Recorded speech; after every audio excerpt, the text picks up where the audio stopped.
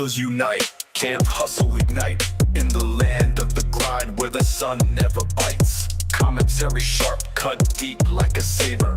Live stream wild, views stack like skyscrapers. Call Benny cooking, David's on the clock. Cobbles with the shots, Exo Charles got the locks. Taking souls for free, snatching time like a thief. YouTube grind heavy, no room for belief. Hustlers unite, we don't sleep at night. Camp hustle in sight, gotta hustle, take flight. Live stream the struggle, commentary the fight. Hustlers unite, keep the hustle airtight. Camp hustle one, it's the mission they dread. Where the vision stays sharp and the critics get fed. Videos drop, every second's a jewel. Taking souls for the free, no mercy, no school. Coke Benny stirring pots, algorithm in the stew. David stacking chips, playing chess with the view. Cavos with the mic, truth bombs, they explode. Exo Charles in the shadows, locking every code. Mic in the hand, hustle in the veins. Content on the brain, never playing games. From the comments to the streams, this is how we reign. Hustlers unite.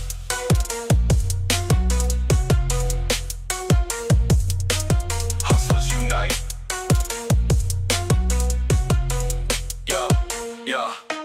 Content on the brain, never playing games. From the comments to the streams, this is how we reign. Content on the brain, never playing games. From the comments to the streams, this is how we reign. Hustlers unite, we don't sleep at night. Camp hustle in sight, gotta hustle, take flight.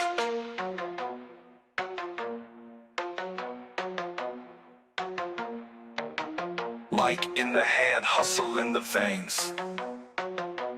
Content on the brain, never playing games. From the comments to the streams, this is how we reign.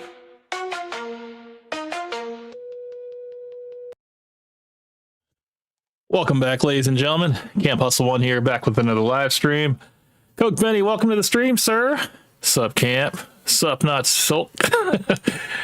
Good to see you, sir. Welcome back. Welcome back. Let's jump right into it. Yeah, so we're back for part 2 of our conversation with Mr. VillaTube. I believe he should be joining me momentarily.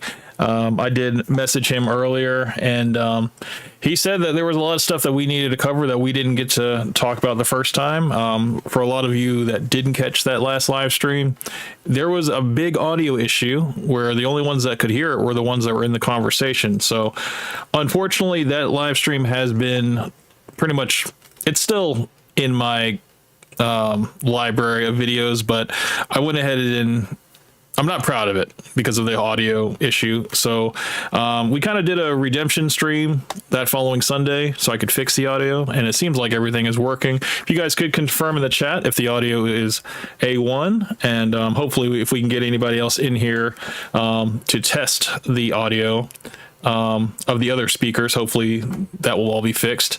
As far as videos, it sounds like everything's coming in clear. I could hear everything. It sounds like I'm getting levels as well through the speakers. So hopefully you guys can hear everything good tonight. But yeah, there's a lot of stuff that I came across in the last 24 hours in terms of stuff to talk about. I do have some questions written down in terms of stuff I wanted to cover for VillaTube whenever he wants to pop in here. But have you guys been on TikTok? I kind of want to talk about this for a little bit. Sora 2 on TikTok has been going kind of crazy, and I wanted to kind of show you guys this. Let me see if I can go to the screen cap here. Yeah, so if you go to TikTok, people have been making Sora 2 videos with like Michael Jackson. Oh, I don't know why this is so zoomed in. Hold on, let me see if I can fix that a little bit. Okay. Let me make sure the audio is here. Can you guys hear that? Oh, it's muted. What'd you say? Okay, hold on. You're an idiot. Okay. Let me just I got scroll up. pregnant I'm sure... by my horse. Okay. That's a crazy thing to pause it on.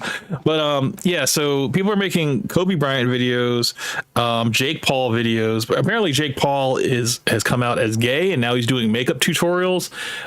Michael Jackson is stealing KFC chicken. They have MLK doing a stand-up show. It's kind of crazy, man. I'm sure jumped on your ass. Let me see if I can find it. I almost jumped on your ass. Hold on, let me just scroll. I mean, if you scroll, you'll probably find it. It's kind of like... Oh, hold on. Shit. I can't, like... There we go. Let me just type in, I guess, Michael Jackson. And Sora. Let's see. Yes, this is what I saw earlier. Hold on. Shit. Chicken. Got a crispy treasure, can't slow me. Your chicken's looking nice, pal. Hey, woo! Yo, he stole my chicken. Got a crispy treasure, can't slow me down. Hot and golden, I'm out of this town. Move, move, Friday victory. Well, get back here. Run, spin, slide, I'm gliding out the door. Fried love in my arms, can't give it up no more. Hey. Your chicken's... it says buy one, get one free on milk. Right, but it expired last July. We're in October, ma'am. Can't you just, override it? I could, but then I get written up, and I like this job. Hey, can I just... Sir, The reason why this is so good is because, like, it happens every day. Like, yeah, sure, this is AI, but this is basically reality. Like, this happens all the time, so it's kind of hard to see if this is fake or not, but that's definitely fake because of Michael Jackson, but the situation is very, very real. He stole my chicken. Ooh! Got a box of gold, crispy and warm. Gonna take it with me, that's my tasty storm. Run, spin, slide, I'm gliding out the door. Fried... Your chicken's looking nice. Hold on. What's going on tonight, man? they ran out of Happy Meals. Can you believe that? I came here for the toys. That's the whole point. No Happy Meal at Nothing, all? just an empty bag and an apology. I'm frustrated. Kids everywhere want What are you those. gonna do now? Like, what's going Hold on. Street lights burning, see the Here smoke we in the go. sky. I'm still dreaming bigger than So they got Tupac now. Hold on, I want to find the one that I saw earlier. It was, I think it's MLK. MLK stand-up. That shit was funny as hell. Well, I mean, it might not be that funny. Let's see. I had a dream, but in that dream, my alarm clock went off 5 minutes past when I had to be at work. Turns out even in my dreams, I'm late. Oh, Exo Charles, welcome to the stream. Hello, everybody. Good to see you, man. Yeah, we're just waiting on Mr. VillaTube because he says he wanted to continue our conversation because apparently, the audio was all jacked up, but we got it all fixed now. But yeah, have you guys seen this stuff? I'm going to show you the Jake Paul makeup tutorial. Jake Paul. I think let's type in Jake Paul gay, I think. Yeah, this is the one. An announcement in 3, 2, 1. I'm gay. What? So you don't like it? No, I don't. Why don't you like it? I don't like it. It's not funny. The AI? People believe. An announcement in People are gonna believe it. Hold on, that's not it. Lloyd, Maybe type in you got a big jet. Jake 6 windows. Paul Thora. Let's see. For some reason, everybody keeps doing makeup tutorials I'm for going to show you them. how to do the perfect everyday glam. First step, blush. Just grab a ton of it, swirl it around, boom, right on there. If your face doesn't look like you just ran a marathon in the desert, you're not doing it right. This shit's crazy. AI is crazy, dude. Kavos, welcome to the stream. Technology is scary, man. I know, dude. I don't know if you guys have seen announcement this. in 3. Hold on. Let's start with this line right here. It says, I am Sam. Take your time. I am Sam. Perfect. Now look over here. Sam, I am. That's it. Smooth and clear. Ready for the next one? Let's start with this line right here. It says, Shit's We insane. stopped you because this car matches a hit and run from earlier. Were you driving? Yeah, that was me. You hit that SUV and left the scene? Yep, so what? Felony, sir. Felony over a bumper? I'll cut him a check. It's nothing. You can't just... We stopped you because this car matches a hit and run from earlier. And, Were you- hold on. XQC has also been he's been reacting to a lot of the AI videos about him, and it's pretty fucking funny too. Let me just see if you guys have seen this one. Yeah, reacts to AI. This one. Yeah, this is it. Wake up! Wake up! Rise and shine, Grandma! Wake up, old man! I got more money than you! Way more! Get up! Ha! I have more money than you! Way more! Let's go.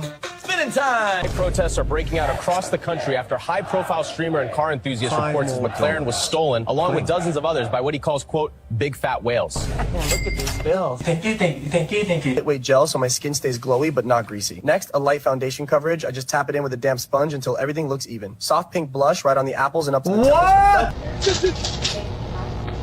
Did you steal that lollipop? Now, apparently with Sora AI, like, you have to sign over your likeness so people can actually use it. So I don't know if these guys knew what they were signing up for, but I mean, I don't know if Michael Jackson, MLK, if they also signed over their likeness to Sora AI, but however, this is not something that everybody can do. Apparently, you have to be invited to the app to be able to use it, but it just seems like everybody's doing the same thing. So it's pretty hilarious, man.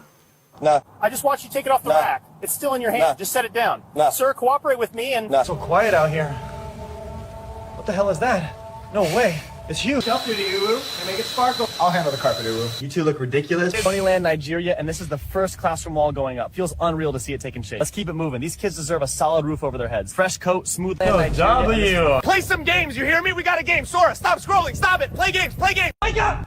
One thing I will say about the AI is that they actually made XQC, you can actually understand what he's saying, which, you know, in reality, that's not a real thing. So that's kind of crazy. There was one that I saw earlier. Hold on. Let me see if I can find it. XQC and Jake Paul. If they have one, Sora. Let me see. Yes, this is the one. Sunset's insane right now. Yeah, but you're what's making it perfect. You're so corny. Maybe, but it's true. I like when it's quiet like this. Me too. Feels like the whole pier disappears. Just us then. Exactly. The sunset's insane right now. It's fucking it's like the AI is too good, man. It's just making everybody freaking sus, and you know, people are stealing chicken, and it's not cool, man. I don't know what you guys think about this, but yeah, I haven't seen anything crazy that's like that's like, it's all kind of like along the same lines of stuff. So I'm just like, dude, this is wild. So yeah, you got a lot of people doing a lot of the same things. I don't know why this is zoomed in so much. Let me see if I can make this a little bit more manageable. There we go. Yeah, let me just delete this real quick. I just type in Sora. I think it's like Sora 2, because Sora 2 is where all the crazy stuff is coming out. Let me see. Got Albert Einstein. My God, it drives itself. There is no one at the wheel. Correct, Albert. Waymo is in autonomous mode.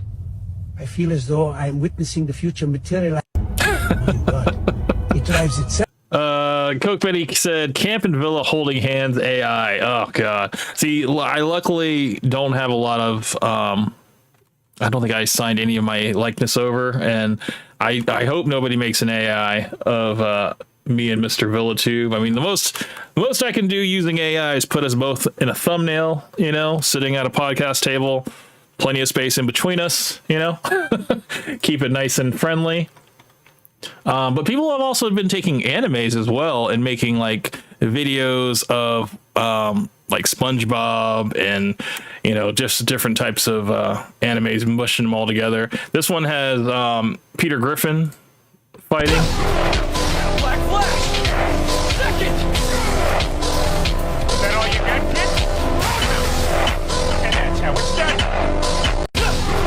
And you know, what's crazy is that some of the I think there was one Rick and Morty AI that they did that, you know, it passed for an actual episode, because I mean they had all the voices and they had all the artwork and stuff, and yeah, it looked like a legit episode. Here's Welcome, neighbor. I'm so glad Tupac and Mr. Rogers. that you could stop by. Appreciate you having me, Mr. Rogers. Please have a seat. It's a beautiful day in the neighborhood, and even better with new friends. Feels real peaceful in here. Kind of reminds me to slow down a bit. Everyone, welcome. It's crazy, dude. They had what's his face, Bob Ross, painting people's faces. Hold on, let me see if I can find that. That shit was crazy.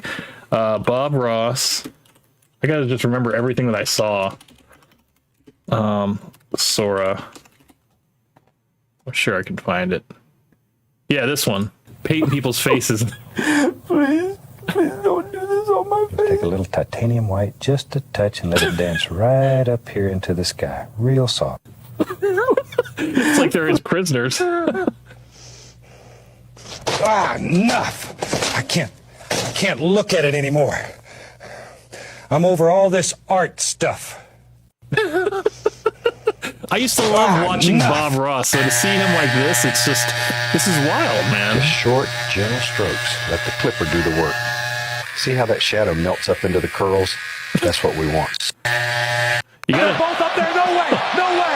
This I haven't seen. Fly off the top of the ladder. Through the flaming table. Both men are wrecked. Bob Ross and Mr. Rogers just went straight to the canvas with fire everywhere. They're both up This there, shit's no way, crazy, no way. dude. Oh my goodness. Spanish fly off the top of the ladder. Through the flaming The actions in this video are performed by or supervised by professionals. Do not attempt.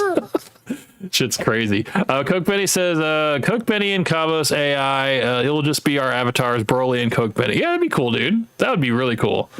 That's the thing, man. Like, Cabos, I don't know. I don't know if you ever did that AI thing, the thing I was telling you about. If you could do like an anime version of your avatar and then like send it to me. I don't know if you ever got around to it. I know you're really busy, but yeah, man, like if you could do that, I know I could do one with Coke Benny's, because Coke Benny already has an avatar that I could use. So yeah, man, I could get us all in the what's it called, on the behind the podcast table. Just a little more of that ultramarine right here. Let it flow down into the plaid. Let it. You know, people ask me all the time how I keep this little cloud in shape. Truth is, it's a lot of work. Conditioner, picks, and a prayer or two. And some days when the paint's dry and I'm tired, I just do this. Turns out it's a wig. Got a fun little loop going on the easel today. We're painting Bob, and if you look close, there's another one tucked right in there. A little touch of orange and white for that happy afro. Some electric and phthalo blue. Let's just add a little bit of sky right up here. Let it drift wherever it wants to live. I really don't think this is... I didn't agree and maybe a happy little tree right along the jawline. Trees love company. No, I have to go to work after this. There we go. That's exactly... You know me for putting happy little trees on canvas, but sometimes it's fun to let technology lend a hand. You know, people ask me all the time. Yeah, dude, this is like, I mean, a lot of this stuff is rewriting history when you think about it, man, because I think you can pretty much go back and look about all this stuff. And I want to say that a lot of the Sora AI stuff that's on TikTok that's right now, that's going to basically replace a lot of the stuff that's going to be searched for the originals. And people aren't going to know what's real and what's not because this stuff is so good, man. Just a little touch of light right across here makes those happy muscles pop right out. It's fun giving yourself... Shit's insane, just a happy little tree right here. Let it live wherever it wants. Huh. That tree looks like it got hit by a bus, Bob. Mister, you might want to leave. You're gonna... Wow! Just the crossover we never thought we needed, man, but the one we got. That's crazy, dude. You know, they sell an energy drink with my face on it over at Five Below. Little can of Happy Trees for a couple of bucks. Huh, nice. I won't buy it. All right, then. No pressure. Just passing on the joy. You know, they sell an energy drink with... Let's just add a little bit of sky right up here. Okay. There was one more that I wanted to show you guys that I saw. What was it? I think it was, I think if I just type in Sora AI, I can find it, because a lot of this stuff is a lot of the same stuff. Oh, well, there's a Rick and Morty one that I was talking about. Okay, Morty, new dimension, same couch, but look at the chin on this guy. Hey, excuse us, Mr. Griffin. We might have just popped through your wall. Hey, no problem. My house gets weirder visitors than the cable guy. Okay, Morty, new... Yeah, so all these, they're only like 10 seconds long, which is unfortunate. I wish that they could do longer videos, but it's just not happening. Hold on. There was one I saw, oh yeah, oh wait, this one of, what is this guy's name? Damn it! This guy was You know how fast you're going Stephen back Hawking. there?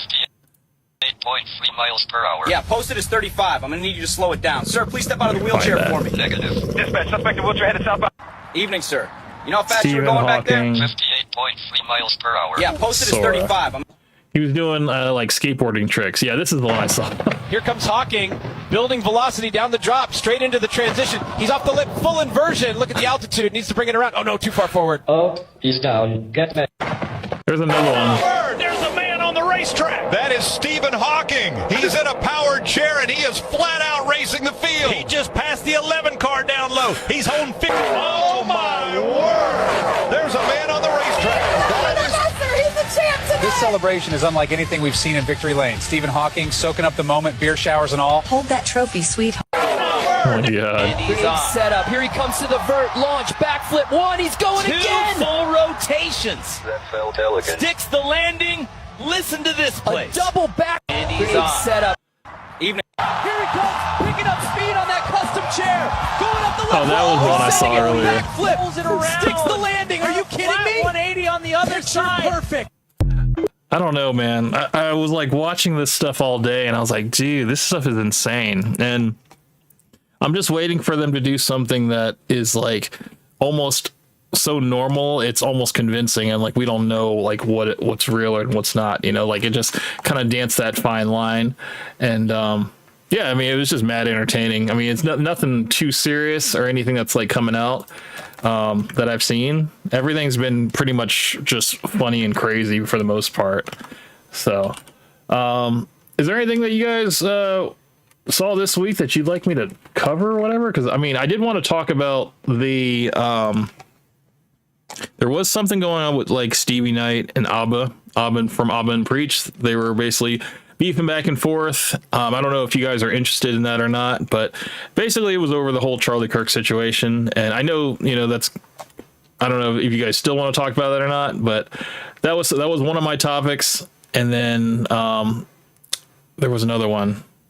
I think I covered a little bit on the Sunday stream with Candace Owens, and she was basically uncovering a lot of the conspiracy stuff, you know, talking about, you know, how a lot of the things about Tyler Robinson, whether he was an actual student or basically never been to the campus and all that stuff, and how he had an alibi and how he was at a different place and all that stuff, you know, during the whole assassination attempt, and that he was possibly the fall guy and all this stuff. A lot of crazy stuff. I don't know if you guys want to talk about that I mean, it's up to you guys what you guys want. Let's see. Coke Benny says, they should make one of Fresh and Fit, dude. You know, they could, man. They could totally make one. I would love to see it, of Myron finally crashing out on Fit. I mean, Myron crashing on Fit. Myron crashing on Fresh. I think that would be great. I would love to see that. I would also like to see Myron crashing out on Myron, like the old Myron crashing out on the new Myron, or the new Myron crashing out on the old Myron. Basically, him contradicting himself. I think that would be great. I would love to see I wouldn't even say new Fresh, just the more, I guess, modern Fresh with the quiet Fresh. I think that would be funny too. Let's see. Quill Zoin's new video is pretty funny. Oh yeah. The one that he did with, I think he did one on Chris, actually. Let's check it out, because I think I saw that in my history. We can check that one out. Let's go to, I think it was on Quill Zoin. Khalil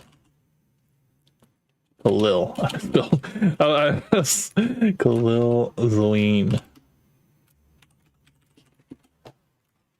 Yeah, because I saw this one, the girls disrespecting Fresh, and then this one too, where Chris, he got too drunk on the podcast. Let's check it out. The statements and content included in this video are jokes and for satirical entertainment purposes only. They should not be taken literally and do not reflect the actual beliefs or personal views of those depicted or involved with this production. Think about this, right? So guys, today we got an unusual video. Today Khalil is not talking about Walter the Goomba. I'm not talking about Walter today. Fresh, you can sit back with your escorts, sip whatever Goomba. Yeah, this gotta be the worst picture of Fresh, and he's just like, he's got no hair, he's balding. I'm wondering if it's AI, because I've never seen Fresh like this. Like I've never seen him rocking this look, this like Foot Locker look. It looks weird, and I don't know if it's real or not. Of course, you know, we live in the time I don't know what's real.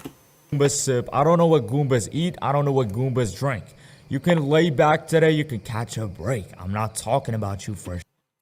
Coke Penny said Myron beating his mug on Fresh's head on some level. That would be fucking cool. I think if any of us get the link codes to Sora AI and we're able to like access that, that's got to be up there, because that shit would go fucking viral.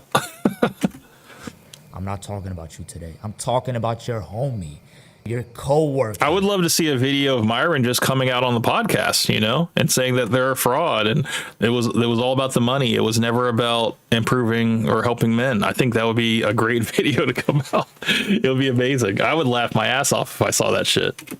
Your friend, Chris Hennessy, who might be. I don't know. Listen, I don't think, me personally, I think Fresh is the worst podcaster alive. But Chris Hennessy, he had me thinking, is he worse than Fresh? Is Chris Hennessy worse than Fresh? Maybe, but I'm Fresh's biggest hater. I can't compromise. Fresh, you are the worst podcaster. Chris is almost as bad as Fresh, because goddamn, this guy Chris does not know what to do when the microphone is in front of his mouth. Chris, again, I was making a joke when I said that you could replace Chris, you know, or Fresh with Chris. It's a very low bar to clear in terms of, you know, filling the spot. I just thought at the time that Chris was funnier. You know, he's good in small doses, you know, but the more that I see of him, I'm just like, yeah, he's just as bad. So I'm not like fully taking it back. I'm just modifying it a little bit. But yeah, Chris is not as good as, he's not better than Fresh. They're kind of like on equal footing at this point. I would say that Fresh just has no charisma. He has no presence. He's just a yes man, and Chris is just a drunk. I think that if Chris wasn't as drunk and had more like lucid talking points, he could have been a decent sidekick, you know, but unfortunately he is, even when they had the guy for the AA meeting for him, I think they ended up celebrating with like a shot or something. So, and then Chris ended up taking the whole Hennessy bottle to his head. So all of that talk that they had, whatever, for therapy, it was all for nothing. Cookman says you have to pay to use Sora 2. Well, I thought, from what I guess, because I was doing a little bit of research on it, I thought it was an invite only kind of thing. Like they were only given to certain people. And but yeah, if you have to pay for it, I mean, I guess, I don't know. I wouldn't pay for it. I mean, somebody said that if you have the invite codes and you get it, you can make anything you want for free. But that could have been wrong. So I haven't really done too much research into it, but I do know that it's kind of an invite only thing. So Chris Hennessy is an alcoholic. He's an alcoholic podcaster. You guys can just imagine what it's gonna be like when an alcoholic starts a podcast. Imagine an alcoholic starts a podcast. That's Chris Hennessy. And today, we're watching Chris being a podcaster. Now, I don't know who's watching this video. I don't know if you guys know who Chris is. For the guys who don't know who Chris is, let me give you a little introduction of Chris Hennessy. Chris Hennessy is an alcoholic. Yeah, it's not fair. It's not a fair introduction. Chris Hennessy wants to stop drinking, but he can never stop drinking. He's an alcoholic. Chris went on an Alcoholic Anonymous meeting, and at the end of the meeting, he grabbed his Hennessy, popped that bottle. Cookman says, did Chris gain weight? As far as I know, I don't think he goes to the gym. I think he just eats like crap and he drinks and stuff. And yeah, I've never seen him in the gym, so I don't know. Possibly, maybe he lost weight by throwing up. Possibly, I'm not 100%, but yeah, I don't really, like I said, I don't really keep up with this show. I've just seen like little snippets of it here and there from like other creators, and I did get a chance to watch this video, and yeah, like I think for the most part, Chris has always kind of been a little heavy set. I think it's just a lot of wearing black and kind of hiding out behind the camera, you know. I think that's his secret. Drank with the therapist. The therapist didn't even want to drink. He got peer pressured by Chris. Before I read those chats, you know, I think this has been a very like productive, you know, meeting, and shout out to the chat. And I think we should celebrate.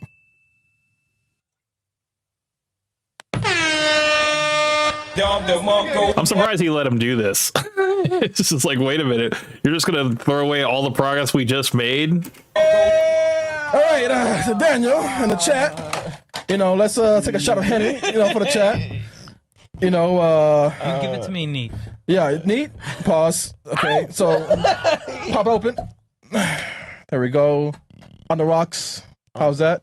It's fine. I'll make it work. Yeah, you make it work. Sorry, you know, it's been a while. No, I appreciate it. There we go. You know what? The one with less ice. There we go. All right, cheers to being sober and healthy.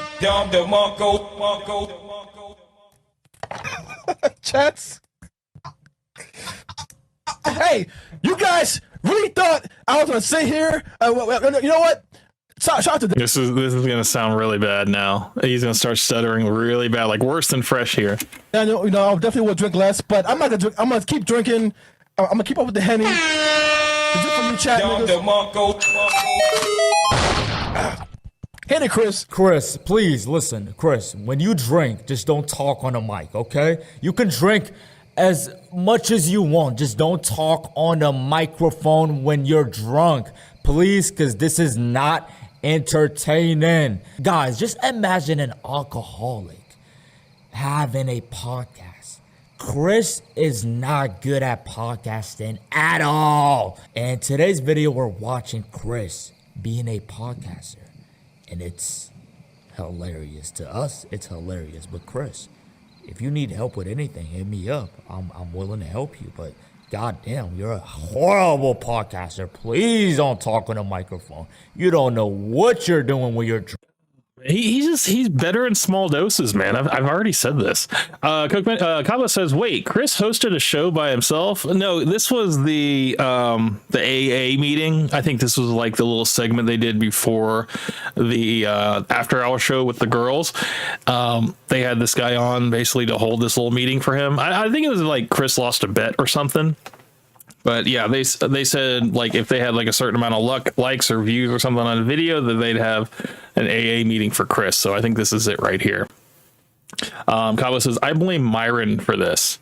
Yeah, I mean, they basically leaned into it. I think what happened, I want to say that Myron took the advice of a lot of the haters saying, put Chris in there and get Fresh off the screen. And I think Fresh was just maybe in his feelings about it, or maybe he was like out smashing some 304s, and he was like, look, man, he's like, yeah, I'll take over the show, I'll fill in for Fresh, no problem, as long as I can drink, I'll do it. And here we are. And they even changed the title card to Henny and Fit. So yeah, they have like little segments like this whenever they're trying to fill space, fill time, and I guess whenever Fresh can't make it. And yeah, I don't know. I was hoping that they would do a Fresh Roast Friday, this past Friday, but I didn't hear anything. So, and yeah, I guess it's going to be a while. It's going to be a long while before we see another one of those. You don't know nothing. I feel like the increased I just want blood money. flow. Like, I'm just trying to make money. Money? I'm not even, money. I'm not worried about all that right now. Chris got a lot of money. No, you do, man. Chris, you would marry her. She's your type. I'll fuck her. But not Okay, I'm good. Thank you. No, but I'm just saying, like, if I was on drugs, I'll fuck her. It's fine. It's fine. I ain't gonna lie, Chris. She kind of your type. She's your type for last night. Dude, I gotta say, man, I know you guys. She kind of your type, Chris. I ain't gonna lie. No, but I don't know what's going on with the quality of the girls on this show. Like, no offense, dude. Like, this has gotten pretty bad. Like, nobody wants to go on this show anymore. They're just taking anybody that wants to come on now. It's bad. If I was on drugs, I'll fuck her. It's fine. It's fine. I ain't gonna lie, Chris. She kind of your type. She's your. If I was on drugs, oh man, that's bad, dude. I mean, he's obviously hurt by her rejection and stuff, so he's got to kind of save face here. So he's got to say that. Type for last night. She kind of your type, Chris. I ain't gonna lie. Right here, Chris Hennessy said, I'll smash. And then she said, I'm good. That shit fucking hurt. His ego got punched. Definitely. His ego got stabbed. He felt that. And then he said, oh, only with drugs. Only with drugs, Chris? You just said you would smash, bro. Just like, take the L. She rejected you. Just take the L. It hurt him so bad that he started yapping. Watch. Hey, being a guy in the chat, right? So now we have what, almost 20K. Is that been watching, right? Before you say whatever bullshit you're about to say, yeah, he's basically about to like save it by just. I hate it because I know. Okay, Fresh and Chris do the same thing. They'll kind of try to take the point off of them, the fact that they just took an L on screen, and try to like drive it in a different direction, talking about, well, we have this many people in chat, whatever, what do you think about it? And basically like get the chat to go against the girl again. I know that's pretty much what they're about to say. Coke Benny says, I posted the electrician subreddit a pic of my tools and asked if I was missing something for my first day, and they all roasted me for not having a hammer, the most basic of all tools. I mean, do you use a hammer as an electrician? I'm sure you probably do. Maybe that's not like the first. I mean, I don't know. You're not a carpenter. You're an electrician. So, I mean, I'm sure you have a hammer for whenever you need it. I guess maybe to remove a panel or something. That's kind of weird. Yeah, I mean, okay, electricians subreddit. Okay, well, I mean, if you didn't have what's that thing, the multimeter? If you didn't have that, they'd probably roast you. I can see them roasting you for that. But a hammer, that's more like a carpenter tool, man. Like if you don't have that and you're a carpenter, I can see that. But I don't know. It's tough, man. Reddit's tough, man. You gotta have thick skin for Reddit, bro. It's not like YouTube or Instagram or anything like that when people try to hate. It's like Reddit, man. They're quick about it. Something that we don't know. They know that she is his type. That's why it hurt. It's a lot of views. Damn. Are you not hot? Yes or no? Are you not hot? Yes or no? I mean, I think I look good. If you go hot, you can. All right. So, anyways, guys are very simple, man. Be hot, be in shape, and then guys will fuck you. Right now, to marry you, it's why you're all single, because you girls don't know what the fuck it takes to actually have a guy to actually bend on one knee to propose to you. So yeah, I don't know why he doesn't. Wait. It's why you're single. And why you're single because you girls don't know what the fuck it takes to actually get a guy. No, I want to be a doctor first. Coke Bandit came back, says apparently you do it all. These electricians are roasting me for not having one.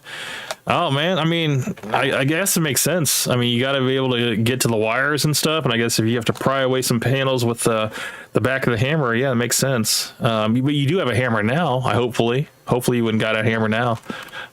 If you didn't already have one, you probably just didn't have it pictured. You can be like, not pictured with my hammer. Get off me, guys.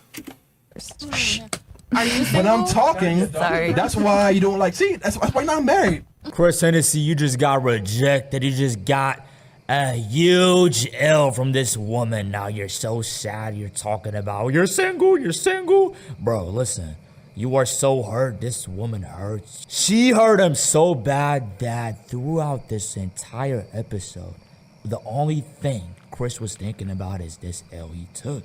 It hurt him so bad that he deep down all these red pill guys are like super sensitive, man. Like they try to be like these stoic individuals, but they're just as emotional as the girls that they have on these shows, man. It's like they have such like fragile egos.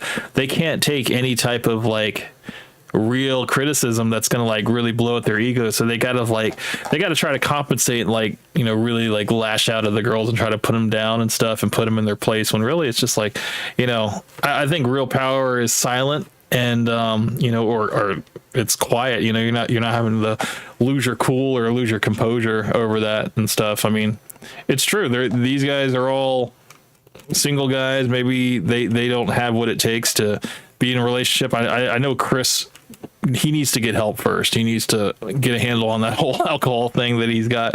But I mean, maybe that's not even in his plans, you know, to settle down or anything. Maybe he wants to stay out here a little bit longer. But yeah, to the girls that they bring on and stuff, it's like, I don't think they want girls that are in relationships. They want girls that are single. So, and then to bring them on and then chastise them for being single, it just kind of, I don't know, it kind of doesn't really make sense in my opinion. Needs to put somebody down just for his fat ass. Just for his fat ass to feel good, feel better about himself. This guy, Chris, should not be sitting at that table. But I'm not going to lie to you guys. I'd rather watch Chris than Walter, the ugly Goomba. I'm not going to lie. All right, so when a guy is talking, listen. And then it's true. I would rather watch Chris than Fresh. I mean, I'm pretty much the same. It does, even as bad as this is, I still prefer it over watching Fresh. It's that simple. Like, listen, suck my dick, and then, you know, do it for like 5 or 10 years, and then you be married. Yep. Why is it so hard? Oh my god. Like, it's very simple. Are you married? Yeah. That's not the fucking the one all be all for guys. Guys can fuck 10 girls and still be. So what's funny about Chris is that Chris takes in all of the talking points that Myron has said, probably the stuff that Tate has said, and then he tries to like make it his own in his own way, the way he spews it out, but it never comes out coherent. So here we go. clouded because once again, you girls are judged by do you have a family? Do you have a kids or whatnot? But guys, you're Drake in a club with 10 girls. He's hot. I would still judge you. You would judge Especially Drake? You wouldn't be in the club in the first place. Right here, Chris is trying so hard to sound like Myron. When Myron does it, a lot of people tell me, why are you a fan of Myron when you hate Fresh? Myron knows what he talks about, and he does it in a professional way. Chris right here is trying to sound like Myron so bad. It's not working for you, Chris. Yeah, he's fumbling hard. He's fumbling hard because he's getting all of the talking points all mixed up. It's not working for you. If you make a podcast, talk about your alcohol addiction. Don't talk about how women should act. Please, Chris. What the fuck are you doing? Cabo says, I don't know, man. This is pretty bad. I agree. It's bad. I'm not saying that this is like highbrow content or anything like that.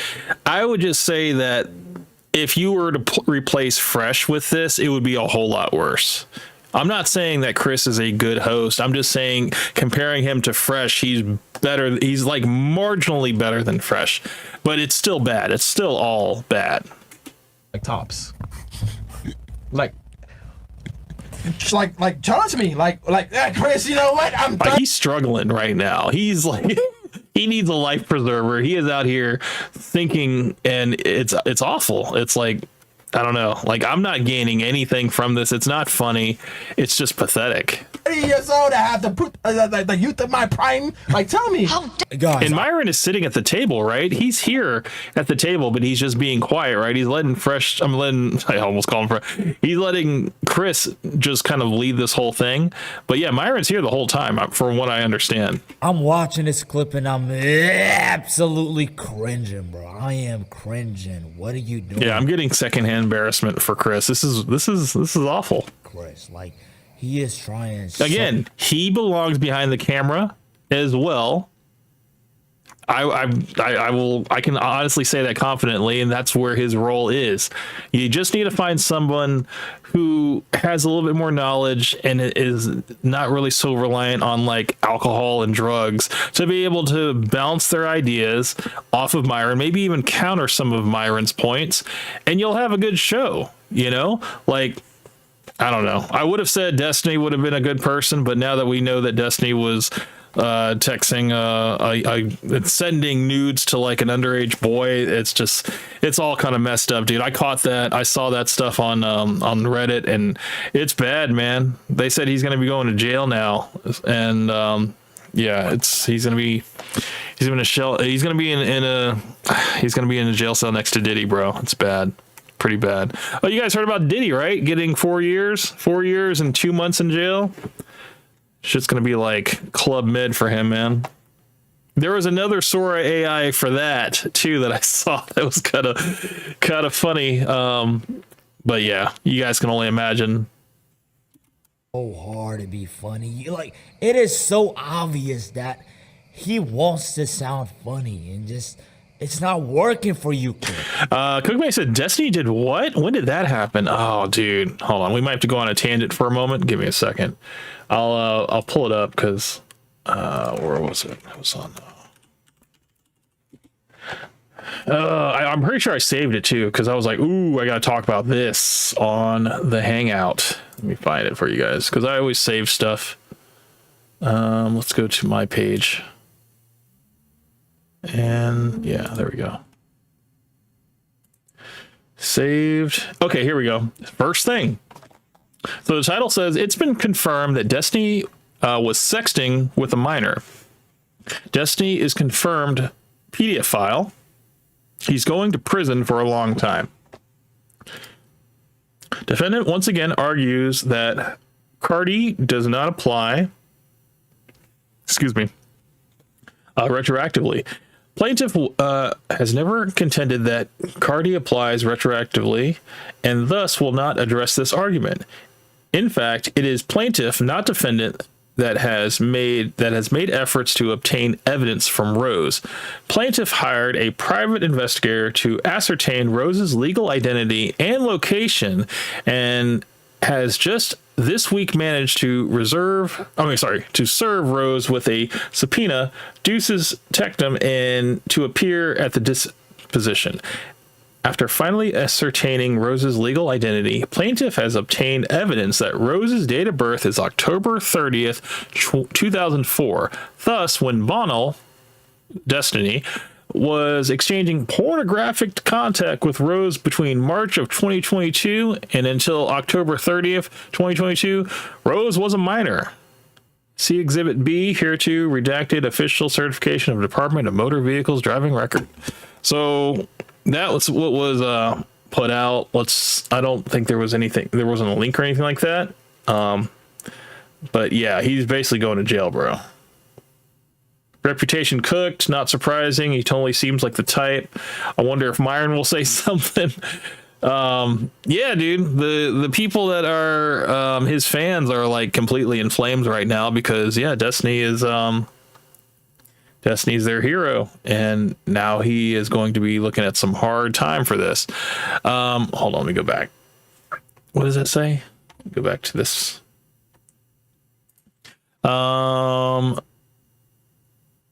What does Myron? Oh wait, why does Myron go out of his way to defend this piece of BS shit? Yeah, I don't know, dude. Because Myron, he's loyal to a fault, dude. He's got to be. He's got to be loyal to a fault.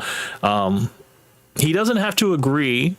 This is what he said. He doesn't have to agree with what you do to remain your friend, to be loyal to you as a friend. So, this stuff he can look past. You know.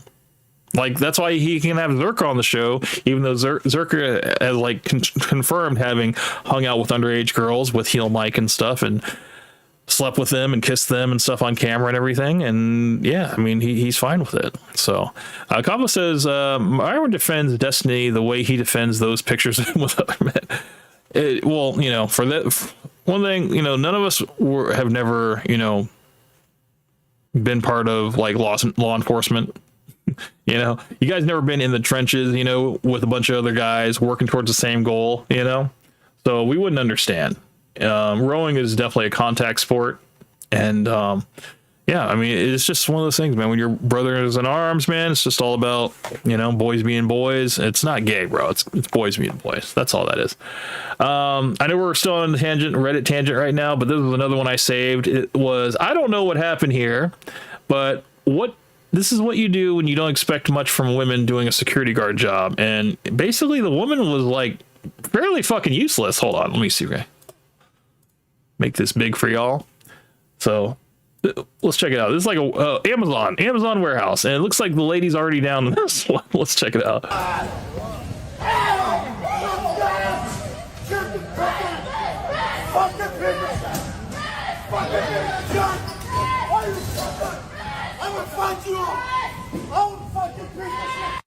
I mean, I don't know what a fat woman as a security guard is going to really do.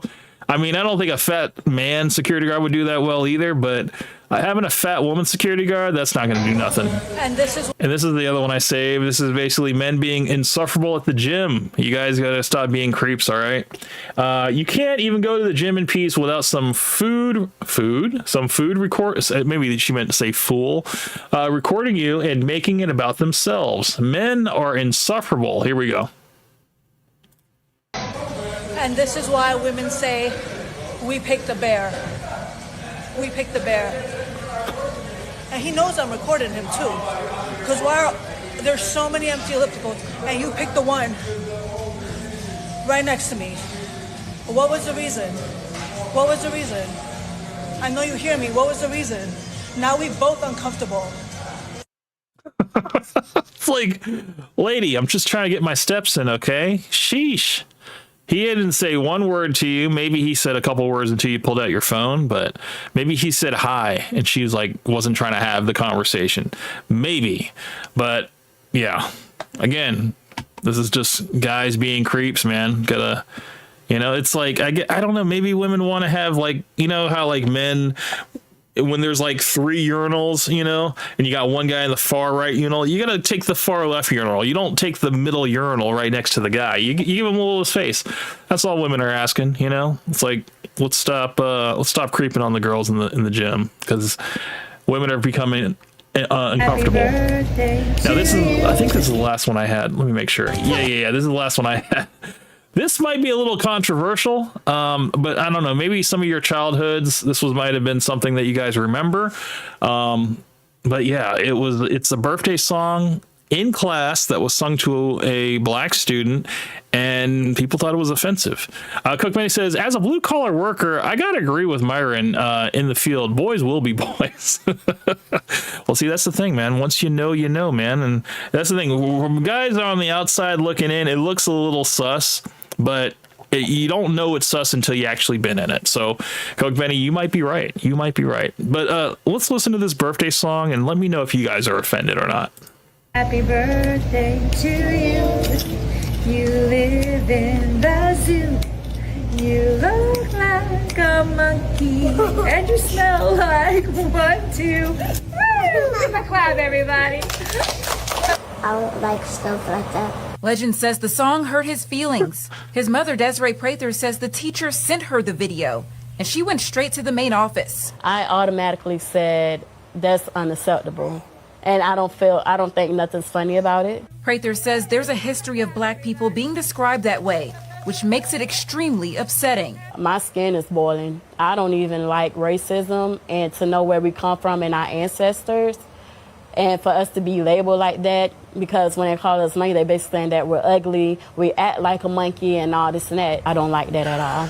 Polk County Public Schools district staff and the HR department are reviewing this. I followed up with additional questions, like, is this the first time this teacher has sung this song to students? And I also asked, while this is being reviewed, will the teacher still be in the classrooms?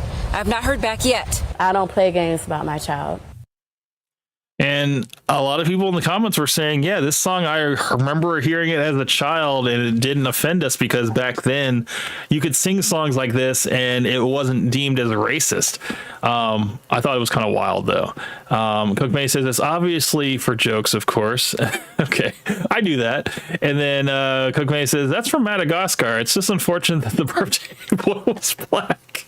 I don't think that was a boy. I think that was a girl, Coke Betty. Was that a boy or was that a girl? It might have been a girl. I think that was a girl, or maybe that was a boy. Yeah, you're right. That was a boy. Yeah, that's a boy. My bad. Sorry. I looked at it real quick. But yeah, let's look at the comments real quick, because from what there was a lot of comments on this one. I had to read it, and James Baldwin didn't lie not one time. Nope. The question here is, are we treating everyone the same? Is that song being sung to all of the children or just that one kid? And then this person said, yes, they are. This is a common variation sung to everyone regardless of race. I remember it decades ago when I was their age. And then I also sang this without race attached to it growing up, but I could see it being inappropriate. Inappropriate. They separate these two words. If they sang this to everyone, or at least most commonly in the class, I can see it being more inclusive than anything. Could you imagine they sang this version to everyone, and then when it came to the one black person, they sang it differently because they were worried about it being PC? That would have made the kid wonder, why am I being treated differently? It's true. It's true. Okay. Real world example. Okay. So I was talking to an older lady about tipping. I know we've talked about this tipping discussion before, but I'm going to go ahead and bring it up again. So we were talking about hold on. Let me get this to a black screen. Let me back it up for a second. Okay. So I was talking to a lady, a little bit older lady. We were talking because she was a waitress, and we were talking about when you have a large party that you're taking care of, and their tab comes, and you have the policy of 6 people or more to add a gratuity to them so that you can get your 20%. Do you always add the gratuity to everybody regardless of who they are or what, just because you're like, look, I'd rather take the guarantee, or I will roll the dice, not put a gratuity on them, and hopefully they'll tip me more? Some people are of the mind that I'll put the gratuity on there anyway, and then if they want to tip me more, they'll leave me more. That's the kind of stance that I have. But what she said is, well, it depends. If they are, she's just flat out, she's a little bit older, so she can be like open about whatever she's about to say. But what she said was, if they're white, I will not put a gratuity on them because I'm pretty sure that they will tip me more than the gratuity. But if they are, what did she say? Hold on. I got to remember exactly the words she said because I don't want this to be, I don't want to say it incorrectly. She said, if they're black people, I will not put a gratuity on them because I don't want to seem racist. And then she said, if they were Indian, I don't want to put gratuity on them because I don't want to seem racist. And I was like, wait a minute. So why don't you just put it on everybody then? You know, because then you won't seem racist if you put it on everybody. You know? And she said, she's like, well, no, because I don't want them to feel like I'm racist. Like, but do you understand that that's racist? The reason why you're not doing it is because you don't want to seem racist, but you are doing it because of their race, you know, or economic status or whatever. So she told me, she was like, I can see how you can look at it that way, but I assure you I'm not being racist when I don't put a gratuity on the table because of, you know, who they are. I was like, okay, well, you know, whatever helps you sleep at night. But if you weren't racist, you would put a gratuity on everybody and treat everybody the same, or not do it for anybody ever, you know, and just hope to God that everybody tips you well. And it was just a very good discussion. I think, you know, there was a lot of respect, you know, that was put towards both parties and stuff. There was no like malice thrown forward, but I was being pretty blunt about it because I said, I was like, look, just because you don't want to add a gratuity to a group of people because of their race, because you don't want to come off as racist, I want you to understand that that's racist. So I mean, she was a lot older. She was set in her ways and she didn't believe me. She didn't think what I was saying, you know, she didn't believe it, but I was just like, it is, you know. And I even had to chat GPT it. I put it in chat GPT and I was like, hey, so if you, hold on, I want you guys to see this result because I thought it was pretty hilarious. Let me see. I'll just write, if you don't put a gratuity on a table because they are black,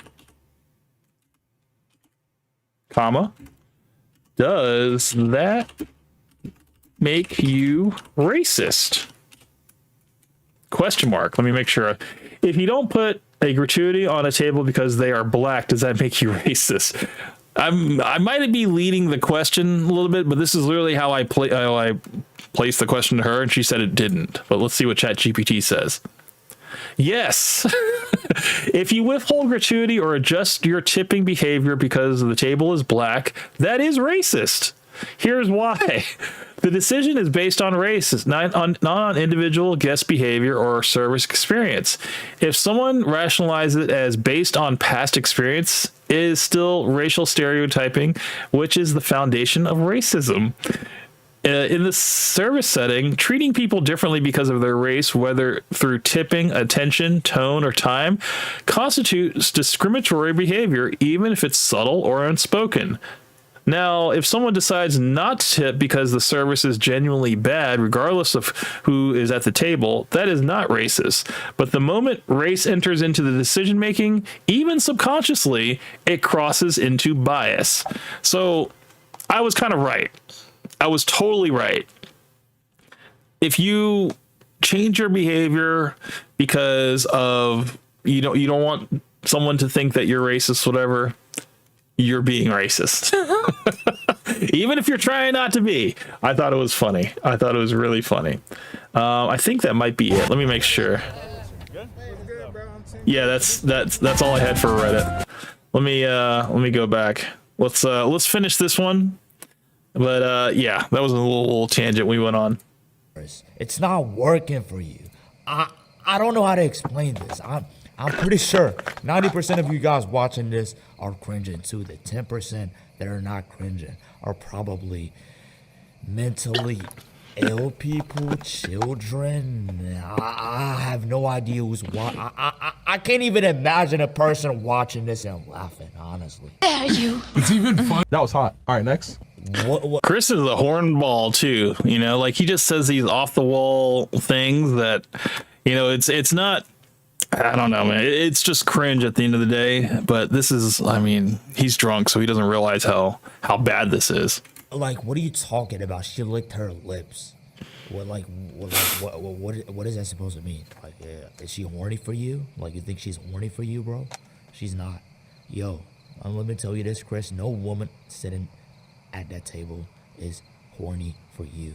Chris knows that he's fat as fuck. He has to wear all black too. Even though like he's wearing all black, you can see that black is like form fitting on his fat ass. He's so fat, dude. Okay, you're a fat ass nigga. Okay. What the hell? And I have choice. I have a lot boy who won't be with me, and I choose and not trash. Choice normal guy. Man, that accent is crazy thick. Cook Bunny just says, I just noticed the AI artwork of yourself in the thumbnail looks like me in high school. You know, that's the thing, man. I mean, I kind of rocked the same high school haircut throughout my whole life, dude. I've always kept it short. Never had like the long hair. Never had really like a buzz cut. I had a buzz cut earlier in life, but I've always kind of kept like the same haircut throughout, you know? Never did too much, but yeah. Yeah, dude. I don't know where what's his face VillaTube is. If you're in the chat, sir, if you're listening, go ahead and hop in the chat and I will start up this Discord call and we can finish our conversation, because I'm really just killing time until you hop on, or if anybody else would like to hop on and we can do a little conversation, because I had a lot of questions. I went and wrote a couple things down that I wanted to cover. And plus, I really wanted to kind of sort out the whole thing that we were talking about last time, but nobody got to hear. I think that would be good for everyone to hear it this time. Not alcoholic, not drugs, people, I don't know. I think just stay quiet and then we're fine. Just stay quiet and I'm the man. I can talk. I can talk and you cannot talk because you're a woman. Yo, Chris got hurt. Yeah, it didn't really make too much sense. VillaTube says, I'm here. Welcome, VillaTube. Welcome to the stream, sir. Are you ready to get this thing started, man? Because I sure am. We were just filling time until you got here. And yeah, I'm ready to jump into this. This video is horrible though. I mean, even though it's by Quill Zaleen, and you know, shout out to him as a content creator, he makes really funny like roasting fresh videos, but this one about Chris is just such a slog to get through, because Chris is horrible as a podcaster, and especially when he's drunk, he's just not good to listen to. He just stumbles over his words. He tries to pick fights with the girls, and it's just not an interesting watch. But welcome, VillaTube. Let me just go ahead and crank up the old Discord. Give me 1 second here. We shall get it going. So anybody would like to join our conversation, you are more than welcome. We are going to be joining Foxtrot. Let me go ahead and create the invite. Mr. J Villa, you are there. Who else? Coke Benny, are you there? I don't know. I can't remember. I don't think your name is Coke Benny in the... No, you're not Coke Benny in the thing. What are you? Fudge. Let me go here.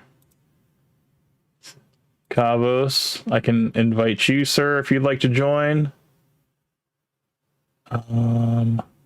Exo Charles, if you would like to join, I can put one for you.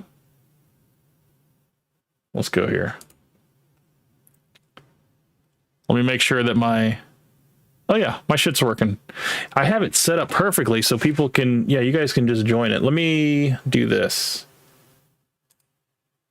Invite people. I'll put the link into the YouTube chat and you guys can join it if you like. make it easy for y'all. Cokeface says I'm not in the server. I could have sworn you were, but you can join the Discord. There you go. That's the Discord chat. You guys go and hop in, and go ahead and put this on screen for everyone. All right. Yes, because let me get my notes ready till you get out here. We're going to bring it all the way back to our very first interaction. Mr. VillaTube, are you there, sir? Hello. Okay, Exo Charles, sorry I can't talk at the moment. No worries, man. No worries. I was just saying the more the merrier. So, VillaTube, you can unmute yourself whenever you are ready.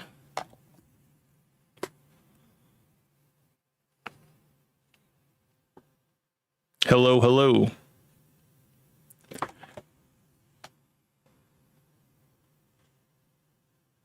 And you guys, once VillaTube unmutes his mic, you guys let me know if you can hear him, and I'll let you know. I'll boost his audio if I have to. Let's see. Yeah, you are still muted, VillaTube. Now? You are there. Hello, sir. Hello. Can you confirm in the chat, guys? Can you hear VillaTube when he speaks? Just let me know. I'll boost his volume if I have to. Hello. Does it sound good? You seem to be coming in loud and clear on my side, but right. Coke Benny, Cavos, or Exo Charles, can you hear VillaTube? Let me know if I need to adjust his volume or not. Cabo says I can hear him. Okay, perfect. Looks like we're good. Okay. VillaTube, I guess I'll let you. I'll be a gentleman. I'll let you. If you have any points that you wanted to start first, I have like some of my notes that I want to sort through, but you're more than welcome to choose the first thing that you wanted to clear up, because you have to keep in mind the last time we spoke, the audience couldn't hear you, and I've also privated that video, so we kind of have to do that video over again.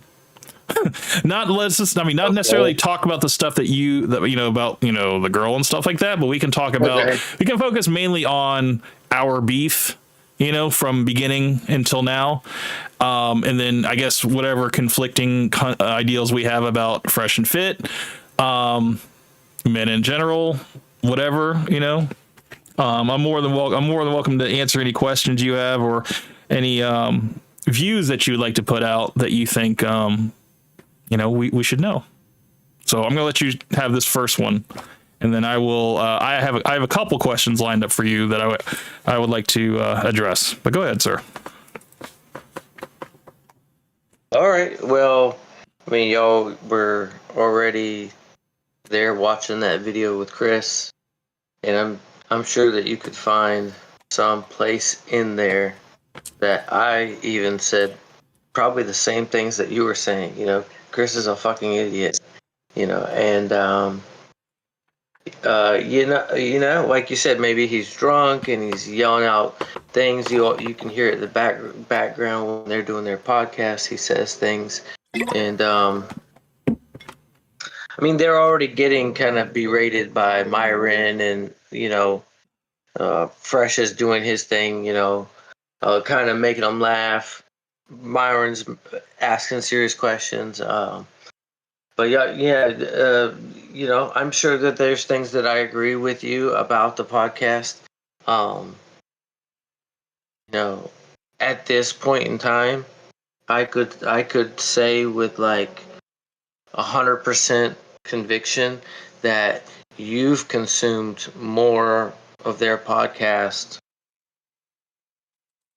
than I have. Well, I knew that. Maybe that's to create content, of course. Like I said before, if you're the bullseye, it's easy for you to hit the target. you have, or you got the target on your back, so to speak. Back when you made your video, well, I'm sorry to cut you off, but back when you made your video, I guess your first response to me, the one, I guess that took place around Thanksgiving, I think you said that you had probably only watched about 3 months worth of Crush and Fit. And I think at that time they'd already been out, I think, for like 3 years already. So yeah, I probably watched like maybe 6 months, maybe 7 months. I mean, I probably seen their like shorts, here and there, know. But you weren't too big onto like the controversies and like them switching over to Rumble or anything like that. Were you mainly just watching like shorts and stuff on YouTube?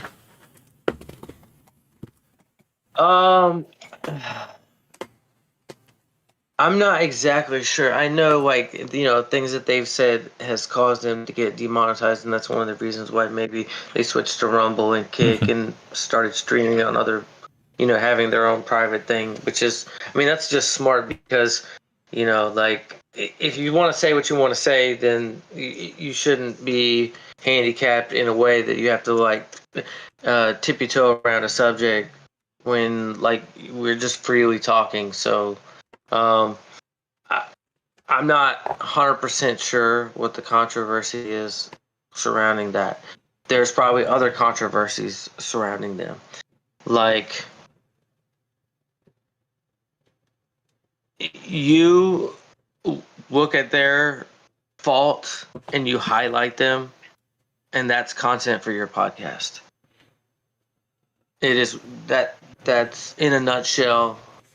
And is it easy to point the finger at like, would it be easy to point the finger at Andrew Tate? Yeah, because he's in the news all the time. His name's constantly up. His shorts are always coming up every, you see his products here. You hear about this thing that he's doing. The Hustler's this. You see he's this, and you know what I'm saying? Mm-hmm. Well, my whole views with Andrew Tate would be that he knows how to market himself. He knows how to double dip. Yeah, because he's got a group of people around him, brothers, that he can rely on, he can count on. They're all goal oriented toward the same thing. And if you're trying to dominate that space, you need a group of people like that you can't do it by yourself. I mean, you can, but you're just going to be faster.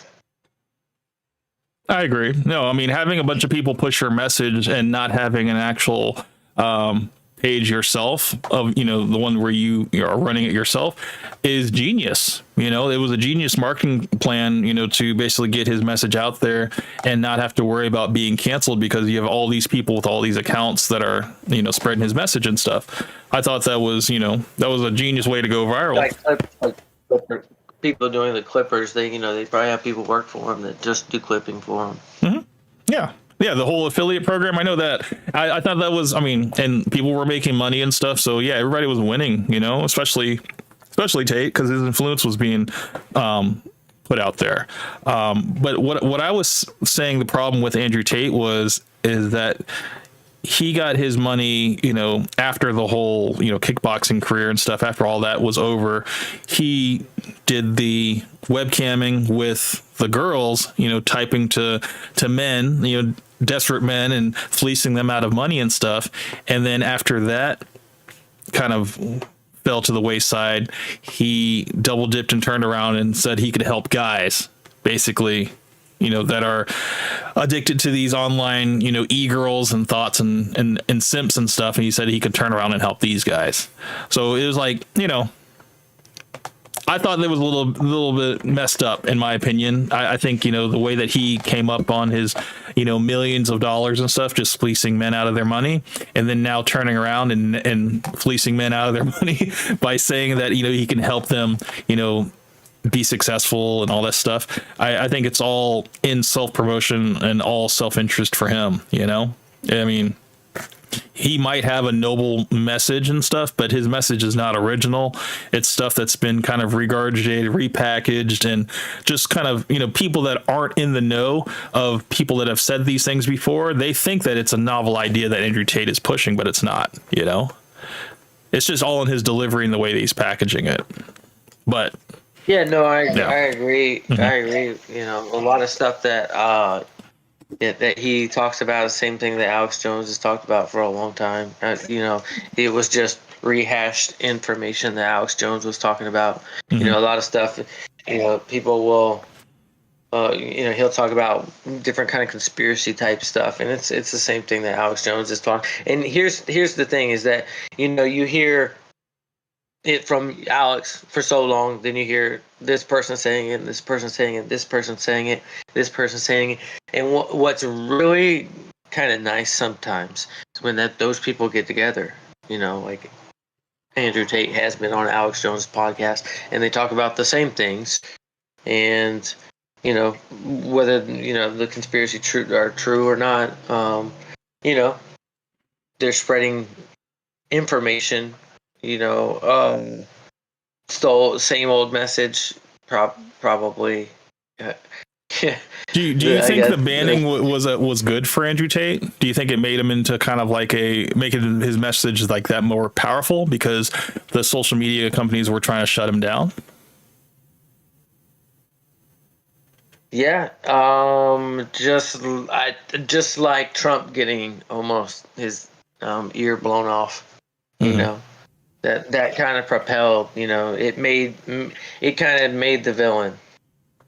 I would definitely say the assassination attempt with Trump actually gave him a leg up. Absolutely. Yeah, it garnered him a lot of sympathy, and a lot of people were like standing behind him because of the way that he acted after he got shot, you know? So, yeah, I mean, he definitely got a lot of people on his side after that. You vilified him, but the people love the villain, so in that situation. Yeah, that's true. Coke Benny has a question for you. He says, Villa, what are your thoughts on the call-in show with Eventual Warlord if you watched it? Do you know about that? No, I don't. So Eventual Warlord is kind of a hero on Reddit. He was on the Length or Girth, the basically the Reddit for Fresh and Fit. And he's not on there much anymore, but he did kind of an hour and 20-minute roast of Fresh and Fit, kind of just taking him to task with like certain questions and stuff. And you know, he aimed him at Myron and Fresh, and I don't know. I mean, we probably could watch some of that if you would like, if you haven't seen it. But I guess just taking you through the points of it. Yeah, he basically addressed Fresh on the whole Miranda situation and how, you know, she had posted a bunch of TikToks saying how she finesses men for money and how, you know, she hates men and how, you know, she's just looking for a sugar daddy. You know, she's just looking for somebody like a sucker, basically, somebody that she can get money out of. And Fresh, when he brought Miranda on the show, I don't know if you're familiar with her, but he was basically taken to task by DJ Academics on the show, saying that, you know, you only were around her for about a month and you thought that she liked you for you. You know, she liked you for you after you brought her on the yacht and you guys talked for that hour or so. And you said that she was different from all the other girls in Miami and stuff. And it just seemed like Fresh was kind of being taken for a ride. And everybody else saw what it was, except Fresh. And Fresh was just like, no, she's different, and all this stuff. And they ended up breaking up and stuff. And there was a segment where, like, you know, I guess he was doing like a blog with her. And that was where he said that he had like 1,000 bodies or something. And she was sitting there right next to him. And then he tried to like lean in and kiss her, and she like pulled away. And it was really fucking cringe, really fucking awkward. You know, it was one of those most memorable things. You probably seen a clip of it, but yeah. So that was that. It was pretty embarrassing. And then Eventual Warlord also brought up Daisy. Are you familiar with Daisy, the Chinese prostitute or escort that Fresh got pregnant? Yeah, a little bit. It's kind of hard to like miss it. I mean, it was kind of all over YouTube and for a while, but everybody was talking about it. And I think we had maybe like a couple videos and stuff on it, but it was, it was kind of bad. It was really bad for the brand of Fresh and Fit. A lot of people were just like, how could a red pill guy, especially, you know, a guy like Fresh, make this mistake? You know, what's going to happen? Is she going to keep the baby? And then is the podcast Wait. What? Go ahead. Is she gonna keep? Is she gonna keep the baby? Is this gonna like be the end of the podcast because now Fresh has to pay child support and stuff? And it was just, you know, it was kind of like nobody knew what was gonna happen. You know. Well. To be fair, from what I remember and what I can remember about that particular situation was, and any guy in that situation, it's so funny. I've got this visual image of my head, but it relates to what I'm about to talk about, but I'll tell you in about a second in a weird kind of round way. Any guy in that situation, a girl does what she did, that's kind of fucked up. Like I think she said she asked him if she wanted to keep it, but she had already had the abortion. And so, and the worst part about it is that a guy has no say so in it. And what it made me think about was on my way to work every morning and on the weekends especially, there's a Planned Parenthood and those protesters are out there. And today this car went in there and they really got around the car and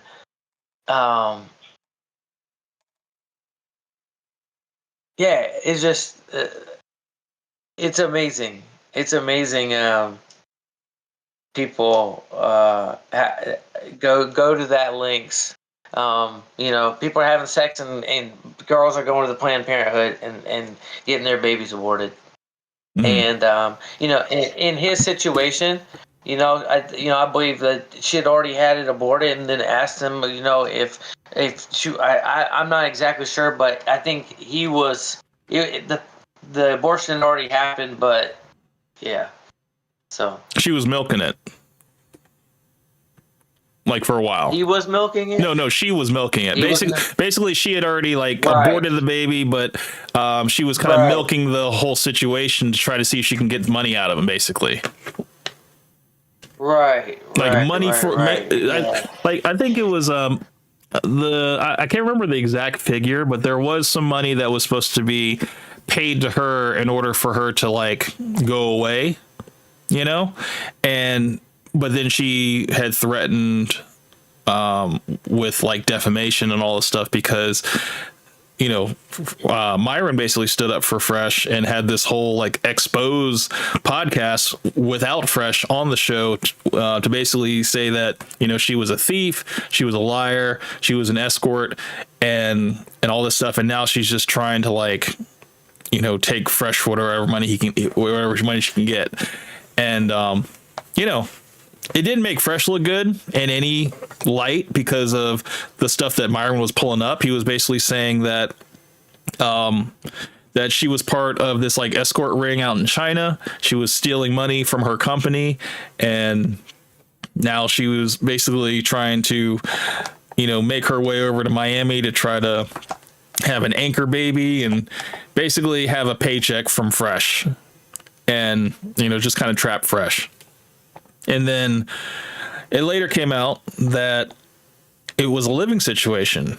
You know, she wanted to get an apartment down in Miami, and Fresh was actually looking for a place for them to go find, you know, a bigger place basically, because he was saying all these things that, oh yeah, you know, I would like to have a bigger place if we are going to have a baby. You know, he was having that type of talk with Daisy, and he was saying, you know, we're going to need a bigger place. And, you know, they were looking around, and this one place that they settled on, he ended up backing out of it at the last second. And he basically ghosted her for about 4 days, came home and told her that, you know, he didn't want to be in a relationship anymore. And during those 4 days, to be fair, this is information that is for me, it's TMI. I'm sure that it got out on the internet and there's videos. of it or videos of people discussing this, but you know that show Charlemagne the God has? The Breakfast Club? I think. There you go. Mm-hmm. There you go. That show is just horrible. It's just nothing but it's just gossip and people's problems. And for me, it's just like, I don't really want to dive and dwell. Well, not even dive into it, just dwell in that, you know? And so, you know, I know that they've had these issues in the past. Now, you know, the content creators evolve over time. Now they've kind of, like you've seen, they've gone their kind of separate, well, not separate ways, but they're still doing podcasts together. But you can definitely see that they're, you know, Fresh is over there with the number god, and Myron's trying to, you know, like, I think Myron's really trying to educate people, you know, in a sense, like, you know, some people really have that in them to want to go make a change in people's lives. Whether you really believe that he really wants to, whether you don't believe he wants to, that some people have that in them to want to go change people's lives. You know, some people want to do other things. No, I do think that the whole thing with the girls, like the whole after hours thing, I don't think that was Myron's long game. I don't think that he was really interested. I think he was kind of burnt out on that, to be completely honest. I think he's more focused on like the politics and, you know, the stuff that's going on in the world, kind of, you know, like he'd rather talk about the news and talk about, you know, that kind of thing, rather than relationships and dealing with girls and stuff like that. I don't think that really interests him. Whereas that's more like Fresh's kind of lane, I would say.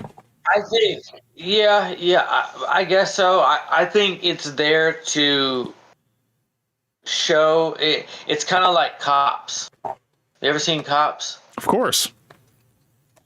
Right? And you're sitting in the living room, like, you're like, man, that guy's so stupid.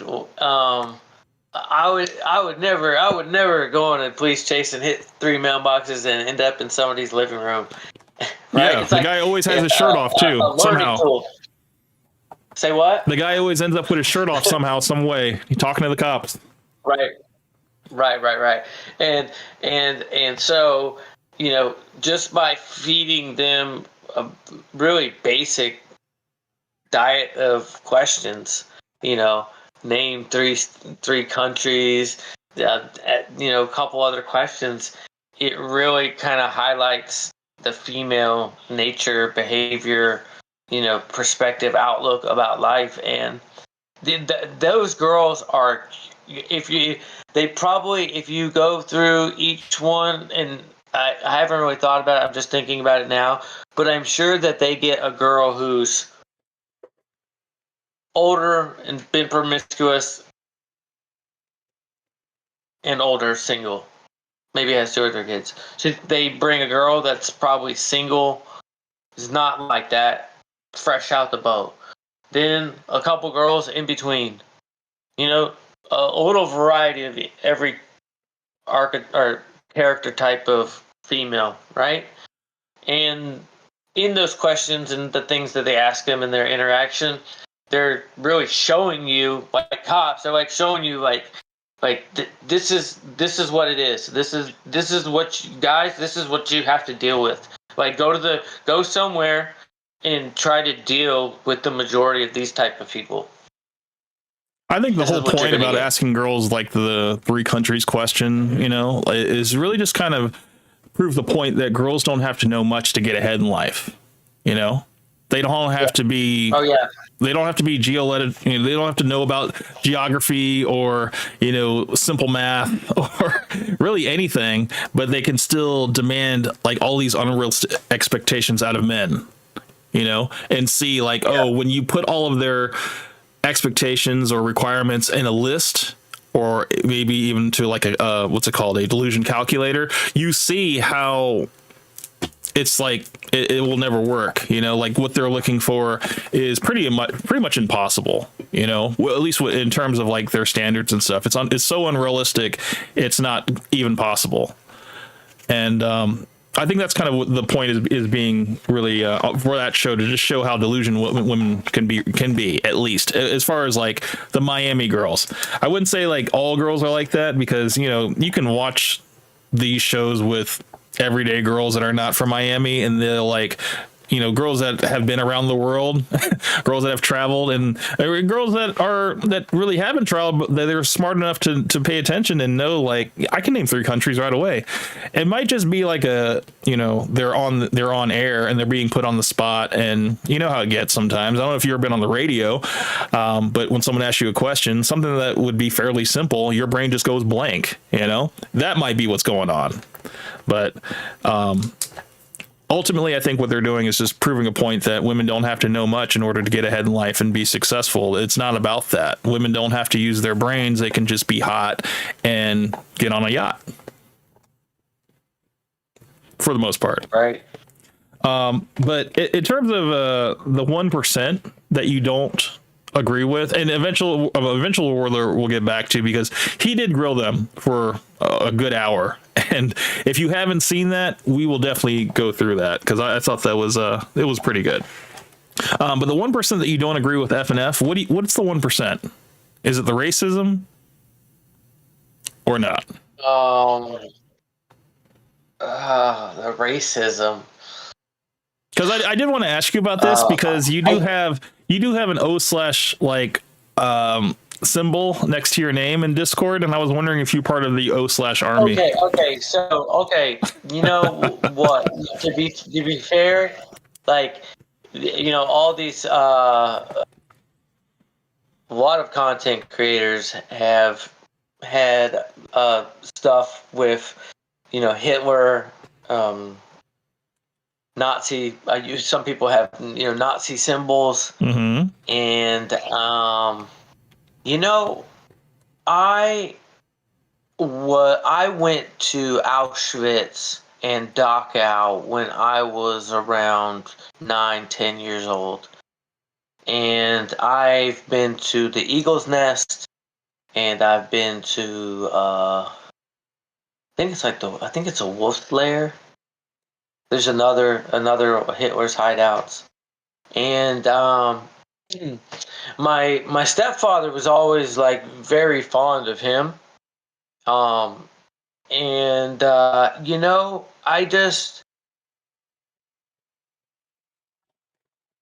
I want to choose my words very carefully here. I think when you look at it in scope and in context, I think that maybe we got Germany wrong. That's a good way to put it. I think a lot of things messed up there.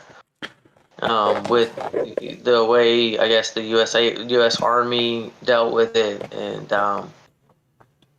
yeah. Oh, okay. I thought you were going to say how history was told for Germany. I thought that was what you meant, how we got it wrong. Do you think that I don't know. I guess we don't really have to talk too much about this, but do you think that Germany was right in what they did? Or justified in what they did? Were they justified in what they did?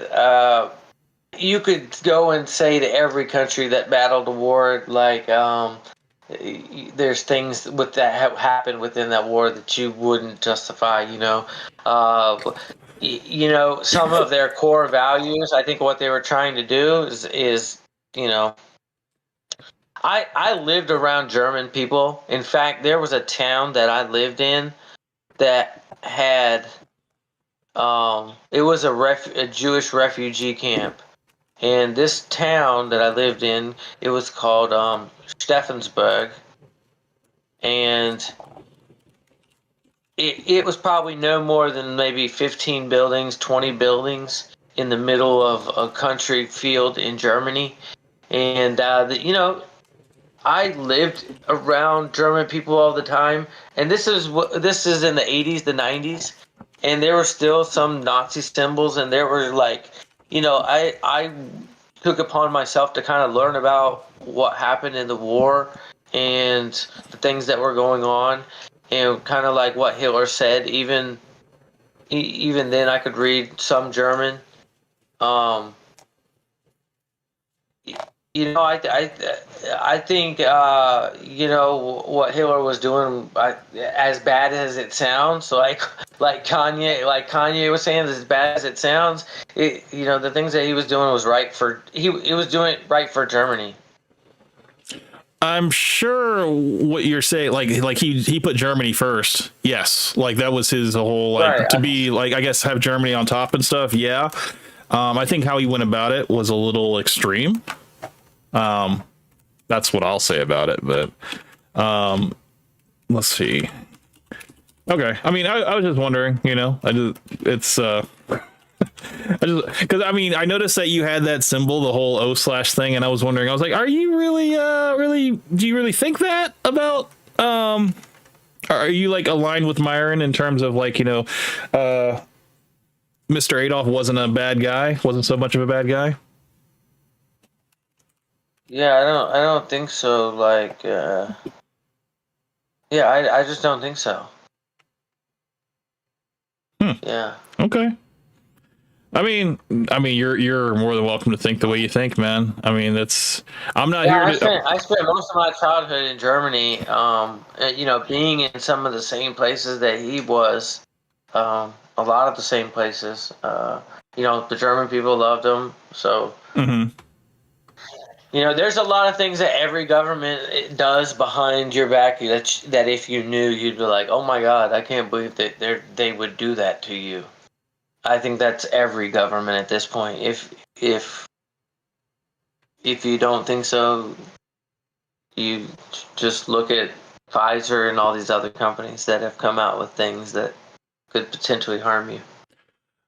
Okay, so we're going to do something here. We're going to go through the video of this one with Eventual Warlord so you can at least be caught up to what I'm talking about.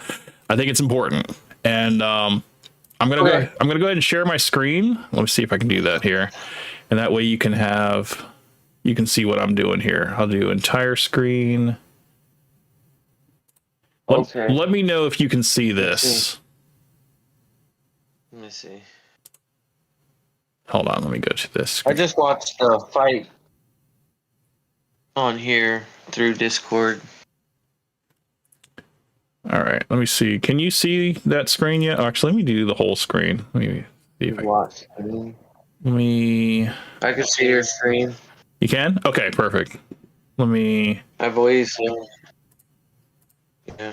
Okay, so on Discord, you can see we can see the screen. You've got it on, YouTube? Yes, it's I'm going to see if I can play the video.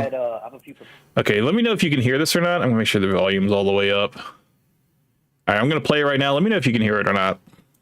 Points that, highlight some contradictions between what you say and what you actually I can hear it.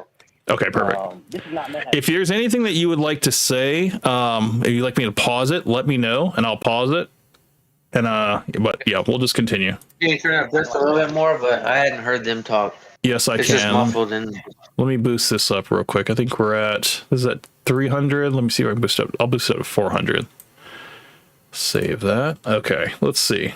Thing to get your attention, but it's not hate; it's accountability. None of what I say will be personal attacks, and these are actions or behaviors you have committed that contradict with men's. Are you on? Are you a Reddit guy? Real quick, are you a Reddit guy? Yeah, I'm from Reddit. What's your username?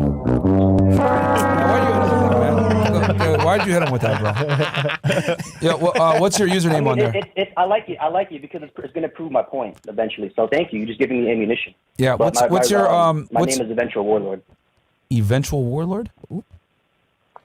Yeah, Fresh told me to call in a couple call-ins ago. Yes, please call in. All right. All right, man. Go ahead. Thank you. What do you got? Go ahead, bro. Yeah. So I can go through some of the bullet points. Try to summarize it, man, because we got a lot of people on and we spent a bunch of time with this dude, Mr. No Pictures. So all right, get to it, bro. Just get to it, man. Come on. Absolutely. Okay, I'll get through it. So, Fresh, I'll start off with Fresh. You met Miranda, a girl who made TikToks about her hatred for men and how to finesse them after having asked her out multiple times and she rejected your advances and said she was busy. However, suspiciously, once you invited her on a yacht, she suddenly had time for you and finally accepted your date. Despite only knowing her for a very short time, you claimed on the pod with DJ Academics that she likes me for me and she was attracted to my game, even though the evidence is clear that she did not. This is 4K proof that your actions contradicted the red pill message you preach, yet in the past, when pressed on this, you refused to admit this. So I can go to the next point, or you can comment on that if you want. So do you know the full backstory? I know enough, yeah. Okay, so two things are wrong there, right? You're saying that on some level, randomly, everything I said was what you said on the DJ Academics podcast. So if it's wrong, that means you lied. About what?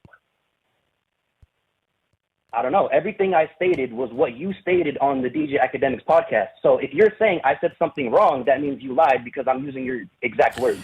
So just so I understand this, her TikToks, her finessing, or talking about finessing, what does that have to do with me? Yeah. Because it proves that that's not a girl that you take seriously. She said that she finesses men. She made TikToks. And she said that she hates men, which is obviously not a girl that you would take seriously. That's what you would preach. So was that my girl? Was that my girl? It was a girl that you took seriously? No. Question, caller. Was that my girl? Please answer the question. Yes or no? That's a non sequitur. No. This is very important. No, this is very important. This is very important. Was that my girlfriend? It's a stupid. No. Caller. I'm responding to your. I'm responding to you. Was that my girl? Yes or no? Wait, Fresh. Why don't you? No. Caller. Yes or no? Was that my girl? No. Yes or no? Did you claim that she likes me for me and she was attracted to my game? Hold on. I asked the question first. I asked the question. Was that my girl? No. I asked it first. Oh, no. Was that my girl? Why are you ducking it? You can't answer the question. See, this is a deflection tactic. No, it's not. This is a deflection tactic. No, it's not. Fresh. You don't answer questions. I'm answering that right now. What do you mean, no, it's not? You just deflected. I asked you. You said she likes me for me, and she was attracted to my game, but she only went on a date with you after you took her out on a yacht. Caller. Address that. TikToks. Address it. My girl. Address finesse. It. Look at you. I'm exposing you right now. You look no, you're not. Right now. Fresh. You didn't spill anything. You took her out. Fresh, she rejected you multiple times. Did she finesse me? Until you told her. Hold on. Until you Caller. took her on a yacht. Caller. That was her word. Caller. She said it on the DJ Academics podcast. Did she finesse me? What? Yep. Fresh, answer my question. What? You're ducking my question. Myron, why is What's the question? My question right now? What's the question? Okay, I'm going to pause it right there. Do you see the tactics that Fresh is pulling? Where he's like basically getting the caller, eventual warlord in this case, to basically go in a constant loop of having him do most of the talking to the point where he gets so frustrated that he will move on to the next point. Like he's not actually answering anything and he's not actually contributing to the conversation. What he's doing is having eventual warlord say everything that he's having to say and then having to have him repeat what he said. Do you see how he's doing that?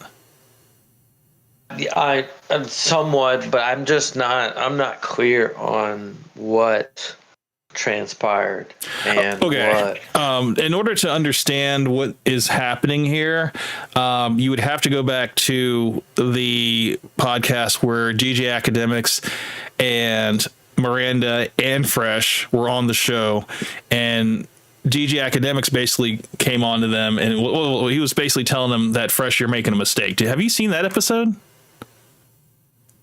Probably not. Okay. But you know, the thing this kid is trying to kind of say is like, here you are teaching these things, and yet you got duped by somebody. You know, it's kind of like the kung fu master has been teaching this kid, and then some bad guy comes into town, and the old kung fu master fights him, and the old kung fu master, he falls down, and so now the kid is like doubting in his mind, hey, should I really follow this kung fu master? I mean, can some of the things that they teach, can they work? Yeah, and I'm not, that's just an analogy to use, but I'm not considering them like any master at any one particular thing that they do, but are there skills that they have shown and taught that people can use, and yet at the same time that they've been victim to? Of course.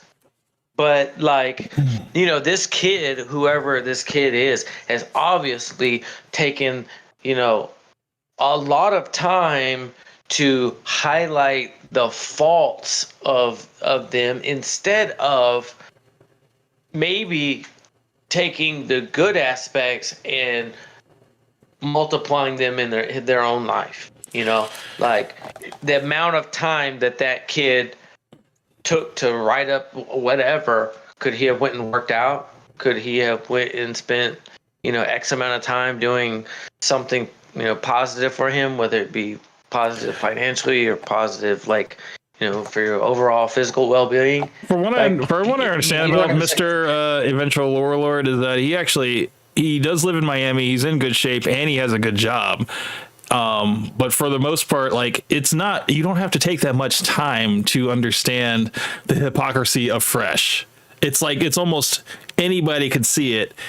Even if you're not looking for it, you'll see it. You'll pick up on it. Hold on. There's a couple of people there that are talking here. So Cabo says, yeah, you don't know the context. Coke Benny says, notice when Fresh said he got two things wrong, then Eventual Warlord pointed out that everything he said was quoted. Fresh no longer stated the two things he supposedly got wrong. It seemed like, that was basically how Fresh was able to kind of loop the conversation. He did it again with Sneeko as well when they had their little debate. He was able to basically make Sneeko rephrase the question in order to restart the whole argument. And it was just getting frustrating for Sneeko, and Sneeko was just like, dude, I can't talk to this guy anymore. I think and instead of moving forward with this piece of video, you need to at least see the conversation between Fresh, DJ Academics confronting Fresh about Miranda. You need to see that first. So I'm going to go ahead and play this for you. After a period of time. Hold on. Let me just get it to it real quick. In the early 20s who came on. Oh man, this guy DJ Academics, there's something that he does that I don't like. I don't know what it is, but it's probably something I think I've seen him before. He's kind of short and chubby. Yeah, he's a big Drake dick rider. Like, he's all about Drake. But Drake doesn't give him any play whatsoever. But yeah, so this is him confronting Fresh in the old studio, and Miranda is sitting right next to Fresh. So now you get a face to a name here. So here you go. Dogs, my life right now. And obviously, Ak is a good friend, Silky as well, Leaf, Annoying TV, good people. But we had a debate, right? Talking about relationships, vetting girls, and kind of like... Look at Myron. He has barely any hair here. He looks a lot older than he does now. And then, anyway, so I want you to take a look at Miranda and just give me what you think about Miranda when you see her. Girls wanting guys.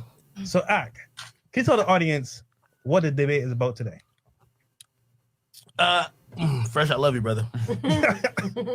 But I feel like you're walking into the path of becoming what I would say is a hypocrite, or you're just strictly delusional, something that you preach against.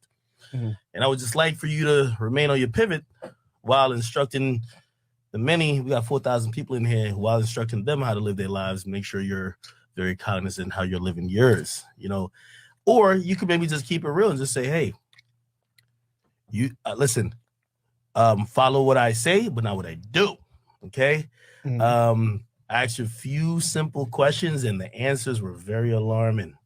Okay. I feel like if the roles were reversed, and we have like a lot of beautiful women on the panel today. But I've watched you, and you guys know I watch your show religiously when I'm not here. And the advice you give to men is very different than what you are following. Okay, explain to me where. All right. So you got Miranda sitting right next to Fresh. Kind of basic, I wouldn't say that she's an 8, 9, or a 10. She's kind of basic, maybe like a 6, maybe a 7. What would you rate her out of 10? So I try to rate people's face on a scale 1 to 10 and their body on 1 to 10. Well, you can't really see her body. Yeah. She's got an all right body. Right. I'll give her body like an 8. Her body's fit. She's not like fat or anything like that. Okay. But her face, just her face. Probably like a 7. Okay. 6. Yeah. 0.5. Nothing 7. crazy, right? Nothing. She's not smoking hot. She's just like girl. She's like girl next door. right? Yeah, but she's like she looks like the type of girl like that. Like she'll stay looking like that face age look for a while.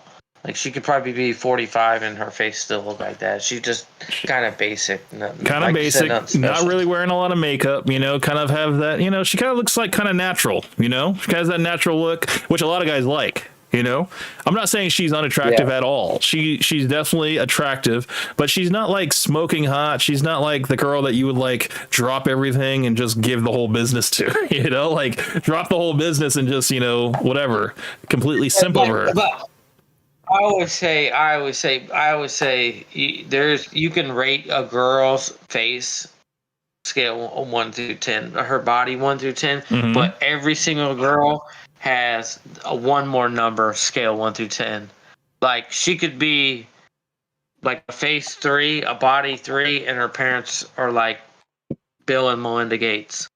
You know what I mean? So every girl, you know, she could have been a virgin. She could have had only 2 boyfriends. She could have been, you know, somebody's daughter that's, you know, really well known. So there could be other factors. The other factors that we know about Miss Miranda at this point in time is that she has already had a very active TikTok where she was posting a bunch of men's like DMs. Where they were giving her money, like $500, you know, just for whatever, for smiling at them, you know, sending like pictures and stuff of her, you know, doing kissy faces or private messages and stuff like that. People just sending her money, and she was just posting all of this, like, look at all these dumb guys I'm getting all this money for just for being me, you know. So, and she was a sugar baby. She was on a sugar baby site, and that's actually how they met. That's how Fresh and her met. But I don't think he mentions that in this interaction. He just talks about how they met on the yacht. So there's a lot of omission of the truth here, but because, you know, we're on Reddit, or I was on Reddit, and a lot of this information was kind of presented to me, so I have a lot of background context that I know going into this clip. But if you were just watching this on its face, just for what it is, you will see that Fresh is completely like throwing out the entire like red pill Fresh and Fit handbook, you know, for this girl, and saying that he's just dropping it all for her. At least that's what you'll see here. Let's continue. Okay then. And again, the only audience and jury will be the chat. Yeah. I believe if you were speaking about a woman who, you know, is in her early 20s, who came to Miami, who met high value men, like you would consider yourself, right? Yeah, for this show. Yeah. Okay. if you would speak about that woman who met that guy on a multi-million-dollar yacht, the first thing in the assumption wouldn't be she loves me or she likes me for me. Okay. Now, here's the thing. There's nothing wrong with, like, you know, actually liking a girl. Like, you know, by the way, I don't think you guys are preaching that at all. That would be, I'd be inside a little Nas X territory if you guys were. But that's not what you guys are doing. Yeah. What you guys are just saying that you want guys to be aware and also not to get finessed, right? Yeah, it's about self-improvement, right? I've heard Myron say that a bunch of times. As we do, help guys get better. I feel like your life right now might not be matching what you preach, and it's okay because we all make mistakes. By the way, I've made mistakes too, and as brothers, because I've made mistakes, I could try to help you as you're making your mistake now. Okay, listen, I always say, you know, the smart man learns from his own mistake. The wise man learns from the mistake of others. Okay, I'm trying to have you at least be wise, not smart. And a dumb person never learns at all. So, you think that I haven't made mistakes in my past at all? No, I've heard the story. You were married before. Yeah. Right? It was just alarming that and by the way, you know, I like your beautiful, what do y'all consider each other? By the way, Henny Demics. We vibing right now. We're chilling. We vibing. So. Beautiful. I like it. So, so y'all would be, y'all just talking right now, right? Yeah. Okay. Now, you said something on like last show when I was on. It was a little bit alarming. You said she was very different from every girl you meet in Miami, when I've heard you speak about every girl in Miami before. You generalize. Yeah. And I've also heard, this one of Myron's, like, Mario, you got some classic quotes, my brother. You know you're a legend, right? Yeah, no, thank you, bro. Listen, you are too. Hey, listen. You know what I mean? We're not talking about your anecdotal experience. We're talking about like the majority of the people. Okay, we're not talking about like your exception. If you were to speak about the person who we are talking about in question, who's sitting next to you, yeah, right here, you wouldn't necessarily be on the position you are now. You would actually say, "Hey, listen, she's with you because of what you're about, right?" But you made the bold statement, which this is why I think your audience is probably looking at you like if you're a hypocrite. Mm. You met her on a yacht. In a very short time, you're like, I know for a fact she's with me for me. Explain. Okay, so you made some claims there just now, right? That were kind of assumptions, and I understand because you don't watch the show all the time. That being said, when I said that she's different from most girls, it's because she's not from Miami. She's from Philly, right? So if you know the game here in Miami, right? Most Miami girls are in a certain like bracket, in a certain like environment, and they all kind of do like the same things. Hold on. That being said, if a girl's new to Miami, she's not really into that environment that well. So as a first timer in Miami, right? She's not gonna be in certain circles where they get passed around or like, you feel me? Like it's kind of like a environment where things happen all the time and like follow like a certain pattern. That being said, hold on. That being said, what does new to Miami mean though? Huh? What does new to Miami mean? Because she was born in Jersey. She's just out here for school, Yeah. right? Is everybody here born in Miami? I am. You're born in Miami. Yeah, born and raised. You're born and raised. Okay, but she's not. So if someone moves here, they're different. I'm saying at the beginning, they're not kind of like tainted by the Miami lifestyle. Because Miami is very like, I want to say good and bad at the same time. Because like in the environment, it makes you turn a certain way. Either by the partying, the people you're around. To the streets. And most girls that would have been good girls come to Miami, turn to the streets. Is what it is. So they turn home. That being said, if you meet a girl for the first time and she's in this environment and she's not a part of this whole cycle, you kind of got a chance because at the beginning, she only knows you. But she meets other players in the game where it's like, oh, like this is where I'm at. I can see all these guys. Then she's kind of saying, like, you know what? I got many options. Fuck this nigga. I'm gonna just do what I gotta do and get what I want. Okay, I'm gonna pause it right there. What Fresh doesn't have, the context that Fresh doesn't have here is that she has already, quote unquote, been tainted by the Miami lifestyle because she has already been fleecing men already. She's already been on yachts already. She's already been around guys that have money and stuff already. And I'm sure she's had sex with a lot of guys out in Miami already. But it's just that Fresh doesn't see it like oh, the way he sees it is, oh, it's just his turn. He doesn't look at it like I'm looking for a girl that's pure. That's not the case at all with him. He's just like, this is just my turn. And he's kind of like not really taking into account all the stuff that she's already done. So can you kind of see how he's kind of coming from a place of ignorance in a point, like the way that his whole stance is against academics, how he's trying to like kind of plead his case and stuff. He's not taking all the rest of that stuff into account because either A, he doesn't know about it, or he knows about it and doesn't care. Either way, it's bad. Yeah. Either way, it's bad. Machiavelli, welcome to the stream. He says, oh, hell no, that was hard to watch back then. Yes, it was. Yes, it was. And believe me, this was one of those episodes that was playing in the background. And I actually had to stop what I was doing to see what was going on because I was like, wait a minute. Who is the girl that Fresh is willing to throw it all away for? And when I saw her, I was like, what? Like, I was not impressed. I was like, I don't see, like, this girl isn't worth giving the whole business to, man. But Fresh was willing to drop everything for her. Kawa says, I think Myron was having a brain fart. Possibly. I mean, he was very quiet through this whole thing because he wanted to basically have Fresh and academics have their little talk, whatever, because apparently this has been going on for a while. And they kind of came to an agreement that, hey, if we're going to continue with this type of back and forth, why don't we just make it a segment on the show and just get it all out so you guys can be done with it. And that was kind of what they agreed to. So but yeah, so you're getting more context about it. I want to give you a little bit more though. Let's keep going. That being said, right, I invited her on the yacht. That being said, I love it. I invited her on the yacht, right, for a purpose to meet and talk to her. So the first time you met her, you invited her on the yacht. 100%. And you left the yacht by saying she's She fucks with me for me. No. This is after a period of time where like I saw certain things. I saw what she's about, where she came from. I was like, okay, cool. Dude, think about this, right? I've seen multiple chicks come to Miami all the time, get into a certain environment, and then they change completely.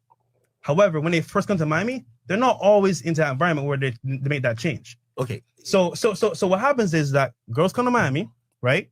They meet some friends, they go out, they meet promoters, they meet celebrities, and then they're for the street. And then she gone. And then she gone. You're Myron. And then Myron. Let me finish. Let me finish. So I've experienced. I'm gonna eat him alive after. Dating multiple girls. Some from Miami, some from outside of Miami, France, Germany, wherever, right? So I've seen the cycle here.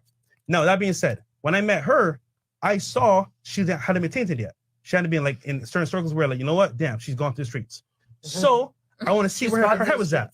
And we meet on certain levels, we vibe. And regarding my vlog, she adds value to my vlogs. So you know what? I want to get to know her a little bit better. We're just vibing right now. Okay. So your whole argument of, oh, I'm gonna be finessed by this chick. No, I didn't say that. I didn't say that. Okay.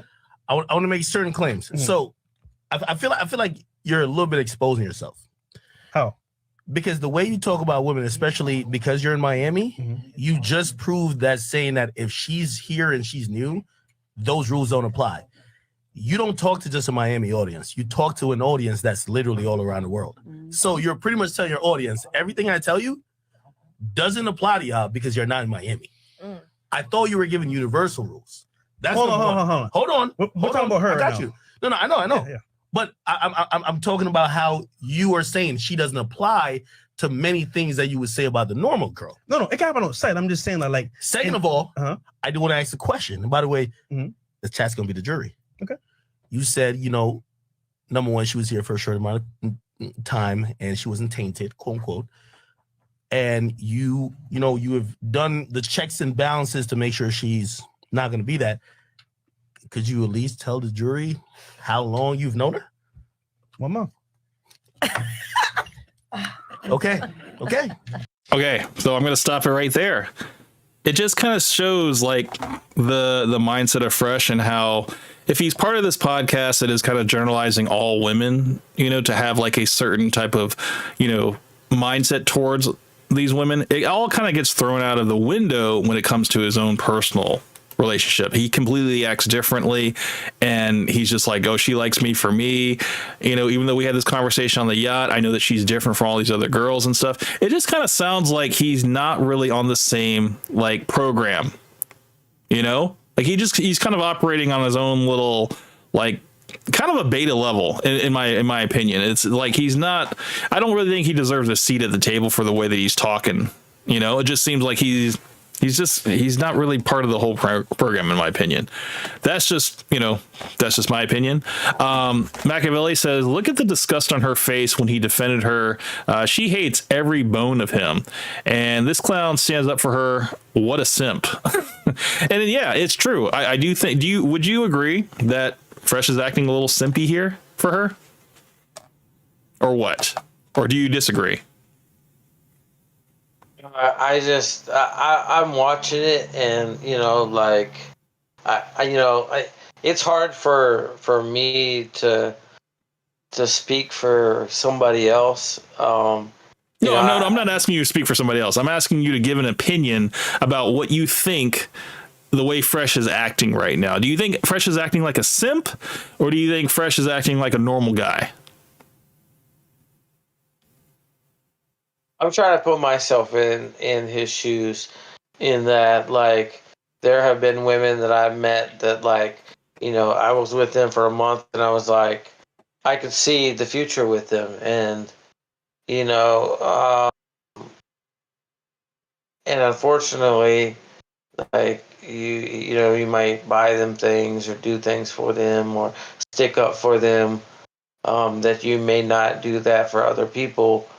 And maybe some of the things that he's teaching is anti that, but, like, that's that dude's relationship. You know what I mean?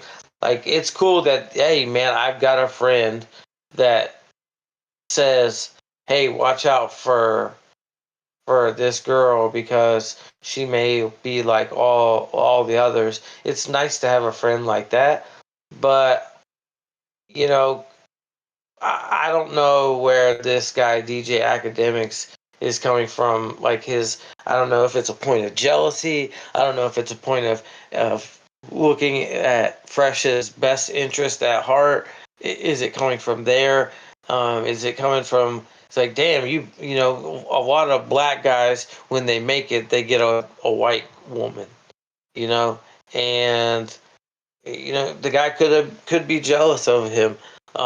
Is what he's doing kind of simpy? I mean, I guess so. I mean, that's all I'm asking. I'm not asking you to put yourself in his shoes. I'm just asking you to give an objective look at what you are seeing on the screen right now. Not put yourself in the person's shoes, because that's not what I'm doing either. I am just observing, and I'm like, yeah, this guy's acting like a total simp right now. But you know, maybe you might need a little bit more to see. I mean, you might need to see a little bit more to have like more of a clearer picture of what's going on. Because we're only like 8 minutes into this video. You could probably need to see a little bit more and just see how like what else transpires and what he says in this like argument back and forth. That every time I hear it, it takes 5 years off my life because of what he's about to say. I'm not going to tell you what it is, but you'll know what it is. You'll hear it. You'll hear it. Just hold on. Let's continue. Let's keep going. And I want you to get a clear picture. Okay. So in a month, you met her on a yacht. A month later, you have figured out that she isn't what every other girl in Miami is. Look, you're taking it as in like, yo, I'm about a wife. Like, it's only like, only girl is like, yo, like, I just met her, right? So obviously I'm like checking to see where she's at. And at the same time, it's like, yo, I'm seeing traits where she's like different in terms of like, okay, she's not thinking like most Miami girls. That being said, I don't know the full, trajectory. Like she just got here. So it's like, we're vibing right now. What does it mean that she's different and not thinking like a Miami girl? I just pointed you out someone. Okay. Like Cabos, you're absolutely right. What you just said. If they heard this story from anyone else, Fresh and Fid would both say that this guy's a simp. But because it's them, they're not saying it about themselves, you know. But yeah, you're absolutely right about that. Explain that, because I've heard you say, you know, like you get on my podcast. You say, hey, listen, women, especially down here, they're gonna be attracted to certain things. This blah blah blah. Yeah. What does it mean to be different from a Miami girl? Explain that difference. Okay. So for example, and I'll be honest. Like in my world, in my world, none of my business partners or my business brothers, none of them would come and check my relationship in front of other people on a podcast. Like, you know, what he's doing right now is something that should be done in private, in my opinion. That may be true, but Fresh and DJ Academics agreed to do this before it went live. Like they had an agreement like, hey, you know, do you guys want to do this on the show, whatever, and just kind of put it out there, whatever. And Fresh was fine with it. And DJ Academics was fine with it. So it's like they kind of okayed it before they did this. So it's not like this is just something he's dropping on them live on online. That's not the case at all. They agreed to doing this, and they knew it would be entertainment, you know, entertainment back and forth. So it's, you know, I see the thing there. It says DJ Academics confronts Fresh and Fit, talks dealing with Miami girls. Yeah. Yeah, this was something that they actually had this talk beforehand on a couple shows before, but they just decided that they're like, hey, do you want to just make this content? And maybe they were having a slow week and they're like, yeah, let's do it, you know. And so yeah, this was something that was agreed upon. The thing is, he knew this girl for a month, and in a month's time, DJ Academics, they've had one. Now this is the second conversation about him and this girl. It's like, I guess, you know, this kind of content, gossip type of thing sells. Well, you got to understand. Okay, the point of it, the reason why he's even DJ Academics is even bringing this to Fresh is that Fresh is known as a guy that always has multiple girlfriends. You know, like he's not really the guy to kind of just hang it up and just kind of like settle down with like one girl and kind of forsake all other girls. You know, he's just like, he's not like that, you know, or at least that's the reputation that he has, or at least up until this point. So for him to be so strongly about this person that he just met, it's kind of out of the ordinary. So that's why he's voicing these concerns. Yeah. So, and you know, they're friends, you know, like business associates, but they're also, you know, friends as well. So that's why he's trying to like kind of look out for him, you know, in a way, because he, you know, DJ Academics has his own drama in terms of, you know, the other girls that he's dealt with and girls that he's crashed out over and stuff, and which was very public, you know, people, I mean, yeah, his stuff was all over the news and stuff, but yeah. And she took him for a lot, like $500,000, basically a lot. And yeah, he cried and simped and took her back and all this other stuff. And she finessed him again. And so he's not really like, I mean, he is speaking from like experience. Like he doesn't want his friend to get finessed. So that's where that's coming from. He doesn't want him to make the same mistakes that he's made. Yeah, I can understand that. So, I can understand that. So it's not really, yeah, it's not, I mean, that's, I mean, at least if you know that context, you see that it's not, he's not trying to roast Fresh. He's not trying to like be malicious towards him. He's just looking out for him, you know, but it's also kind of, you know, he kind of wants to shed some light and kind of show how Fresh is willing to kind of drop everything, like everything that he stands for and preaches to young guys, whatever, how to move and stuff with women, and how he's just doing everything completely opposite, you know. And it was this episode that really shed like the most light that Fresh and Fit are completely different people, you know. Like if no other episode solidified it, it was this one that really brought it to the forefront that Fresh is kind of a simp, dude. You know, he's a simp that leads with his wallet. He doesn't really follow the teachings of the podcast in terms of how to deal with women. And yeah, it's just like Fresh is everything that you're not supposed to be.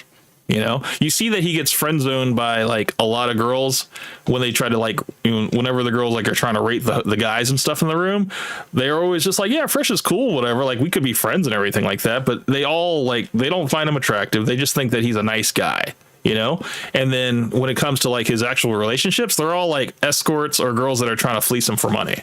So it's just like, you got a guy that's not really good with women that's sitting at a table that's a men's self-improvement podcast. Do you kind of see like how like you can look at the comedy in that and how someone could possibly make that into like a book of how this guy is kind of useless? I mean, there's plenty of people that make men's relationship stuff that like shouldn't be, you know. That's all I was trying to say. I was just trying to say that, you know, like it just, I think you should have somebody at least that has their own ideas and kind of moves in the same direction as the other person, you know, at least not be like a yes man, but also kind of bring like their own ideas, you know, their own ideas, not just be a yes man to Myron, you know. And that's literally what Fresh is. He's just a yes man. Chris as well. Chris is a yes man as well, you know. If anything, they just, you know, parrot the points of Myron, and it's just like they're just a glorified audience member, you know. And it doesn't, I don't think there's anything of value that Fresh gives. If anything, he's showing us the blueprint of what not to be. That's kind of like my nicest way of saying it. It's not that I hate Fresh. I just don't think he's good in front of the camera. And I don't think he's an example to follow. Yeah, I don't think anybody who's watching Fresh and Fit sees him as a saint and as somebody who's like, you know, here's like my young son who's 13, 14 years old. Let him listen to, you know, them. You know, the audience that he has is probably a very specific type of people. You know, he's catering to a specific type of people. You know, it's I mean, what's the point of you know, bragging about having 1,000 bodies if like the majority of them are with like escorts and prostitutes and P stars, you know, that you paid. You didn't really get them off your charm. You didn't get them off your wit. You know, you didn't get them off your looks. You got them off your money. You know, is that game at all, or is that just you're leading with your wallet? I mean, if you got the money, I mean, you know. Yeah, but I'm just saying, I mean, like, are they trying to teach men to be like better discernment, have better discernment towards women, you know, to kind of avoid the red flags and kind of choose like the right woman that has like, you know, good morals and like a solid woman that you could possibly build with? Or are they just trying to like, no, you're just trying to get your numbers up by any means possible? That's sleeping with prostitutes, that's, you know, hiring escorts, that's, you know, sleeping with P stars and OnlyFans girls and girls that you bring on the podcast that you get drunk and stuff like that. It doesn't seem like, you know, like Fresh really has any game at all. It's just he's in this kind of circumstance that kind of is working towards his benefit, you know. I mean, at this time they were monetized, they were getting donations and stuff because, you know, they were like one of the, I think, top 3 like super chatted podcasts on all of YouTube at this point. So they're making pretty good money at this point. I would say it was like around like 17,000 like a month or something. It was pretty good. It was more than that. I think it was more than that. But yeah, anyway. Or I think it was like 70,000 a week. That's what Myron had said back when they were monetized. I remember him saying that. Like 70,000. And then he said that, you know, to run the podcast and everything like that, it was, you know, somewhere around like 30 or 40,000 a week or whatever. But yeah, they were making pretty good money. And but yeah, it just didn't seem that Fresh was really contributing in any meaningful way. And yeah, it was just, he just kept embarrassing himself. And I was just like, dude, it's like, it didn't make any sense, you know, why Myron chose him as his partner. But, you know, in a weird way, it's almost kind of like they were opposites, you know. It's like Myron was the one that was giving the guys the advice on what to do and what to say. And it just, at the time, it just seemed like anything that was better than Fresh would be something that Myron would be saying. And then like Myron looked better comparatively to Fresh, you know. Yeah, it's a yin and a yang sometimes. Yeah, and I think that's kind of why their dynamic has lasted. I wouldn't even say that it works. I would say that it's lasted for this long because, yeah, the audience is kind of like turned against Fresh, and people really side with Myron because of his like formulaic takes and, you know, kind of level-headed logic and stuff that he walks people through. And, you know, a lot of the stuff that Myron says, you know, that, you know, is on the level of like, you know, dating relationships and stuff, it kind of rings true, you know, like at least in terms of like pattern recognition, you know, and, you know, basic common sense. You don't want to be a slob, you know, by saying like, oh, I deserve a 10, you know, and just being eating Cheetos in your basement, whatever, playing video games, whatever. You know, you definitely need to take care of yourself, work on yourself, and not be so thirsty for women, because women will be repelled by that anyway. You know, if you focus on your purpose and you become successful, women are just a byproduct of that. That's just stuff that Myron has said for years, and it's all kind of common knowledge, you know, common sense knowledge. You're gonna find women in the same spaces that you're, you know, where you're passionate about, same spaces you're gonna find them in. Yeah, that's where you're gonna find them. Sure. I mean, and also, you know, women will want to get on your program if they see that, oh, this guy's doing well for himself. You know, this guy, he's making a name for himself. You know, women want to be with a winner, you know, so, and women always choose the best. They always want the best of the best.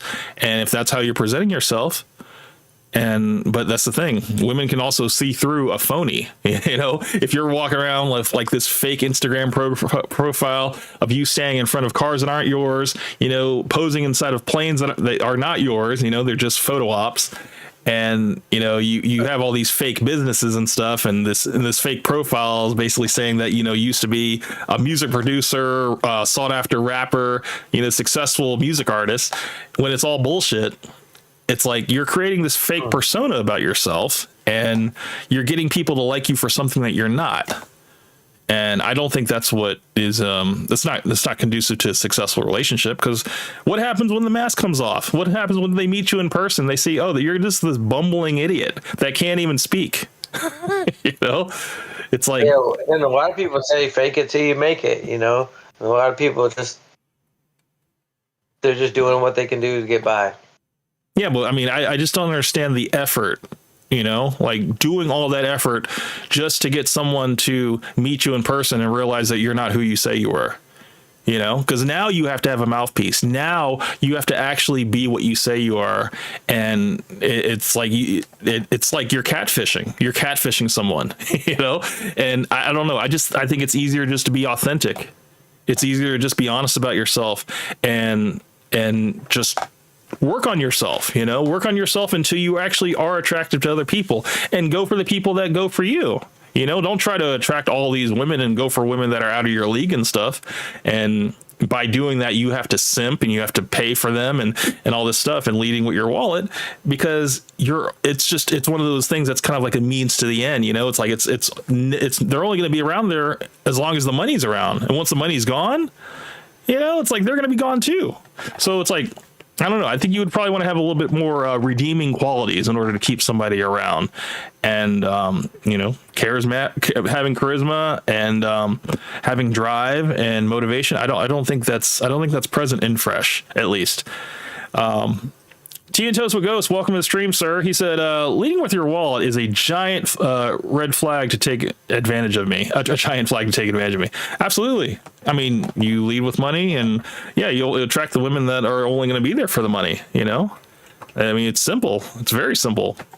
But I mean, you find a woman that can be with you when you're broke and you got nothing, and she sticks with you until you get back on your feet and get back to being successful. I mean, that's a real woman, you know? And those are tough to find. Yeah, those are tough to find. Yeah. Yeah. But there's probably not a lot in Miami. Definitely not a lot in Miami. No. No. You're really, that would be like looking in the wrong place, you know? That'd be like looking for love in the club, basically. You know? It's not right. Let's keep going. I want you to get a little bit more context. Diner going crazy like, oh, I need to have this and that. It's more like she wants a good time with me, right? And then secondly, like, for example, what Miami girls are, huh? Generally. No, some are.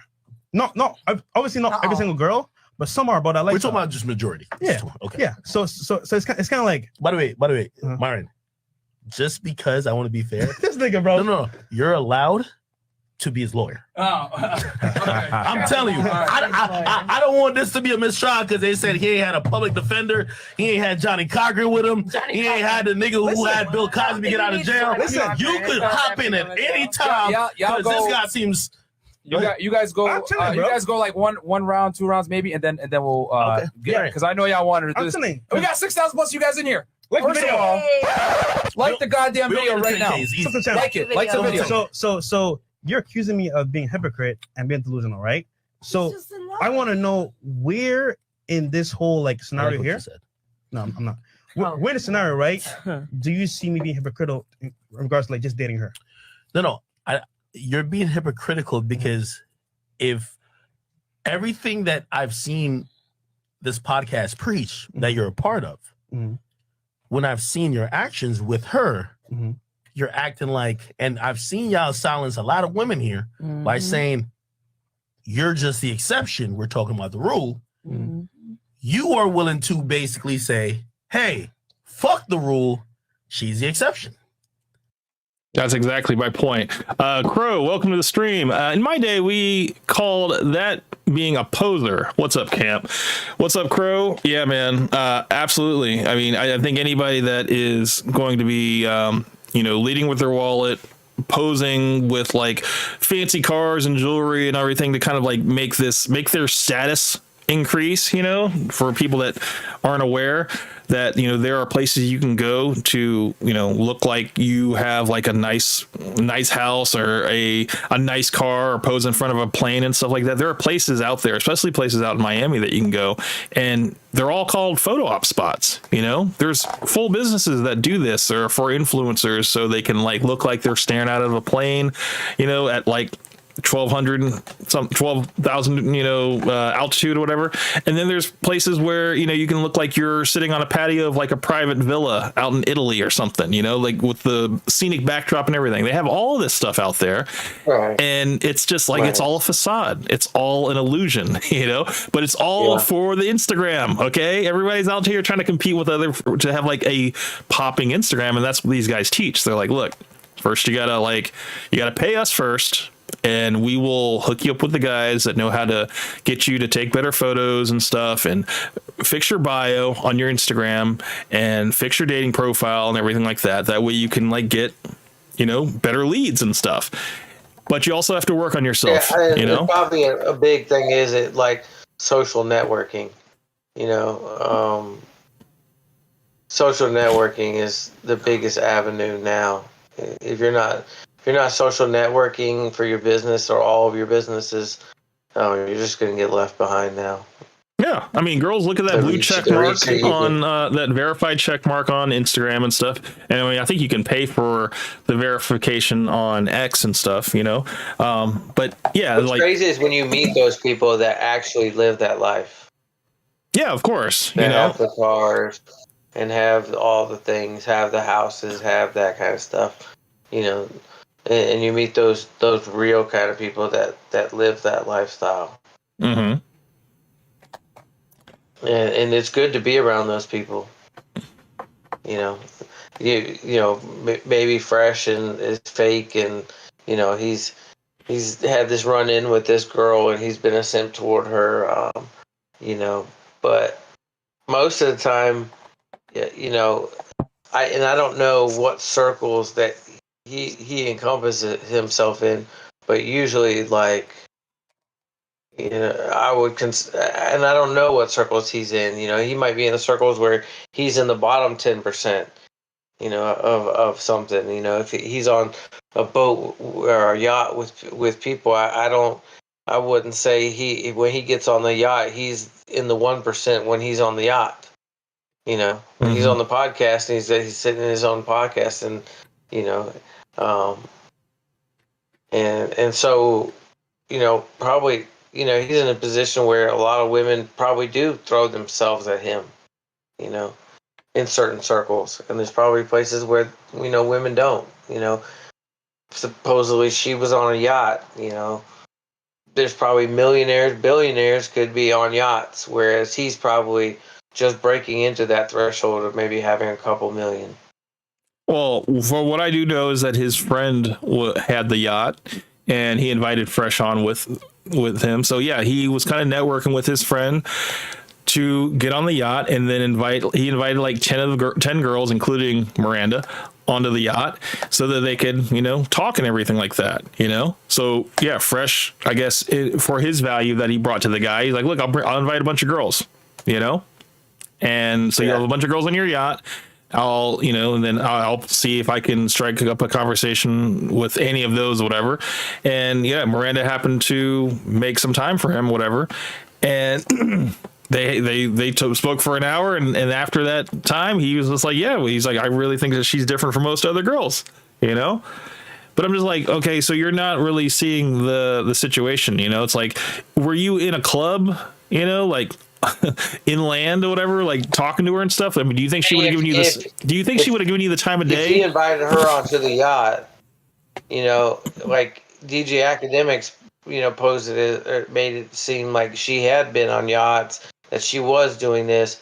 But if he's the one who invited her on the yacht, and like he said, she's only been there for a short period of time, who's to say he talked to her and really didn't find out that she was different?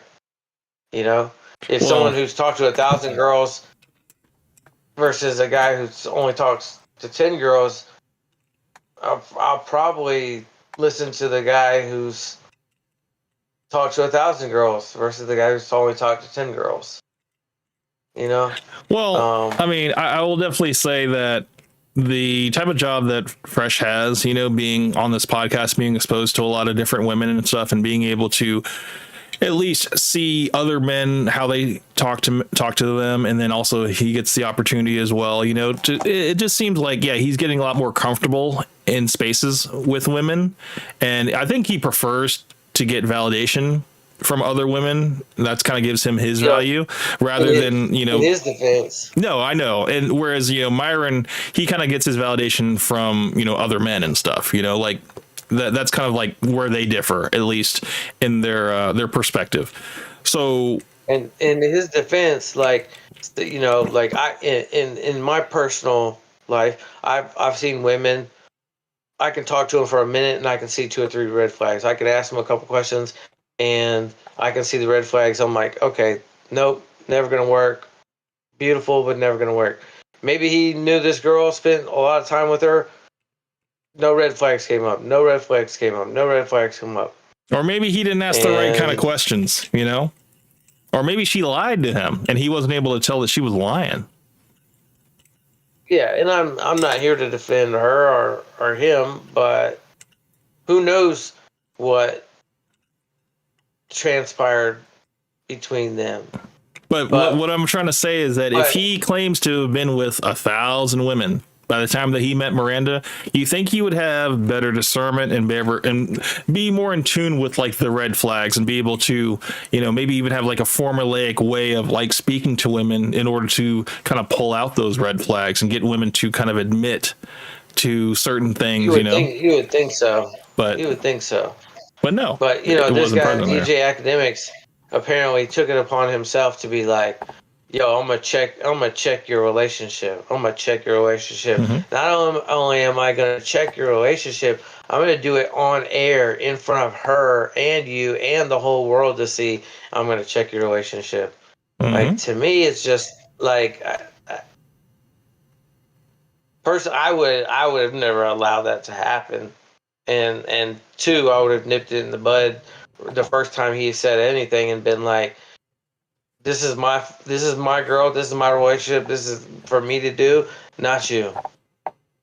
Well, see, like, that probably would have been a lot more alpha of him to say that, to kind of like shut down this whole thing. Like, you know, who are you to really tell me, you know, how to run my relationship and stuff? Like, he could have said something to that tune and that would have been fine. But Fresh doesn't do that at all. He is completely on the defensive in this type of thing. And he's willing to do the back and forth in terms of answering questions and all this other stuff, and really kind of revealing more of how he's kind of being a simp.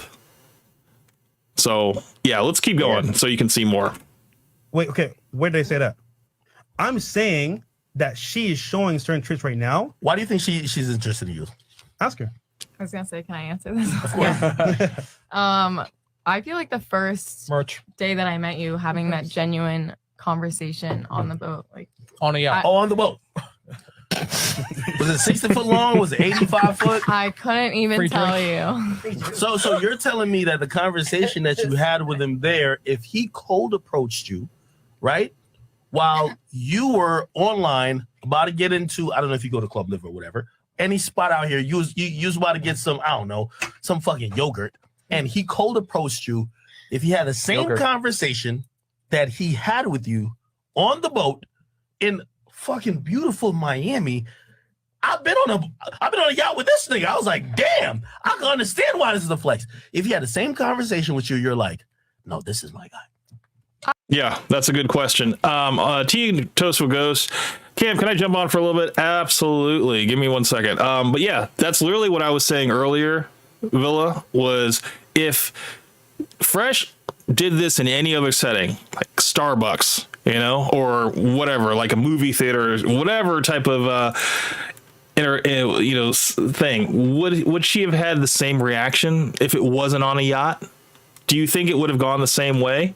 Or do you think it would have been like, she would have weighed up her options and been like, yeah, I don't know, I think I'm good. Do you think that would have happened? 50-50. Hey, Camp. What's up, dude? How are you, sir? Good. Just got back from hanging out with my friend.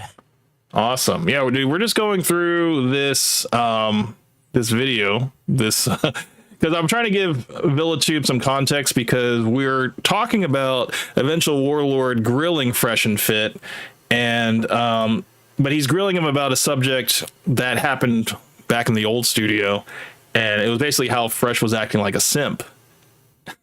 And so I'm trying to give him this context so at least you know about what this happened, and then I'm sure you know more about the Daisy situation because you caught a little bit about that. I guess you were, by the time that you had discovered Fresh and Fit, that was kind of going on, you know? So you probably know a little bit about that. But yeah, so yeah. I remember hearing about some girl he said he really was into, and then like I want to say it was like 4 months later, he broke things off with her, and and then from there they just kind of hushed it all up. They didn't really want to talk about it. Well, I would say that was Miranda. Like, he had her on a couple of his streams, his like little blogs and stuff, and it was just like super fucking awkward, dude. Like, he was like talking about like his sex life, talking about, you know, like, I've been with 1,000 girls and everything. He made like this big grand reveal, and then he like tried to kiss her on the cheek or whatever, and she just kind of pulled away from him.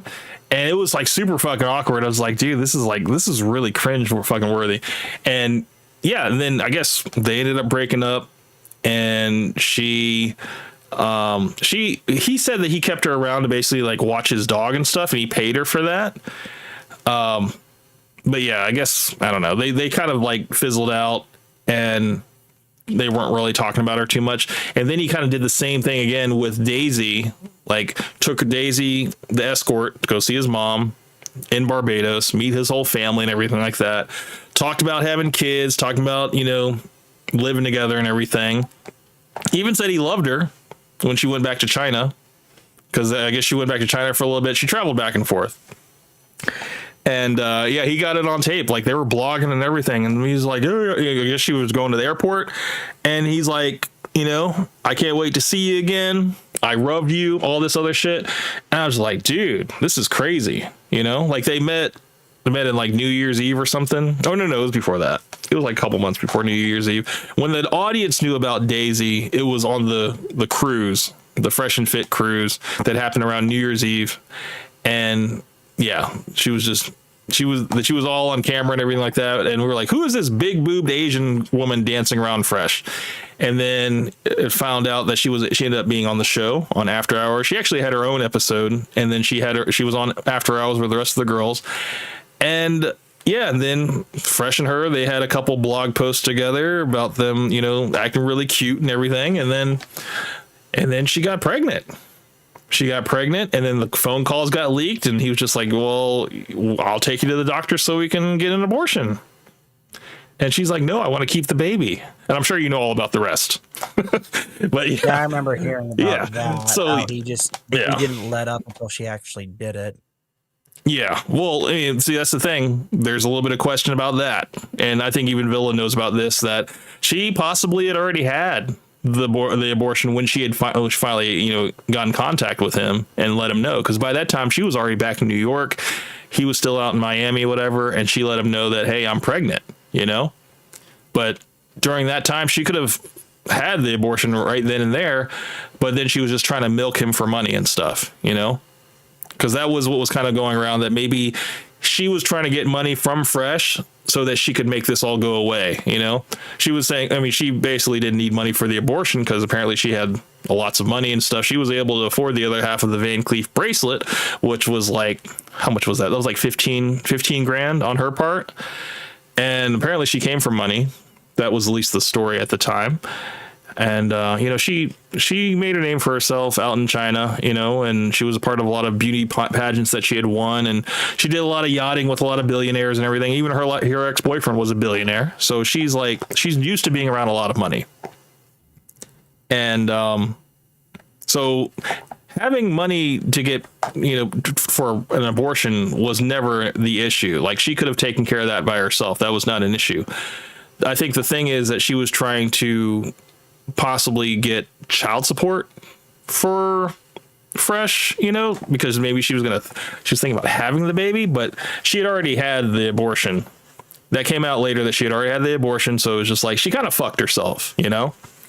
And she was trying to milk this thing. She was going on podcasts. She was going on whatever podcast. She was going on anybody that would hear her story.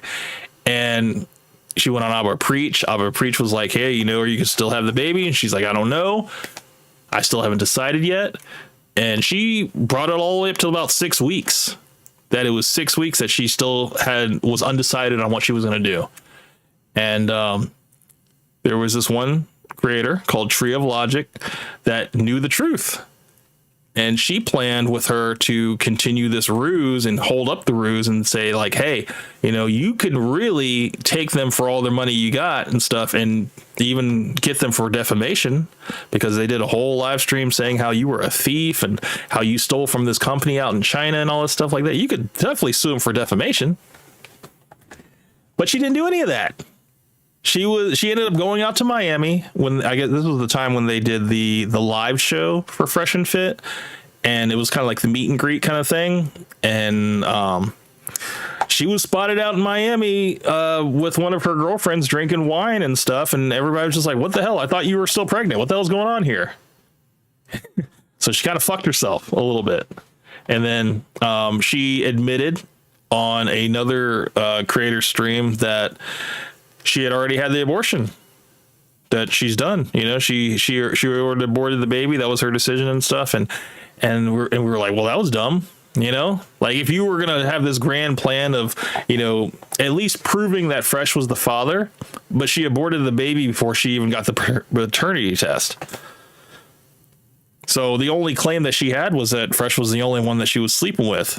But now, because she didn't get the paternity test, Myron and Fresh were saying that she was sleeping around with other guys while she was with Fresh. So there was really no way of knowing if Fresh was the actual father or not. So it was kind of fucked. Yeah, it was kind of fucked. She fucked herself. She made very stupid decisions. And yeah, I was just like, oh, you fucked up. You fucked up big time. Should have at least gotten that paternity test, and then you could have aborted the baby, you know? At least to say that, yeah, Fresh did fuck up, but because you didn't do that, now you kind of giving them an out a little bit. So yeah. Yeah. I mean, if she really wanted to make drama with that, she could have. Makes you wonder why she didn't. She tried her damnedest, man. She went on every podcast. I think she went on was it H3 with Ethan Klein. She did that. She did a lot of she did a whole podcast run, you know, and she even went on whatever, I think multiple times actually. And yeah, man, it was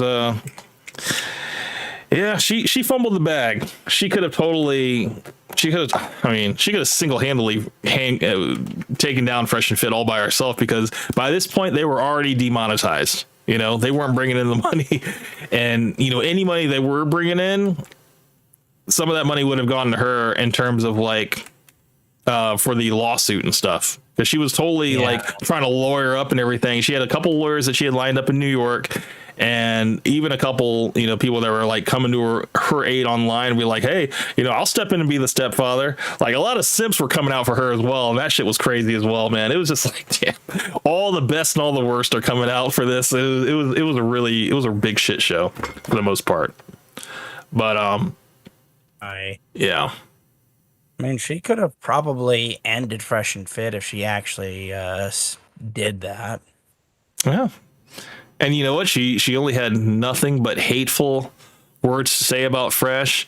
She had some hateful stuff about Myron too. She actually said that Myron was actually the reason why they broke up. He basically drove a wedge between her and Fresh, and she even exposed a lot of things about Myron and his relationship, and how Angie was just basically like his beard, you know, to kind of cover for him. And yeah, it was kind of wild. Yeah. VillaTube, people are asking, Cabo is asking, are you still there? So I guess you are. You're still here, right? Yeah, I'm still here. Yeah, he's still here. Looks like Coke Benny has joined the chat as well, or joined the conversation, but he's muted. Okay, so let's keep going with this. I think he kind of got a little bit of the gist, but let's keep going, because he hasn't gotten to the part yet that makes me fucking lose 5 years off my life. I think it's important that you hear that part. See, I am a very big personality person. So if he came up to me and he just came and was like, hey, let me get your number, that's a no from me. The fact that he invited me, and he invited me out before. Yeah. And it was just the fact that me and my roommate were sitting at home. yacht. No, me and my roommate were sitting at home, and I was like, wow, what are we going to do tonight? And then, like, at that moment, he texted me, and he was like, either hey, go do you ride guys... with scooters or get on the yacht. Let's talk about it. And he's right. I'm not a materialistic person at all. I could be if I wanted to. I don't care about that shit. Like, my dream car is a fucking Honda Civic. Like, there's nothing about me materialistic. Being on a yacht is not... I wasn't like, oh my God, like he's inviting us to a yacht. Like, I'm so excited. what about I've the been on a yacht conversation? before. I've had people try to hit on me. It's not about the yacht. Okay, what about the conversation? What did he say?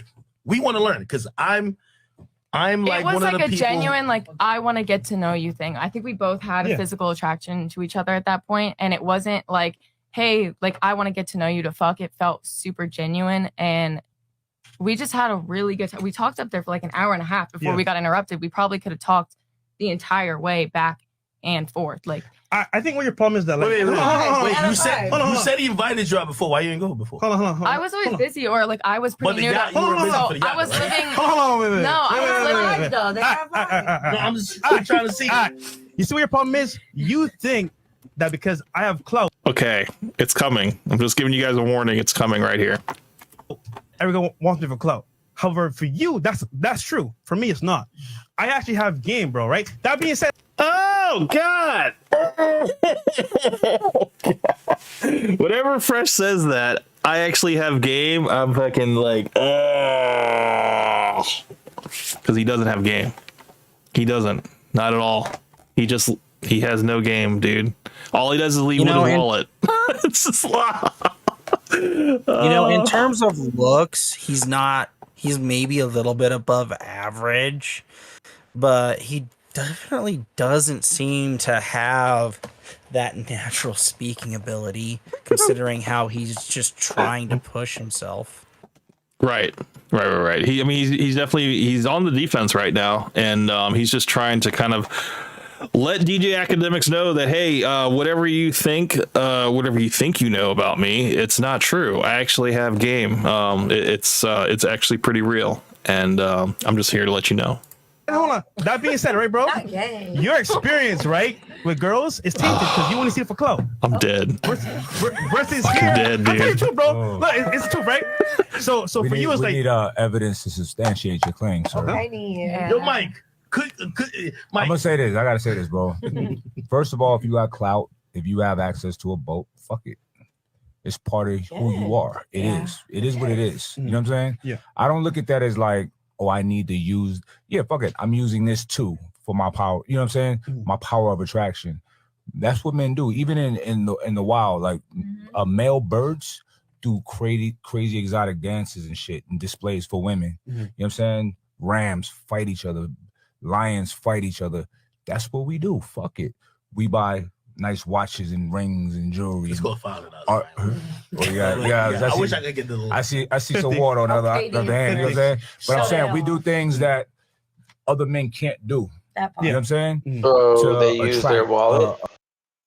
I mean, if you have the means to basically, utilize. If you have a friend that has a boat, I mean, might as well, right? It's like, I mean, he's not hating because he's just like, look, if you're an average guy, but you have access to certain things that could possibly give you an advantage, why not use it? You know? If you can buy girls nice gifts, I mean, that's kind of leading with your wallet. Yes. Yeah. Right. That's what they're preaching against. Okay. That's at least what the MO is to not lead with your wallet, because you're only going to get a certain type of behavior from a girl if that's what you do. She's going to see you kind of as like a mark or a customer or whatever. She's going to treat you like that. She's not going to treat you as like, anybody that she can actually respect. She's just like, oh, I can get this out of him, And no, that's not always the case. That's not always the case. No, but I'm just talking about in the case of Miami, in terms of like gold diggers and stuff, you're going to have to filter through a lot of gold diggers to find like the it's diamonds. Crazy because there's like probably in the last 2 or 3 years, there's probably been 15, 20 girls that have been in and around my little organization that have been to Miami and been back and forth. And one of them tried to fall in love with one of my friends. Like, I would consider him like a brother to me. And he leads with his wallet, and yeah, I'm trying to make some parallels between him and Fresh. Are you saying that's okay to leave with your wallet? I don't know. I think maybe sometimes it might be. Yeah. Well, I mean, if you're always leading with your wallet, then you just that guy, you know. Okay. Yeah. So I'm guessing okay. It sounds like that you're okay if the person, I mean, if it's not to their detriment, if they're not like broke, you know, after leading from their wallet, if they got it like that they can just leave with their wallet and it's not going to hurt them financially, that it's fine. Is that what you're saying? Yeah. I'm trying to like don't go broke for a woman is what you're saying, right? Like, right. I mean,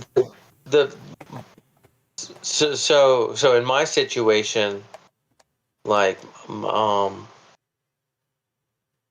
I feel like I'm like, okay, so in my organization, there's a lot of partners, but the people that I'm closest to are two brothers, and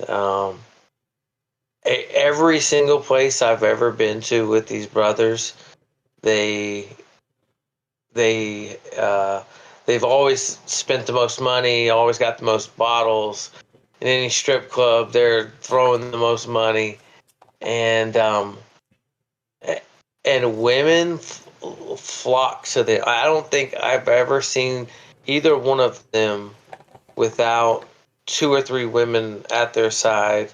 And here's the crazy part: is they both have wives back in Yemen, and they have wives here in the United States, but they're out with other women all the time. okay. I mean, it's kind of like they got that home court advantage pretty much. You know, the women don't see what they're not around, right?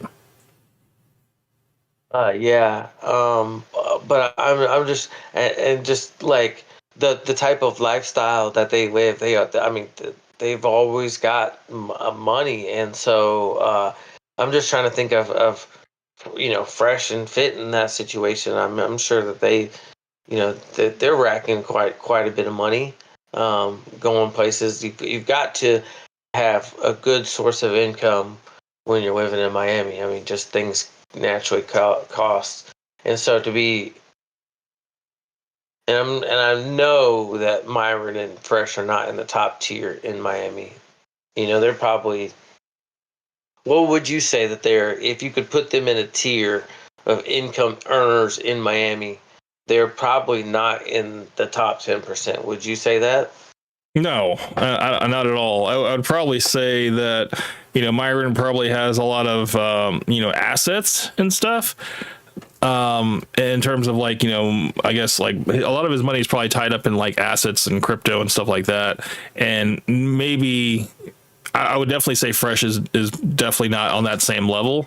I would say he has probably a little bit more of a disposable income probably that comes in through like his CEO network and whatever other side things that he has going on, because I don't really keep up with Fresh, so I can't tell you like what he has, or Myron for the most part. I just know that they have the locals on Rumble, and whatever they get from that, and then I guess whatever they get from their deal with Rumble, and then Myron has his money from that's tied up in real estate and also in his crypto investments and all that stuff. So they don't have a lot of flashy cash, like they're out here spending money here. They're out we all know that Myron is a minimalist. He drives like a like it was like a 2018 Honda or something like that, or something 2002 Honda, and like he wears the same clothes everywhere he goes. So like he's a minimalist, whatever. Fresh has also been known to buy like fake jewelry or whatever like that. So I mean, yeah, he'll buy the flashy stuff even though it's like it won't be real most of the time. And then also like the whole Lambos and everything like that, all the cars that he has, some of that stuff is rented. So it's not like he actually owns that stuff.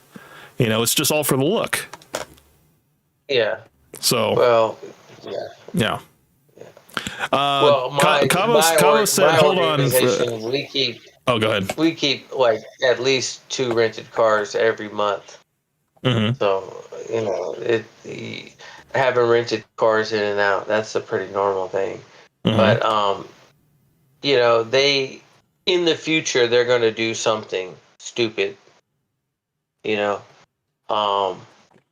But it's like, for me, like I'm not gonna be out like this guy DJ Academics. He was like, "Hey man, I'm gonna make a pod. Let's you and I get together and we're gonna sit here and talk about this female that you've been with and you have certain feelings toward her, and those may not be like any other feelings that you've had for other women, and I want to forewarn you of that. And so in doing so, let's make a podcast out of it." Mm-hmm. There's more to it than that. And they're going to do something in the future, but I don't see myself being like, "Hey, I'm going to take the negative of their little issue and put it online and me comment about it." Because at the end of the day, they're doing what they're doing. And they, on the surface, they're there to help men, right? They're like it's put up as they're trying to help men, mm-hmm. and are men who adhere to their program, are they gonna do stupid stuff and falter and make simp moves? And of course, mm-hmm. Could Fresh and Fit both do the same? Yeah, but for me to sit here and make a show about it and be like, here's the highlight, and me know every intimate detail about, especially about the abortion and all this, it's mm-hmm. like, I just don't see myself wrapping so much time and effort into it. There's this guy, Cameron Haynes. You know who Cameron Haynes is? No. Who is he? You don't know who Cameron Haynes is? He's like a long distance runner. Okay. And like he's competed in Moab, and like almost every single day that you watch his live Instagram, he's like out running in the woods, running up this mountain, and it's usually not with his family, it's like with other people. And then like later on in the day, he'll be in the gym, and then like he'll be doing, then he'll do archery. And I say to myself, even to something that's just like that, I say, like, you could be spending all your time doing so much other things, and Cameron Haynes, he's a great guy. He's doing long distance running, he's doing archery, and he's in the gym all the time. But me, I'm sitting here looking like you could be doing so many other things other than like the way I see it. Like I'm like, you could be doing so many other things than just like running all the time. Mm-hmm. Like how many hours have you? If you could put an amount of hours that you've sat and made a podcast talking shit, that's how I see it. Talking shit about Fresh and Fit. Mm-hmm. I would say a lot of hours, a considerable amount of time. Not only just the amount of time that you've made a podcast, mm-hmm. but all the time that you've sat there and watched them. And well, in my head, I'm like, I know it probably seems like a lot, but it's really just one day a week, and it's kind of like a night talk kind of thing. Like we're just talking at nighttime, so it's not really doing this during productive hours of the day. So it's only like I would say.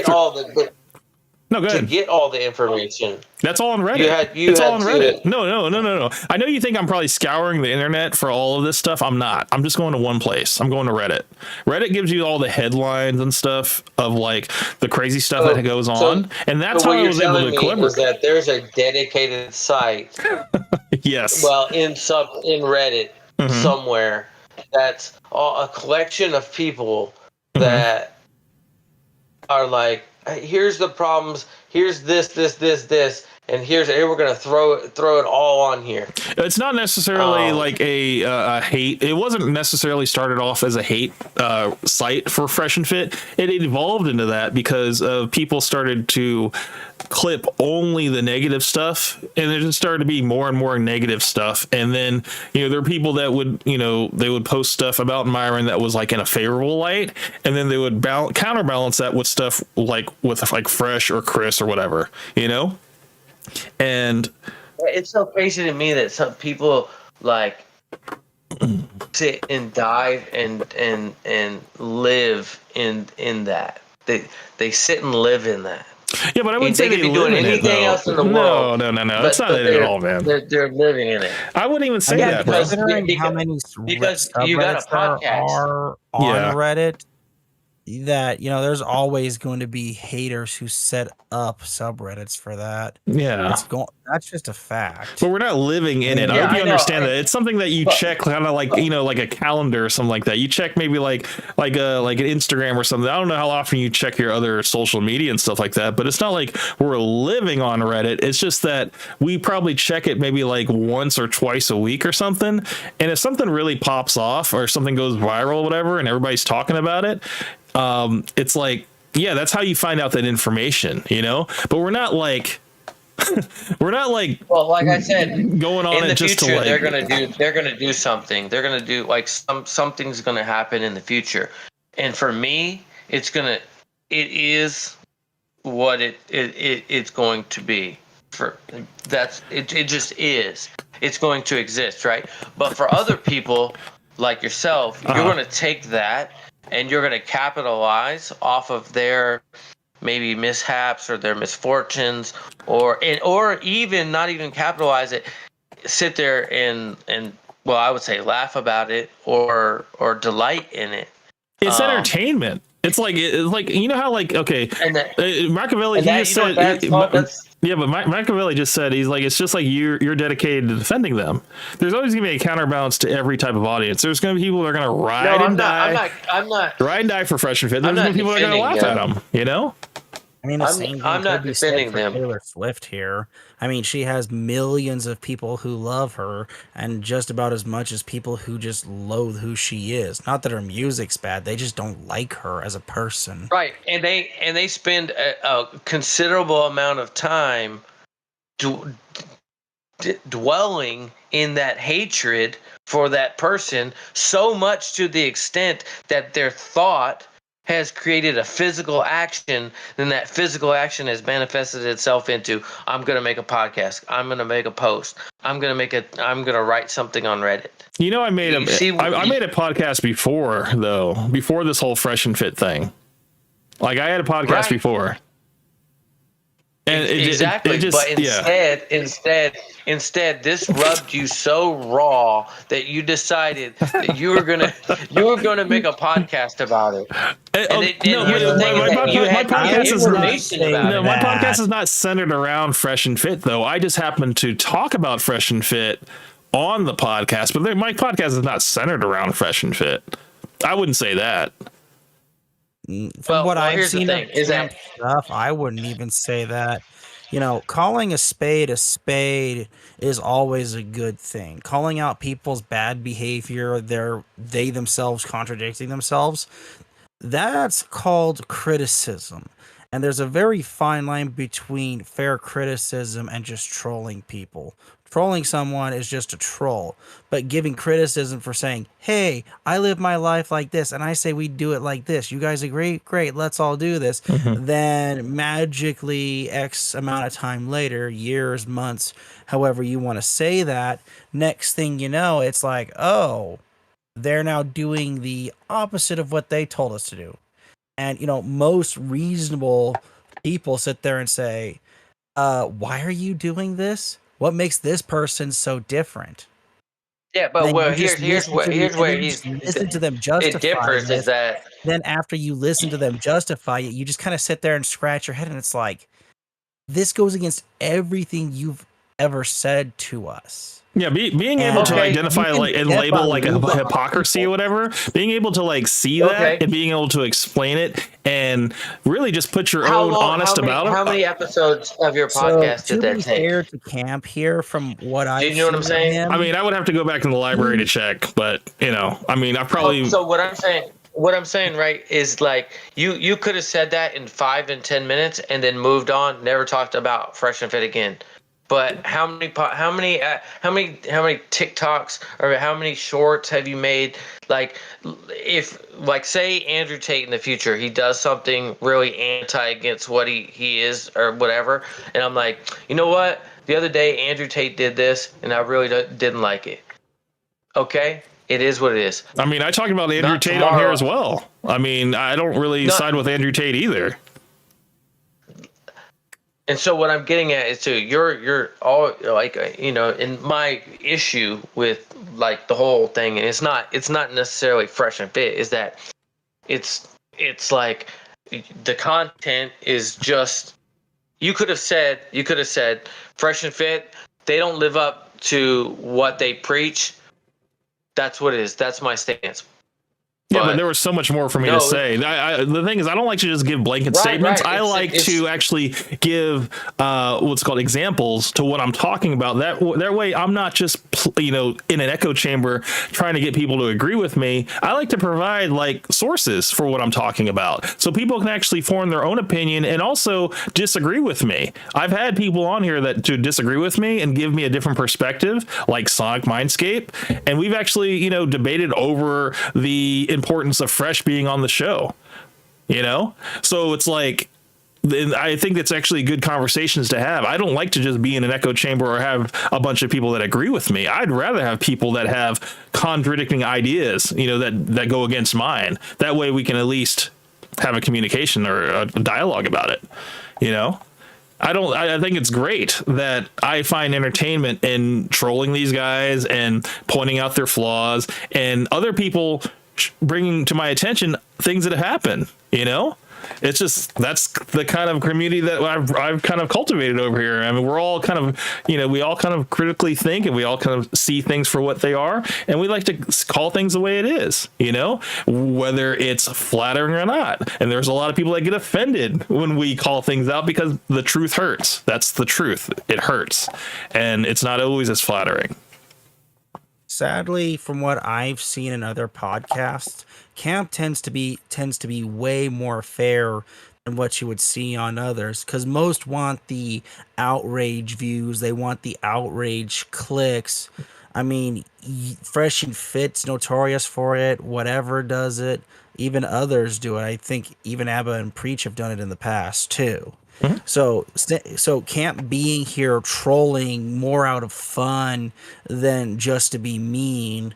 At some stages, you say, is it obsession? Well, from what I'm seeing from Camp and talking with Camp, it's nothing of the sort. It's just, hey, you're being stupid. Look at what you're doing. Think about what you're doing. You don't want your business, you don't want your personal business out on the real world. You don't talk about it. You leave it at home. But how much of that is like how many episodes, how many more times is that going to be like I understand we're all like you're trying to do it for views, but do you think I'm jealous of Fresh and Fit? Do you think that's why I do it? Because I think that's what you think. Do you think that? I don't think you're jealous of them. Okay, good. Because that's what you said. That you said that at one point in time. You did say that you think I used to like them, and then now I hate them, and it's my hate is turned into jealousy. That's what you said. That's why I'm trying to bring it to. I think maybe you're jealous. I think maybe jealous.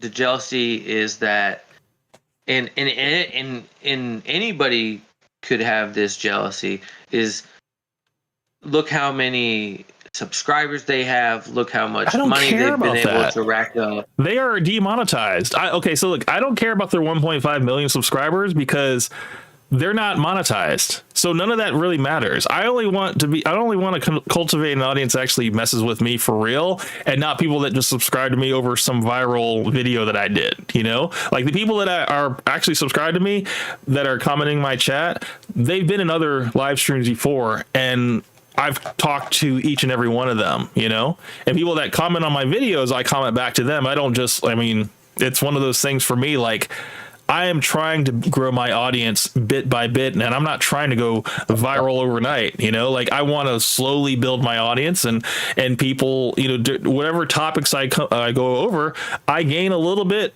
of audience because people are in tune of whatever topics I'm talking about. And it's not always about here with Camp as well. It's not always with Fresh and Fit, you know? The other stuff too. I'm in the same here with Camp. If we in the creator space actually want real people on having real conversations, we have to create that space and not let people who let outrage just take over. It's not going to end well for anybody if you just let that happen. Like, I know I'm not going to have fans of everybody. Not everybody's going to like my style of content and stuff like that. And that's fine. You know, like, there's so many people you guys can be tuning into. But the fact that, you know, the people, they come over here on my side of the internet every Saturday at 11:45 and stuff, that I appreciate it, you know? But I think that's kind of like what consistency does. It kind of builds a loyalty within your audience because they know what to expect. You know, they know that I can be reliable, at least to show up once a week, you know? And yeah, I'll give them 3 hours worth of content, and hopefully that's enough to get them through their workday. You know, if I can go a little bit longer, I'll try to go a little bit longer. But that's kind of what my whole thing is. It's not really about just trying to rip on Fresh and Fit for 3 hours.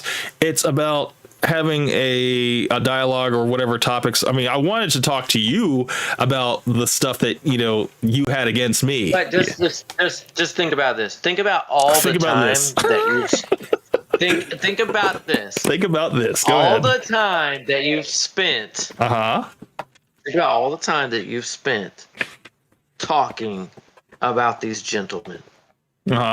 Think about all that time, all that big, huge block of time. The 3 hours from 11:45 until 3 o'clock in the morning. Okay, that most productive time of the day. Yes, go ahead. But what I'm saying is, could you have been informing your listeners on some new medicine that's coming out that's in, you know, hey guys, guess what I just found out? Methylene blue. I started taking it. This is what you know, everybody's going to do their own, but what I'm saying is that for X amount of time, whatever that block of time is, there's a set, it's growing every day for you.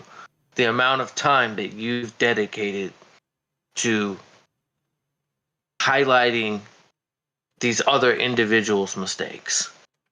Think about all that time that you could have been doing something. It could have been productive. It could have not been productive.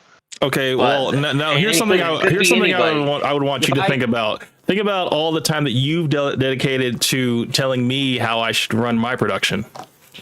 It's literally you're doing what I'm doing. And here's the thing is that you're a 40-year-old guy who's married with a kid that plays games, right? And don't leave that part out. Don't leave that part out. I'm also a gamer, right? And the gamer. So think about the target audience for Fresh and Fit. I'm gonna go back to the analogy. You're the helicopter pilot trying to tell the plane pilot what to do. That's a horrible analogy, but okay. How is it a horrible analogy? You both have podcasts. You both fly, right? But here, this person's got a whole bunch of subscribers, and you've only got a few subscribers. You've got this little small podcast. I'm so glad you brought that part up. So is the number of subscribers, whether they're bought and paid for or organic, does that really matter to the message that you're putting out? Does that put any value on the message that the speaker is putting out? No, technically it doesn't. No, that was an answer for Villa. I would like to hear his answer. I know the right answer, but let's hear Villa's perspective. Does it matter the audience number that you have, the people that you're speaking to, the size of it, to matter the message that you're putting out? Does that dictate the value of it? Yeah, it does. Why? Because of Why why does it matter? Why does that affect the value of what you're saying? If I say it doesn't, then you're gonna be like, well, you see, I only have no. Tell me why it does. Tell me why it does. Yes, tell me why it does. If I say yes, then it shouldn't matter if what I'm saying doesn't, if they have a small amount or if they have a large amount, right? No, I mean there should be a why to your reason to whether if I have a large subscriber base or if I have 2 subscribers. Does my message, the value of my message, change? If I'm saying the same thing, having 2 subscribers, the value of it change? Yeah, How? it does. It does change. How? Because you're only reaching 2 people. Okay. But you know that people that's not true. I'm reaching 2 people that subscribe to me, but I also have people that are watching me that are not subscribed to me. So I get videos. I have videos that have over 7,000 views or whatever, but I don't have 7,000 subscribers. So I've obviously reached more people than have actually subscribed to me. So my message is still getting out. So I don't understand what your correlation with subscription size meaning. I guess in terms, are you saying that because my reach, I don't have that much of a reach, that the value of my words are lessened because I don't have enough subscribers? Is that what you're saying? Yeah, that's what I'm saying.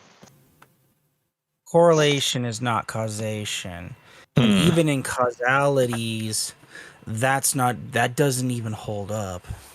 Yeah, because honestly, dude, you do know that videos can go viral months, sometimes even years after they're put out. You know, and the analogy with the plane, you guys are flying 2 different. You guys are flying 2 different ships, right? Where you see what they do, right? You see what you see what you do.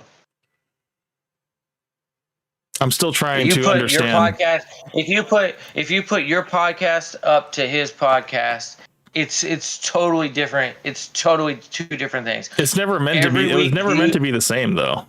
Like, they have a completely different work schedule than I do. They have a different format than I do. 2 different lanes, bro. Like, you can't compare the 2.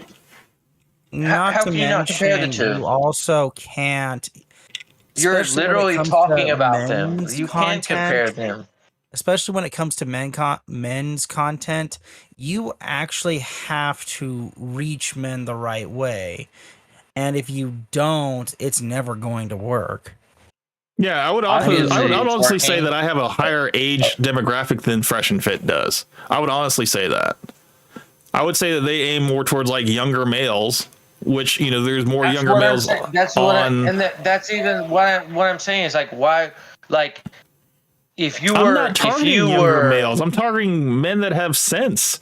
You know, possibly men that, you know, are a little bit older, maybe a little bit more mature and stuff, but are also able to kind of have a little what's it called? Be unplugged from this whole red pill, blue pill ideology type bullshit. You know, they can actually see things for what they really are and understand that the world is a lot bigger than this like isolated mindset that Fresh and Fit have. We're able to see that it's a lot. I don't know. I can't really speak from all my audience, but I can say that at least my view of Fresh and Fit is that they put out a lot of sludge, you know, a lot of stuff that isn't really going to benefit men in the long run. I think if anything, it's going to keep them single.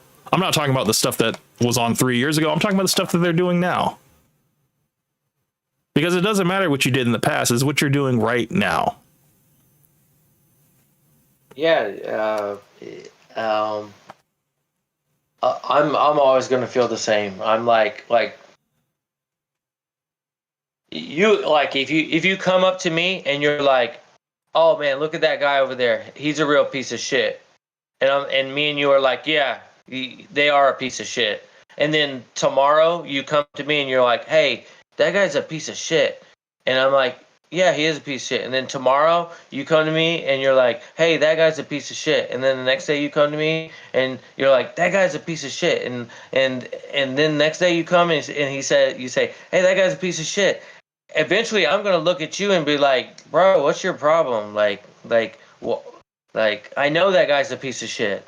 Like, oh, move on with it. Like, okay, we know who they are. In that analogy, you know what I mean? In that analogy, you're basically saying that the message I'm putting out, you agree with, but you just don't want to hear it. But that's not the case, is it? Because that's really what you're. Okay, because that's what your analogy just said. Not necessarily are there times where they've been in the wrong? Yeah. Are there times that they've been in the right? Yeah. Am I going to sit there every day and highlight their flaws? That's what you're doing. You're going to highlight all their flaws instead of saying, hey, look at Fresh and Fit. This is what they do good. This is what they do bad. You decide for yourself. You're saying, look at where this guy fell. Look where this guy fell. Look where this guy fell. Ha ha ha. Look where that guy fell. Now he's a piece of shit. He's a piece of shit. Instead of saying, look at all this. Hey, look, there's a show over here called Fresh and Fit. You know, they do what they do. It sounds like to me that you would rather watch videos that confirm your bias, you know, because you definitely ride for Fresh and Fit. So you'd rather watch shows that don't criticize them and only kind of highlight the message, I guess, the good message of them. I'm not in the content creation. Sadly, to criticize Camp people. is being very accurate from what you're telling us. I mean, if I'm wrong, let me know. For me, you know, like I'm not going to be in the when I'm looking at entertainment, I'm not looking at people to critique other people. You know what I'm saying? That's your whole podcast is you're critiquing other people. And for me, that's like you could spend so much more time doing other things than really what a lot of times critiquing is kind of hating on other people, and that hate or whatever it stems from somewhere. It stems from could be jealousy. So wait, hold on. No, not at all. I think criticism of bad behavior will always be fair. It doesn't matter whether you're a man or a woman. But it's one thing to criticize to somebody, but it's another thing to dwell in it. Like, oh, we're gonna make another podcast. We're gonna spend another 3 hours talking about. We're gonna spend another 3 hours. It's one thing to highlight and critique somebody, fair, but move on with it. Like what? And if you do if you do stay in it, then that means there's more to it. Well, maybe there is more to it, but I mean, you don't have to dwell in what I do. You definitely don't. You can change the channel. So I'm trying to figure out what the issue is here. You don't have to tune in. I'm not saying get off the podcast right now. I'm just saying, like, in general, if there's something you don't like, you don't have to watch it. And you definitely don't have to comment on it. You know, because if you're going to comment on my video, which you did, I'm going to comment back. You know, if you engage with me, I'm going to engage with you. You didn't have to engage with me in the first place, VillaTube, but you did. And because you did, I engaged back. And then you felt the nerve to go ahead and make a video. And then you made a video so that I had to make a response. And now here we are. My video was, hey, you can be like this guy. You can make hate. You can take content. You can create, or you can. Yeah, I got you. I know that. Exactly. Yeah, I know. Exactly. And you can spend your day in hate. Mm-hmm. I don't spend my day in hate, though. I hope you understand that. This is only obviously for entertainment. You have, because look how much time you've spent. No, but the only person that is getting angry over it was you, though, because I was laughing at them while you were getting angry. So who's really just kind of sitting in hate? I mean, I'm not. You made a whole video saying I was a 40-year-old gamer. I was a 40-year-old gamer was married with kids. You kept saying that over. We actually made a drinking game out of it because you kept saying it. I was like, okay, so you have something against 40-year-old gamers who's married with kids watching Fresh and Fit. When Fresh and Fit is the target audience is for who? I think it's just for men in general. I don't think it's a target audience for young men. I think it's for all men. Would you? I would say it's more for single men. Well, guess what? All there are single men, and then you. Well, no, I think married men too. I think because they have married men on there as well. I don't think any of their content is based around dealing with their married women. I do think it is fair to state that Fresh and Fit would target single men more than they would target married men. So I think that is but they do want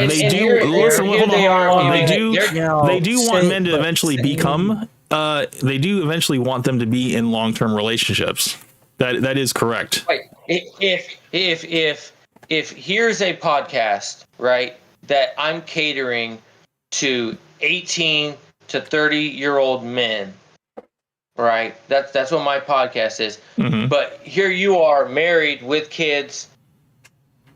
Not like why would you spend so much time hating on them? You know what I'm saying? Because I can see what the advice that they're giving is not beneficial to men. It's just going to keep them single. It's going to actually keep them single, possibly get a disease, possibly have a child out of wedlock. Well, misery does love company, sadly.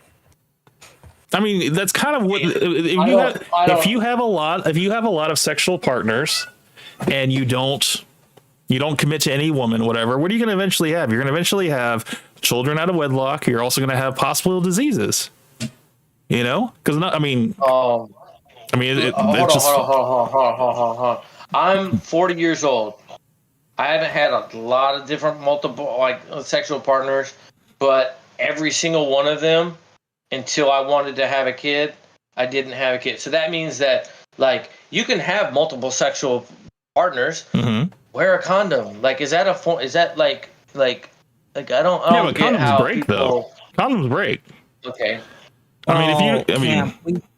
Camp, we have to make the differentiation here between accidents from failures in birth control compared to someone who's actively being responsible with their sex life. There is a difference there. No, absolutely. And Absolutely. If Villa's being responsible with his sex life, then, he's had no accidents. That just means he's been responsible and competent with it. No, that's fine. But, there is always the chance that accidents do happen. So, seeing as that he's gotten this far in life, he's been fairly responsible, I will say. Oh, that's fine. That's the thing. He might want kids at some point in his life, or he might never want kids, But I do think that, my two kids were definitely planned and all that stuff like that. I didn't have any accidents on my end. I was in a happy marriage. Both my kids happened after I was married and stuff, So yeah, as far as them saying I don't know what they say. I know they're not saying go out and sleep with this girl. Go out and sleep with this girl. Go out. And, well, actually, I'm sorry to pull the actually meme, but he does say sleep with 50 women in order to discern female nature. So he does say that. Yeah, and here's the thing. If he said that, that's stupid. It's more actually approaching works a lot better, and rejection works even better, in my opinion. Yeah, well, that's what they're telling you. They're telling you to basically shoot your shot at 50 women, or actually not even shoot your shot, but just sleep with 50 women. So that by any means necessary, if you got to leave with your wallet, if you got to pay for it, whatever, just kind of get those 50 bodies under your belt and stuff. That's a bad thing. That's a horrible thing. Come on now. That's a horrible thing. Yeah, every guy who I've ever met. You're just asking for diseases, dude. Had that kind of lifestyle. What? By year 3 of me talking to these guys, the guys I've met who've lived like that, they all end up regretting it. I even had a close friend who did it, and by the end of it, here's the thing: is that it's not by he was with. like I'm saying that from the perspective of like it's not like, oh yeah, I'm gonna go do this and sleep with this one and I'm gonna go sleep with that's what naturally happens. Like you have to go like the natural order of things is like you're gonna be with somebody and you're gonna see a red flag, but damn, you slept with them. Okay, move on to the next one. Oh, been with them for a little bit, maybe a month, maybe 2 months, see a red flag, but hey, you slept with them. Okay, move on to the next one. Like you got to go through some. I mean, here I am at 40, and every day I see a red flag. You know, like how many like. Yeah, but does it take 50? Does it take 50 to see those? Do you think you could see that in probably less than 50?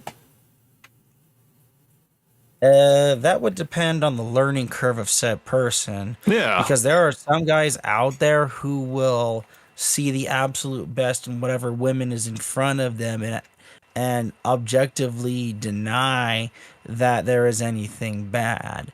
And for some, it's not until it happens to them that like this is a perfect example. Okay, I got a friend. He's never left this little hometown, right? We flew to New York. He flew with me to New York. We went to go purchase a vehicle. And he saw the first woman that looked like a woman and walked up to her and said, "Oh my God, you're so beautiful." And I had to grab him as he was saying that, I had to grab him. I said, "Man, don't you tell that ugly woman that she's beautiful." I said, "Well, don't tell that ugly woman that she's beautiful." And he was mad at me, but I had to sit him down. I said, "Look, man, that's not look at all the beautiful women around here, man. You got to go, hold on a second. You got to look. Like, you might have to have sex with a couple of girls before you figure out what you like. You might have to go through a couple of women before you know what you want. You might have to go through some things don't settle, man. Don't settle for the first thing that come across your palate." Is that what he was doing, though? Was he settling, or was he just like, did he see an attractive woman that he thought was attractive? Man, I got him off that plane, put him in the Uber, and we went to the first McDonald's, and the first woman he saw, he walked up to. I don't know what was wrong with him. I mean, he obviously probably didn't have a lot of experience with women. Is that what we're talking about?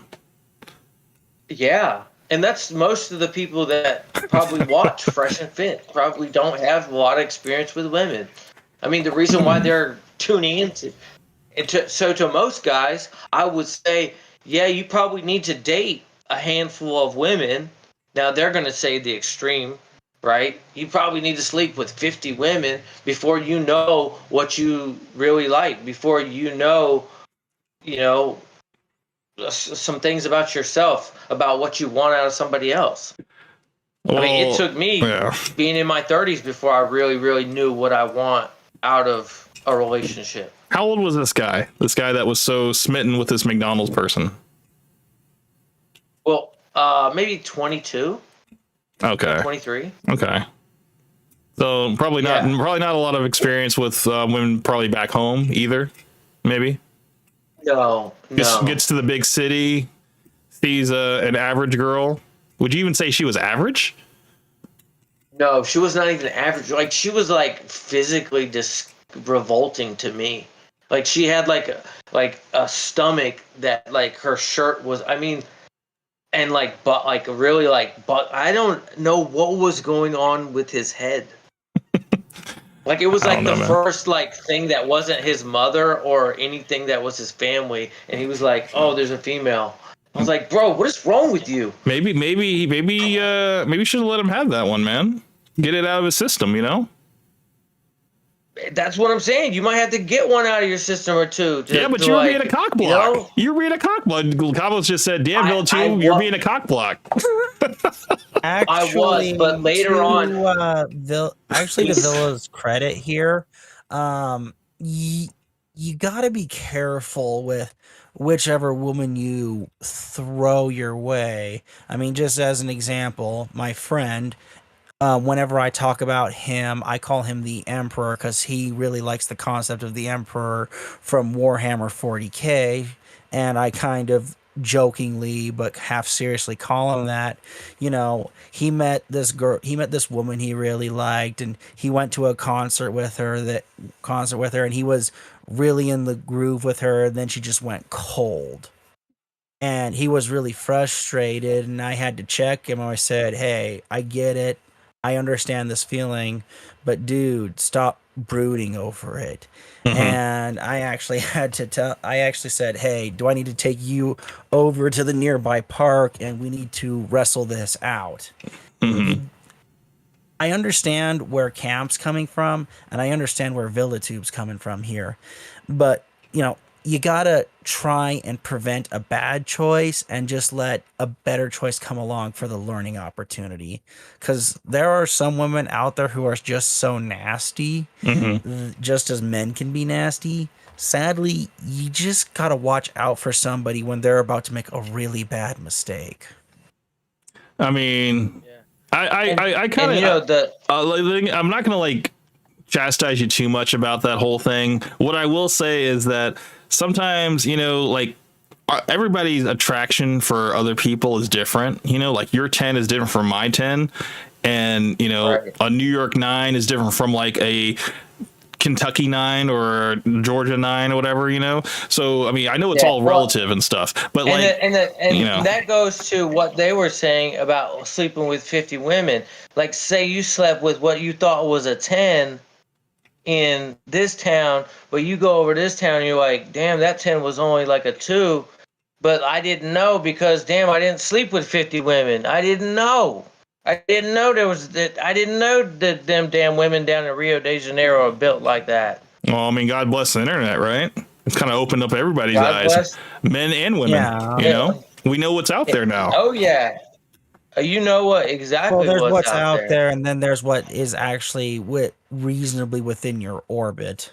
Correct. Yeah, and that's the thing. Like, you don't want an OnlyFans or an Instagram thotty, you know, or a baddie, whatever, because you know she's probably been passed around, but she's also, you know, she probably has a mindset about herself that she can really pick and choose who she wants and stuff. And even if you are a stand-up guy who owns his own business, probably owns a couple cars, and you know has a good thing going for yourself, you might not be enough for her because she's like, well, you don't really compare to this other guy that I met that flew me out to Dubai and you know did all this other stuff, whatever. It's like there's always kind of levels to things, you know. So it's like you want to be with someone who's kind of down to earth, you know, someone who's like not really seen the world like that. That way you can kind of be like their window into the world.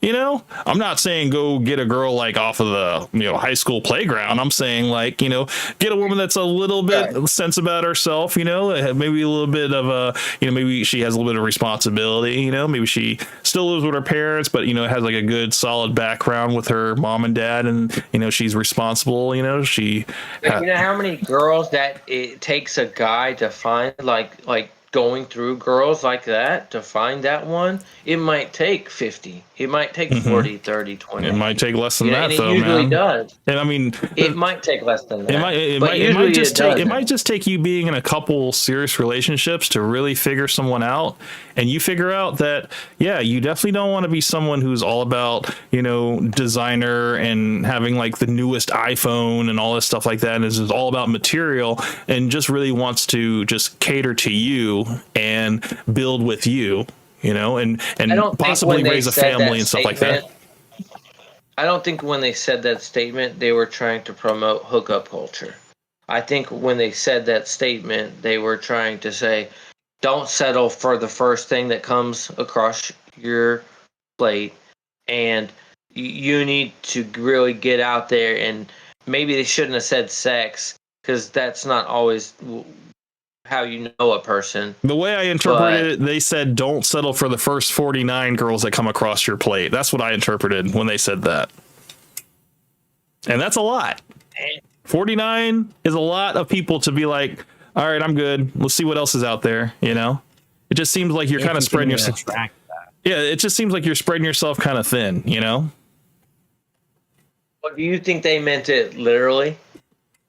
I think he kind of meant, to be completely honest, I think Myron kind of said that as like a concrete example, maybe not something that's like etched in stone, like it has to be 50. But I think I think what he did say is that if you can get to that mindset of like an abundance mindset by like 20 or 30, then you've already made it. You don't have to do 50, but if it takes you 50 to get to that abundance mindset where you're not like simping over like every girl that, you come across, and you actually can see the value in women that provide value to you, you're able to see those red flags and have that discernment. That's what basically we were trying to get to, is being able to discern a good female from a woman that you would just have fun with and toss away, It just seems like, it is kind of bordering on like disposable hookup culture and, trying to find, a solid, stable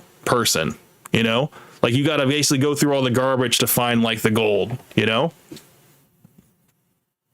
just, I just don't think that their method is like the way to go, because I think it's just going to leave a lot of men lonely. And they're also going to possibly have a lot more diseases, and they're probably going to have a lot of out of wedlock children and possibly have to be put on child support. I don't think that's a good financial situation for any man, any young man, especially. Yeah, I don't think it is, but you gotta filter, and you gotta sift through a whole bunch of bad ones, and it's more like that for most people than it is they find their true love their first time. If that wasn't the case, the divorce rate wouldn't be so high as it is now. That's wishful thinking. I mean, yeah, there's no fault divorce. There's all types of like reasons why, women can get out of the relationship. You don't have to cheat on them, beat them, or anything like that, man. They can just be bored. So it's like not even, you don't even have to be a bad guy. You could just be a good guy that's too good, I mean, okay, so what they, but so change the laws, that those would same actually guys have a that greater instead of going impact. through 50 girls went with one, got a divorce, and now they're wishing they would have went through 50 of them, because now they went through all this. Now they got a divorce, right? Yeah, you but sure they're went not, through that bad one. Yeah, but they're not dead. They can still go through those 50 if they want. It's like, that's the case too. That's the case too. Yeah, so Because, it's like, I mean, what's the point of going through them before you commit to the one woman you want to spend the rest of your life with? Even if like it doesn't work out, you still have that time to go out here and be Sean Connery if you want, It's more the case that people are going to go through the 50 than the not go through the 50. So he's just saying they're just saying reality. And if that reality was not the case, the divorce rate would not be so high. I don't know. I think it varies from individual to individual why people break up. A lot of it could be that, yeah, maybe this guy is living in FOMO and that he didn't maybe have as many sexual partners as he wanted before he settled down, and now that beast is rearing its ugly head, and now he's like starting to like have a wandering eye and everything, and now he can't stay faithful because that side of him that he didn't get out, is coming out, and he cheats. And that's the straw that breaks the camel's back, and that's why they break up, because he cheated. So are you telling me after you sleep with 50 women that you get it all out of you and then you're able to commit to someone? Or is that never even a part of the equation, that you're never supposed to be able to commit to someone because men and women are different? Do you believe that as well? I would like to think that every relationship that you get into is an improvement over your last one.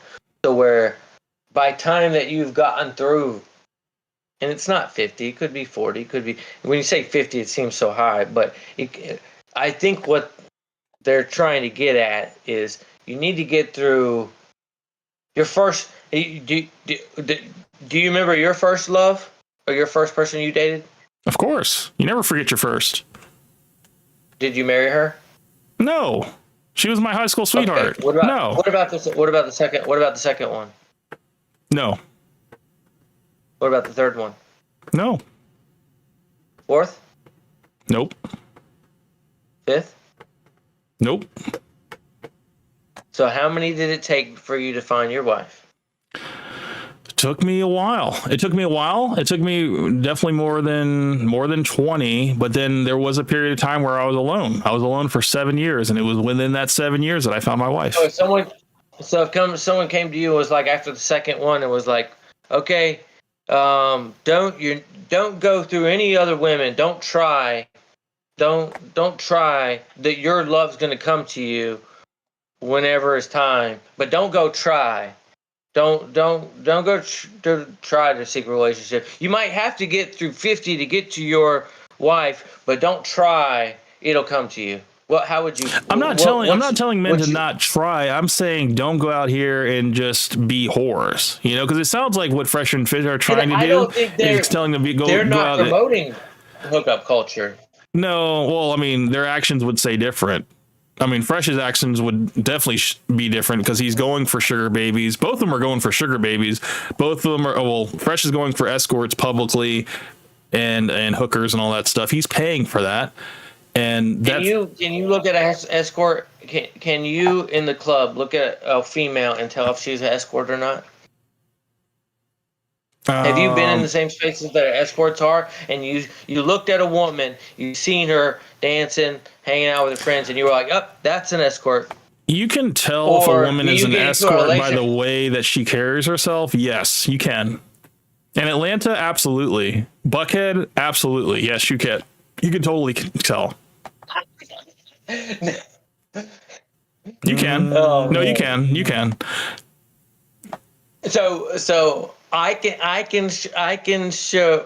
I'm gonna be the person on the fence or the other side and be like, no, you can't. Okay. And I think it's more often that people get into a relationship with somebody. I don't think, and the women are just as bad as keeping it withheld as long as possible to keep it the real relationship, if in fact they do somewhat have feelings for them. Wait, okay. But I don't think you can. You're not going to tell. You've been to a strip club. You've been to a strip club. No, hold on. Let me say this. Let me say this real quick before you say VillaTube is right. You've been to a strip club, right? Can you spot a stripper from a regular girl in a strip club? At the strip club? Yes. Yeah, because she has no clothes on. But you can spot a stripper before she takes her clothes off, right? If I saw a stripper just walking around and I was like, "Oh, that's a stripper," no, you can't tell when she's just in her regular clothes. Okay. All right. Well, and when you're, because you know how I know. No, fair enough. if that's no, I just wanted to see because you can tell a woman who is kind of like she's always at the club, she always has like, or she's a dancer, or she's an escort, because they have like a certain type of way that they carry themselves. You know, I'm not saying they're walking around butt naked. I would say that, but they are definitely walking. Like every woman in Miami is like that. Well, not every woman, but every woman who's going out, who's going to clubs, hanging out at the bars, going to parties. They all looking like that. I wouldn't say I don't think no. you can differentiate. You cannot differentiate the ones that are escorts and are not escorts. No, I wouldn't say that at all. I would say even in Vegas, if they were to go to Vegas, where like prostitution is legal and stuff like that, you can tell a prostitute from a regular person. Not by what they're wearing, but just by their look, their face, and their face mainly. You can tell a person. You can totally tell. You can especially tell in Vegas. I don't know if you've ever been to Vegas. Have you ever been to Vegas? Yeah. Okay. But I just don't think you can, like, if that person was in their regular clothes walking around and like I've had maybe in the course of my life 5 or 6 women who were escorts that were just like my friend, and I didn't see them before I knew that they were escorts, and when they told me, I was like, no. You're kidding me. So I think that's a lot of people get in that situation. You see them out and about, they're hanging out, Mm-hmm. You don't know what they're doing in their personal life. Maybe maybe it just comes with experience then. I'm guessing. I'm guessing it's mainly it comes from experience. I think it's rare. I mean, I guess what you could say now is that you could look at a person's Instagram and you can be like, this person definitely has an OF. That's kind of what I would say. That for sure. So now. that's kind of what I would say nowadays. Is like you can look at a person's look and be like, oh yeah, you definitely have an OF. Oh yeah. Oh, for sure. That's what I'm talking about. Definitely by their Instagram. That's what I'm talking about. So you can walk. Same thing with the strip club. I don't know. Maybe I have a spider sense about it, but I can tell if I'm like out in the city and I see like a woman, either like staying in front of a restaurant or waiting in line to get in a club or something like that, or already in the club or already in the restaurant or whatever, or in the lounge, that you she can is either definitely an tell escort. the ones that are escorts. Okay, so that's what I'm talking about, man. The good ones are like you never tell. You could never tell that they were. The good ones the usually really are. Ones. You're never gonna find a good one that is like not one. Okay. So when women present themselves as just a regular girl hanging out, and because this whole argument came about, Fresh was hooking up with escorts and is that every woman probably in and around that area is looks like that now, and you cannot tell the good ones. You can't tell the ones that are the good escorts. You can't tell them from them in the regular everyday people. Well, the ones that respond to Fresh are escorts. Now the ones that are being sleazy and they're like, hey, I've seen them, of course. Yeah, you could tell the difference between. Oh yeah, you can see that one. And now, is she escorting? Is she doing something else? Like, say we're in a strip club, but she's doing something else. You can't tell the difference between the ones that are and the ones that aren't. They all look the same. Well, that would come down to the communication. If you start talking to them and then they start showing certain traits, in terms of like just their tonation, the whatever and their mind goes to and stuff, then yeah, it's easy. A lot of girls, and the ones that I've known, that's the last, like, especially if they're trying to have a real relationship, say in Fresh's instance, that's the last thing that they're trying to now tell about themselves. That's the dirty little lie that they're going to keep. Wait, you've been in situations with escorts where you've tried to have a real relationship, is what you're saying? No. Well, I've just known them, like, hey, a friend, and then, like, hey, by the way, did you know that I do this? And I'm like, oh, okay. So then you don't pursue them after that, is what you're saying? I don't think I've ever been in a situation where I was like I wanted to fuck them. I was just around them. Okay. You know what I mean? Okay. No, I was just trying to get clarity because what I was just trying to get at was that, yes, the majority of women that mess with Fresh are escorts, paid for.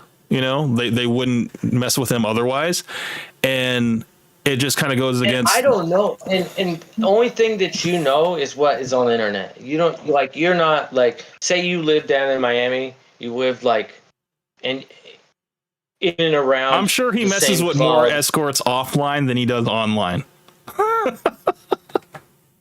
I don't think there's any normal girls that Fresh messes with, because I don't think normal girls do it for him. That's not impossible. It's not impossible, but yeah, I'm just saying. Go ahead. Well, Camp, once you get used to a certain way things are done, it's kind of hard to break that mindset.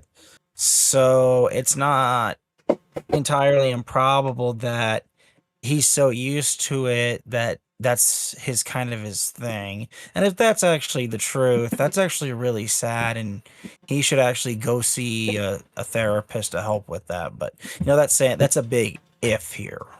Well, I don't know. I mean, there's a lot of people that'll say, look, I got shit to do. I'm gonna pay for box on Monday, get it taken care of. I might need it on Saturday. I gotta take, and then I got shit to do after that. I do honestly got think things that's to the do. case, at least with Fresh, is that he does not have time to develop his interpersonal skills, like that. Even improve himself as a man. I think it's just easier for him to do it that way. And there's probably a lot of people there are people in those career fields that serve that it goes hand in hand. There's a buyer and there's a seller. Yeah, but a podcast centering on male self-improvement, that's how they basically teaching men how to be better women. That's how they get women. Is that really a model to follow? No, it's not. I'm asking VillaTube. VillaTube, is that a model to follow? Okay, so you're a young man. You're just answer the question, man. Just answer the question. Don't give me all of the statistics or whatever. To follow? I don't know. I don't know. Your opinion. Give me your opinion. I don't want to. I'm not speaking generally here. I want you to just tell me, what is your opinion? Do you think that guys that are running a podcast trying to speak to young men on how to deal with women in their lives, they pay for escorts? That's the reality of the situation. They can't get girls off of their mouthpiece, but that they're telling guys. How do you know that, though? How do you know because that? They pay for box, dude. They pay for box, bro. How do you know that? Do this stuff too. Yeah, they've said it. And here's on the other side is like, who's to say that that's bad? It is bad. It is bad, dude. Society's health. Okay, so you don't think that's bad. You don't think that's bad, is what you're saying. Is that what you're saying, Villa? It may not be bad. Oh my god! I just need you to take a stance on something, man. You had such a strong stance about Fresh and Fit, and now you're kind of wavering back and forth. I need you to just be 100%. Just speak for yourself. Don't speak for the general public. Don't speak for you're putting someone else's shoes. Don't just tell me what you think, because I've already told you what I think about it.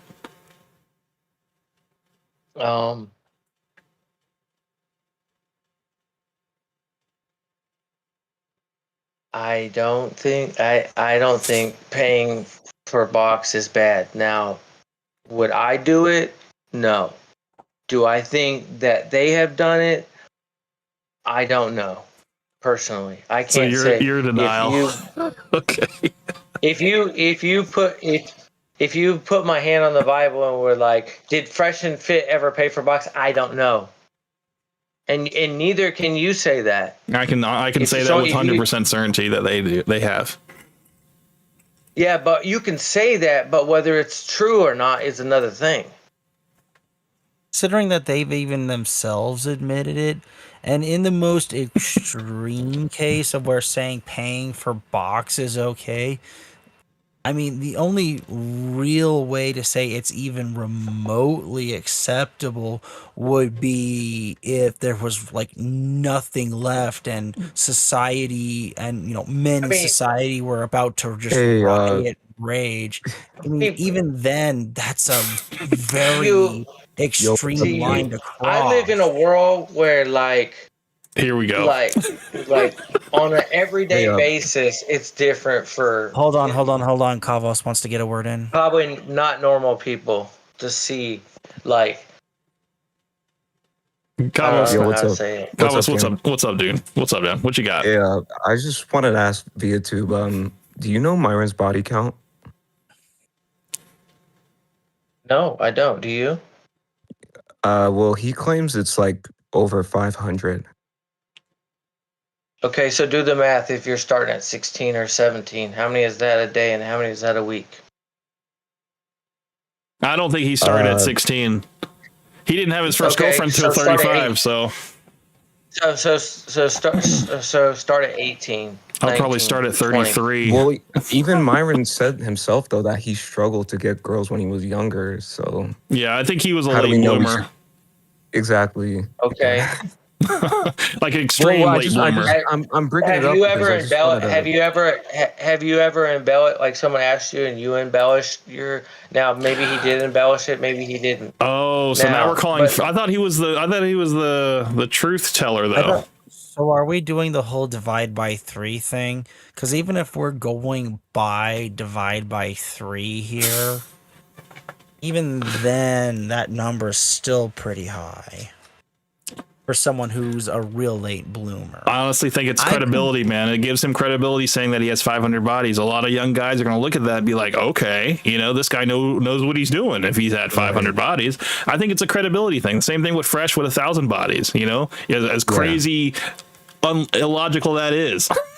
I mean, I was just bringing it up. Here's what's crazy is that I know people with that amount of bodies, like a lot, maybe a handful, maybe 10, 15 people like that every time I see those people, they have 3 or 4 girls around them, and they're just regular people to me. And they don't have no podcast. They're not in Miami. They're just, there are people like that. I'm sure. I Yeah, mean, but can I just say, look at someone like Myron, right? Like, he's talked about how he has contempt for women. He stays inside all day. I mean, you don't think he paid for a box at least a couple of times when he has a body count of 500? I don't know. It's just I don't see a person like that having to struggle for a relationship or. Yeah, but what I'm asking is, you don't I think he could probably walk onto any college campus and probably get a handful of girls. You guys easily. That this woman can potentially be, a stripper, but I mean, the way Camp goes about it, he makes it sound like, oh yeah, no, you can straight out tell, you can tell that this is a stripper. It's like, oh yeah, no, man. You can totally straight out tell. Absolutely. I'm saying it just like that. I'm sorry, I'm siding with Sonic here, bro. That's fine. I don't care. I don't care. But so this is with Sonic too. That's fine. I don't care. I mean, the thing is, we're siding with a guy that has absolutely zero experience. Okay. Probably he's never paid a covered fee in his life. Okay. Wait, but you have very. Wait, can I ask Sonic how old are you, bro? What did you? What? Go ahead, Sonic. You have the floor. Yeah. What? I was just asking how old you were, but it's fine. Hello, Sonic. My bad. This is I was competing with your live stream. All right. What? How old are you? I guess what's the age range, since you don't want to give that away? My age range? Age range for what is your age range? Between 20 and 40. Oh, does that help you at all, Kavos? Wait, but I don't understand what's the big deal with that though. I mean, bro, what did you reveal to? I forgot who it was. I think it was one of your friends. What did you reveal to him? That you have very little dating experience, but yet you were talking about dating. Like where's the logic in that? You know what I mean? No, I have a lot of dating experience. I just don't have a lot of dating experience post my marriage. How long have you been married for? 9 years. Oh, November will be 9 years. Okay, so you do understand that currently in the current meta, it's done completely different from what it was like 9 years ago, right?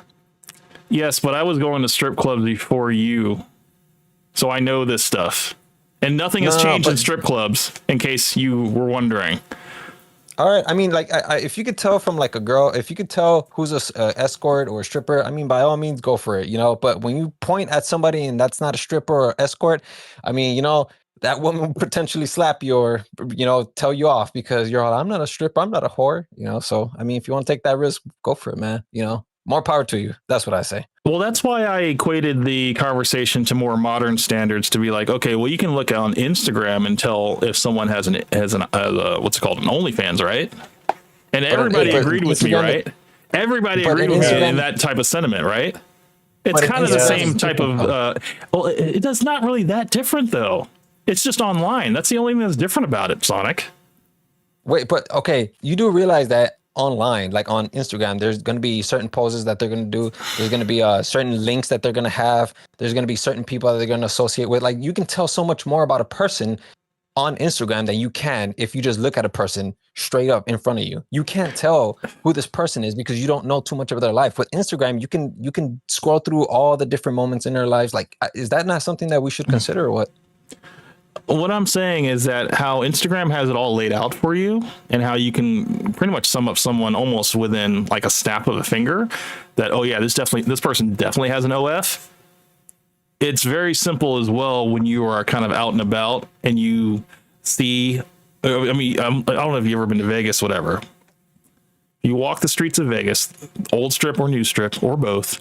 You can tell who is a prostitute and who is a tourist.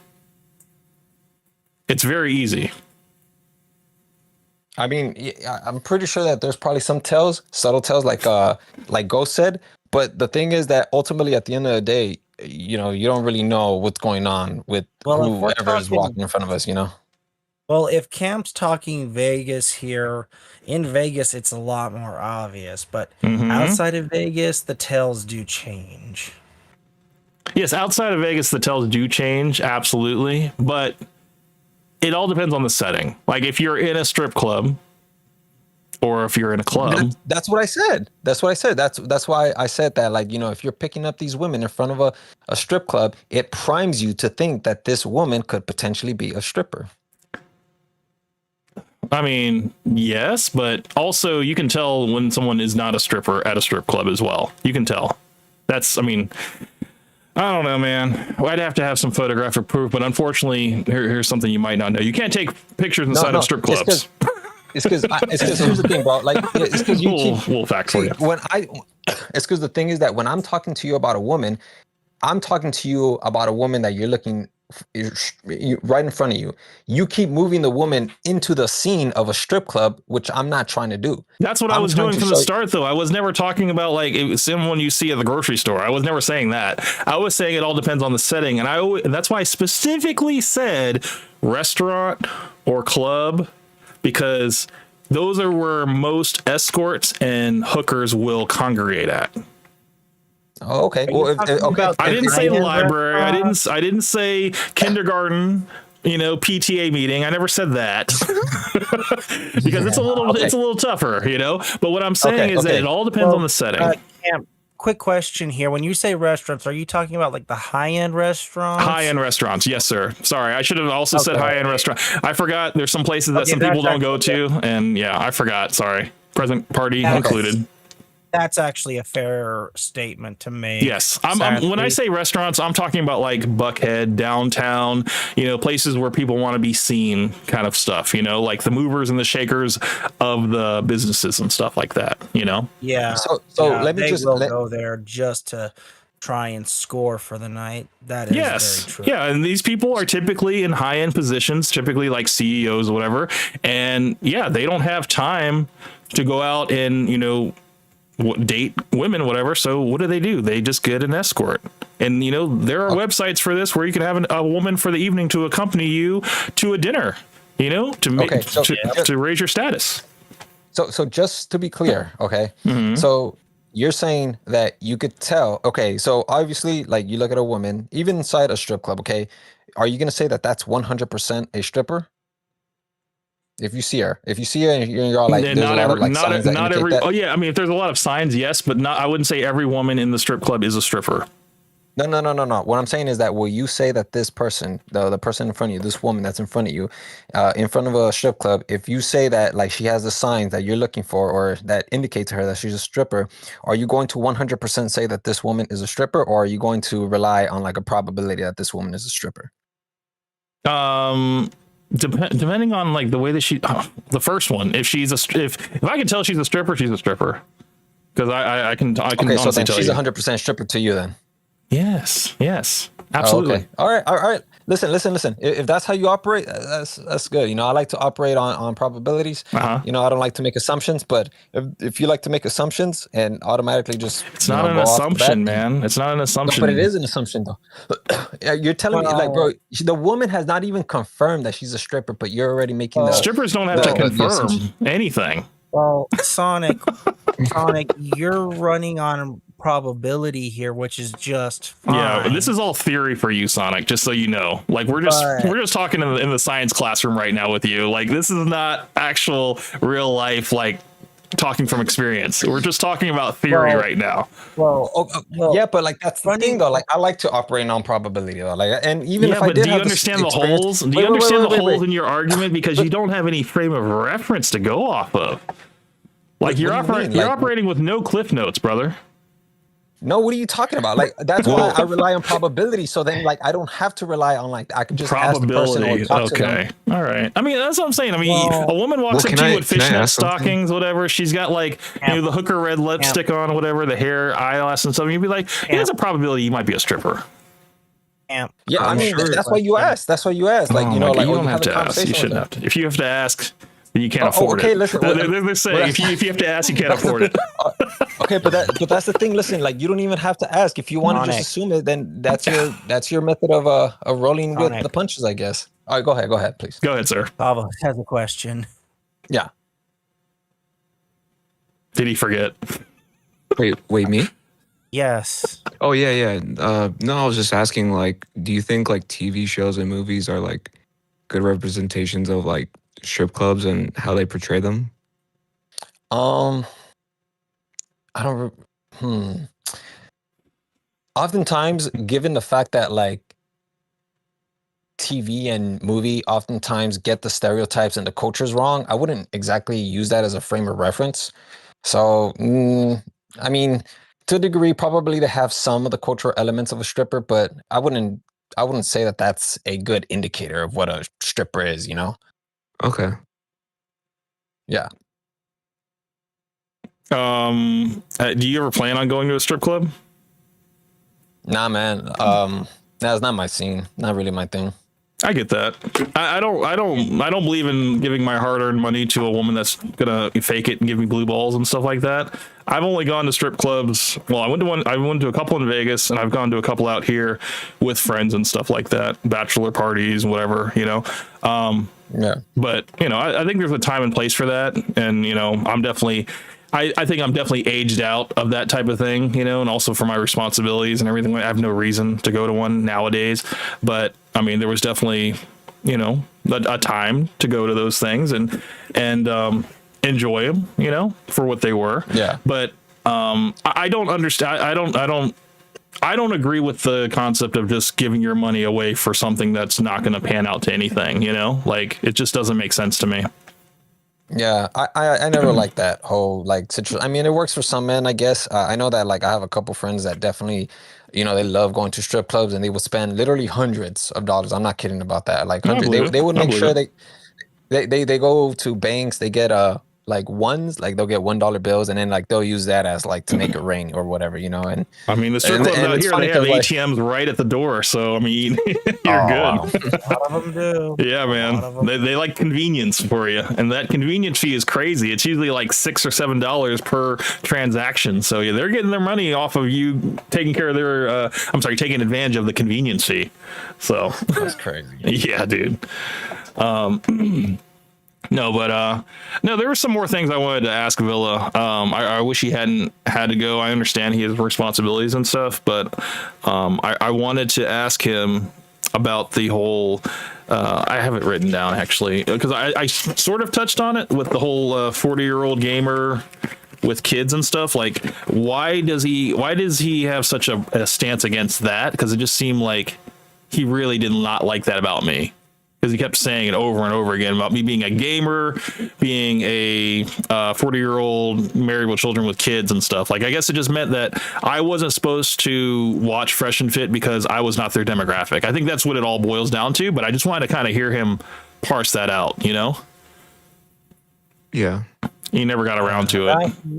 The clarification there would have been nice. Right. And then the 1% that you don't agree with F and F about, I wanted to know if it was the racism part. You know, like what did he not agree with? Because I was like, it can't be the racism part because you're part of this O/Army and you got like the SS sign on your Discord thing. So I was going to ask him about that. Damn, we really didn't cover anything, did we? Shit. You were. Is Villa prior military service? I do not know. That might be something we might need to ask him next time. I don't know.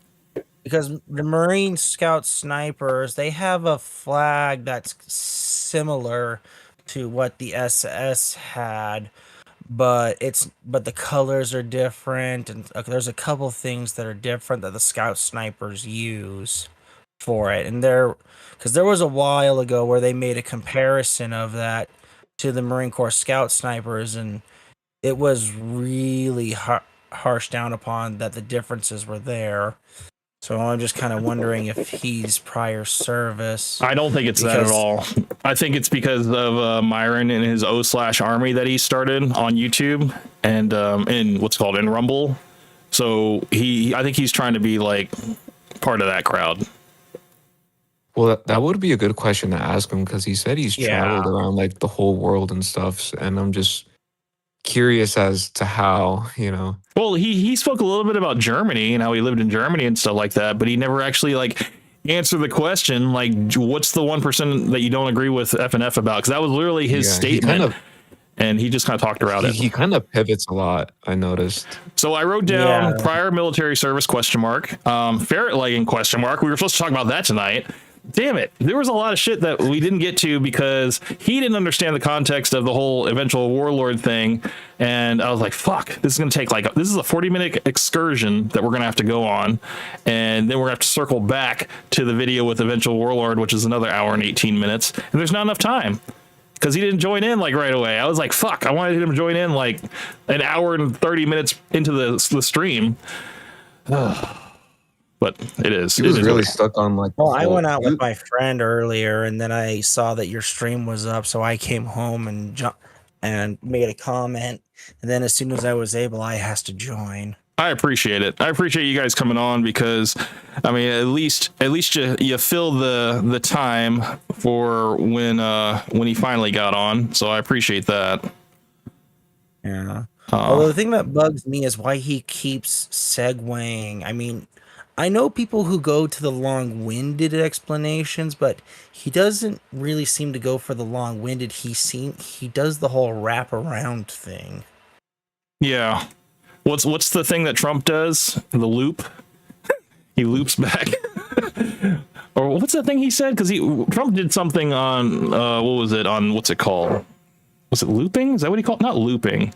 No, he calls it weaving. Weaving, thank you. I knew it was something like where he does the weave, where he weaves back into the conversation, the previous conversation.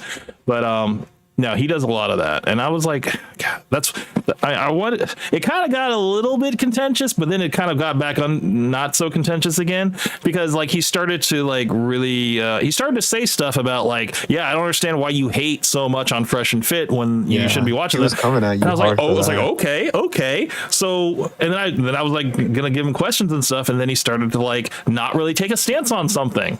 I'm like, well, no, don't put yourself in their shoes. Tell me what you think about this, like about the whole situation. And that's why I was getting kind of frustrated with him because I was like, no, I don't speak in generalities. I want you to speak for yourself, because you're the one who loves him so much. And that's why I wanted to really get him to take a stance on something because he just kept not taking a stance on anything. That was another thing too that I was listening to, and I was thinking to myself, like, I feel like he's trying to articulate the idea of like, you always go after Fresh and Fit. Like you've already given the message that these guys are terrible. His idea is, why do you have to continuously reiterate that message over and over again? Yeah. If you've already said it once. So okay, so he made that point. He says, this is what was my answer to it. So he says, if someone tells me that someone's terrible and someone's terrible, then I say, fine, they're terrible. Why do we keep talking about it? And I was like, okay, so in this example, you agree with me that they're terrible, or you disagree? Because right now, what you just said, it sounds like you agree with me. Do you agree with me or not? And then he was just like, well, and then he just never really gave me an answer. So I was like, okay, so then I probably need to keep going with this message then until you have formulated your argument, because you haven't given me any pushback whatsoever. You're just like, stop saying mean things. It's like, okay, Yeah, that's not really a good way to handle it. I mean, Fresh and Fit have, in my opinion, have earned all their criticism. And if people want to drown them with it, so be it. They've earned it, considering everything. And it's not like I'm just manufacturing points either. I'm not. Like, I'm just playing the clip, giving my opinion on it, and you guys are chiming in every once in a while. That's it. I think Machiavelli, shout out to him. He said, dude, we hate, he said, okay, we hate them. Now give us an argument. But he says, but we talk about them. We love to talk about them. You know, it's like an entertainment kind of thing for us. Like, we know that we're not going to change like their direction and stuff by what we talk about. They're still going to continue doing whatever they do. And I think there's still going to be young guys that are going to be finding them for the first time. And possibly being kind of like VillaTube, being like, hey, these guys are making a lot of sense, you know? Like 1% of it I don't agree with, you know, but I don't know. Well, the thing is like he's either uninformed or was kind of being bad faith on purpose. Because even when you were showing him like the DJ Academics thing with like Miranda, it seemed like he wasn't really understanding like the point of why you were showing it. He was just going like, oh, well, if I had a friend like that. Yeah. He shouldn't be putting this out in the public, whatever. But I was like, well, okay, I can get you thinking that, but you don't know the context that they have already spoken about this, and they decided together to make this as content for the show. Yeah. Like, I know that. He didn't seem interested in wanting to actually like learn about all that. You know what I mean? Which it's a waste, because I wasted a good portion of the podcast on that when it could have been us just discussing our differences in, you know, like, why do you follow them? Why do you think they're good people to follow? Why do you think that they're good models for young men to follow? And do you think that men are going to end up better after following whatever teachings they have and stuff? You know, it's like, do you really think that, you know, sleeping with 50 women is going to make you better at discerning women? You know, or do you think just being smart with your decisions and, you know, being able to communicate will help you be able to discern, you know, a good woman from a woman who is possibly has ill intent with you, you know? Right. Yeah. I mean, you know, it's like I said earlier, the learning curve is individual. For some guys, you may date 20 women, 25, 30, and, you know, you can spot a crazy woman just by, like, hanging out with her, going on the coffee. It's like, yeah, no, I'm not touching that with a, you know, 29.5-foot pole. You know, it's relative experience in dating, but saying you need to go as far as sleeping with them, that's a stretch in my opinion. Yeah, you definitely don't have to sleep with a woman to get to know them. And I think that's what that's the difference between what I would say is my message and Myron's message. Myron is like, you don't need to understand women, because once you understand women, you can't get along with them. He's like, you know, you can either understand women, or what did he say? Hold on. I don't want to butcher what Myron says. He says something about you can either, what was it? You can either understand women or not understand women, something to that tune. I remember he said it on Grilling, that first episode with Cheyenne or whatever. He said, you need to understand. He's like, you don't need to understand women. Women need to, I guess, like, get on your program and stuff and basically serve you or something like that. I don't fucking remember. Yeah, I get. You know what I'm talking about. It was something to like, you know, you don't need to understand a woman to something to that tune. I can't remember exactly the wording, but anyway, the thing is, dude, like, I've already said this, okay? I'm not trying to keep talking about Fresh and Fit, but there is some funny shit that happens from time to time that gets posted on Reddit that I'm just like, hey guys, did you guys see this? It's just pretty funny, you know? It's all entertainment. Yeah. I'm not trying to drive these guys' names in the mud or anything like that, you know? It's just he was really fixated they've on, already like, done that to themselves here. Yeah, they don't need my help. Yeah. They don't need my help. That's why I was just like, it's to me, it's just a funny thing to laugh at. I only see you guys once a week anyway. Let's just have a laugh. Let's have some entertainment, you know? Unfortunately, the Chris segment was not entertaining at all for me. I apologize for that. After going through that, I was like, this is not funny at all. That's probably the least funny Khalil Zween video ever. I was like, damn. Yeah, I was wanting you to react to like the new one that he uploaded today. Oh, damn. I wish you could have said something, because all I saw was the one he did on Fresh, and then the one he did with Chris. So yeah, that's fine though. Yeah. That was a slog to get through. Only because so you think next week VillaTube is down to like talk again? I mean, I'll put it out there. VillaTube, we still have a lot of stuff that we didn't get to. I think we barely scratched the surface, because I literally had to give you some context on stuff that you didn't know about. I think it is important. If he's going to be mad at me, he needs to be mad at Eventual Warlord, because Eventual Warlord is like the final He just boss. doesn't seem. Yeah, I don't know. He just doesn't seem interested in like learning. Either he knows and is just being like bad faith about it, or he just doesn't care. I don't think he knows. I think he just doesn't know, and that's why it hasn't occurred to him to dig. To dig for it. But dude, you were showing him, like you were giving him like the context of Eventual Warlord's call, and he was just like, just I don't know. He didn't seem like he cared or was just interested in. He definitely wasn't receptive to it. He was more just like, from an overall perspective, like, yeah, I don't think this should have been public, Exactly. And then like, well, you need to ask yourself, why shouldn't it have been public? Because it makes Fresh look bad? Because it makes the whole brand look bad? Right, it's like, let's dig a little bit deeper. Why shouldn't have this been brought to the public? Because you were trying to make your point on why we shit on them, why we laugh at them, It's not because we hate them. It's not because we're jealous of them. It's not because I want their 1.3 million subscribers. No. And that was another thing. Okay. This whole thing about the message. Okay. And whether it's valuable or not, whether you have 2 subscribers or if you have 1.5 million subscribers, does that diminish your message by any bit? It might just diminish your reach, because YouTube probably isn't pushing it and stuff like that, but that doesn't devalue the message. You can still be a very eloquent speaker that has like incredible ideas. You just are just getting started, Everybody starts at a different point on YouTube. Nobody just wakes up and has 1 million subscribers or whatever. We all have to build to that. So like his whole view that is like, they have all these subscribers or whatever, so like their message is more important than anything that anybody has to say about them. I'm like, no, I don't think that's the case, And the fact is, like, he's like, oh, well, you talk about them and whatever. I'm like, I talk about other people too, It's like, you just don't want to focus on that.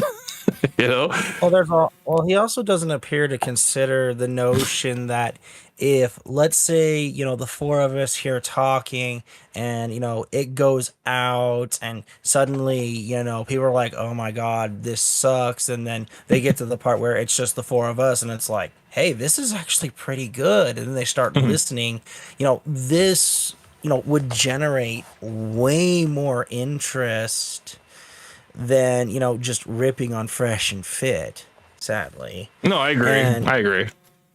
And, it's just, I get where he comes from, where he doesn't want to not believe in certain things. I can understand that.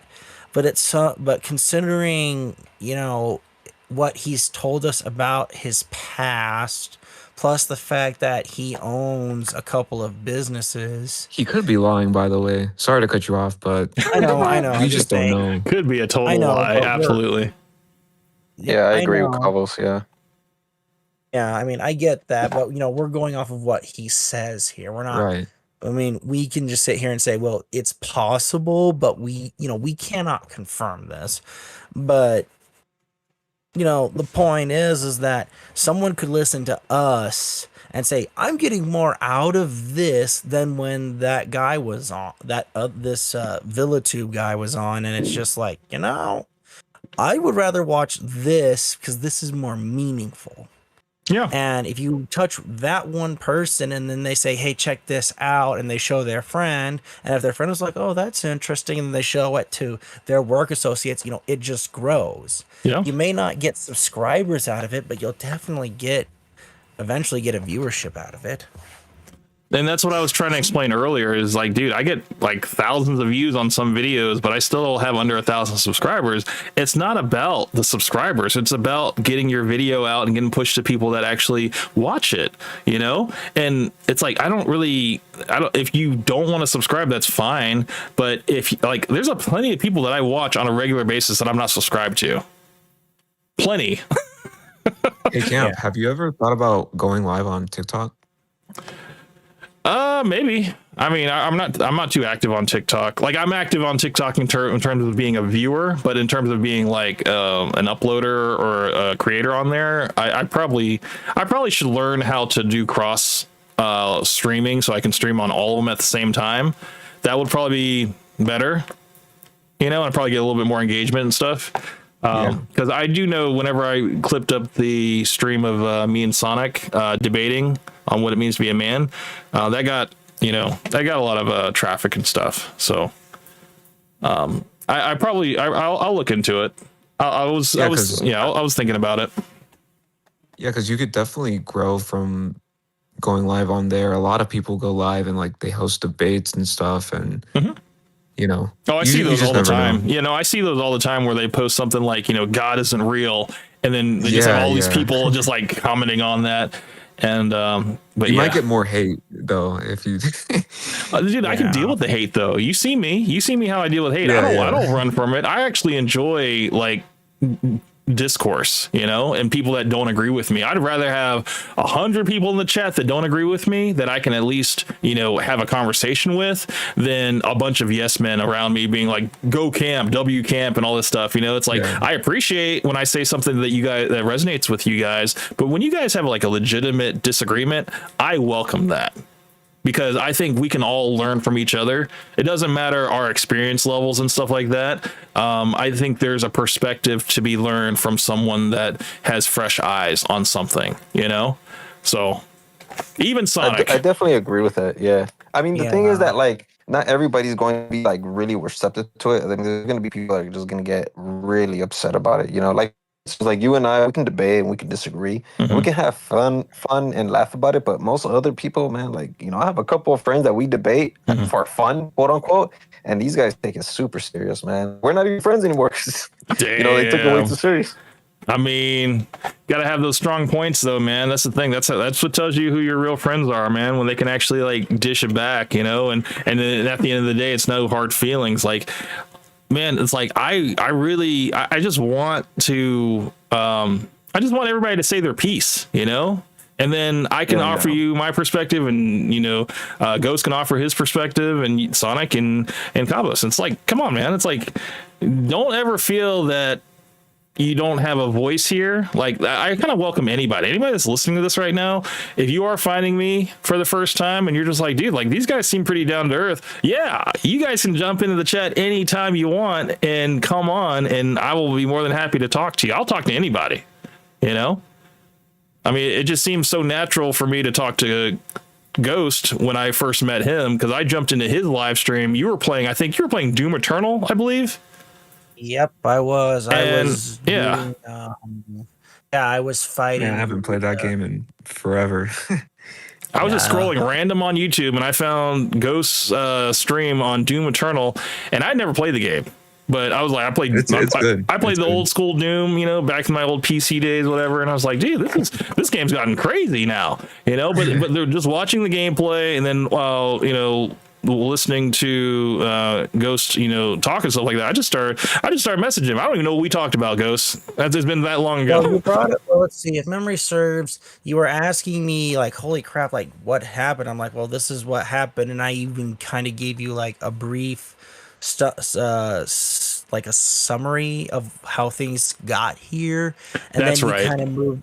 And then you moved over to Fresh and Fit because you were kind of asking my opinion. And, you know, I told you flat out that, you know, in the beginning, you know, they were good. They were doing good. But eventually they brought on this guy who was actually a legitimate criminal. And he started talking about, you know, forcing Charleston White. Yeah. And, drugging white women and having his way with them.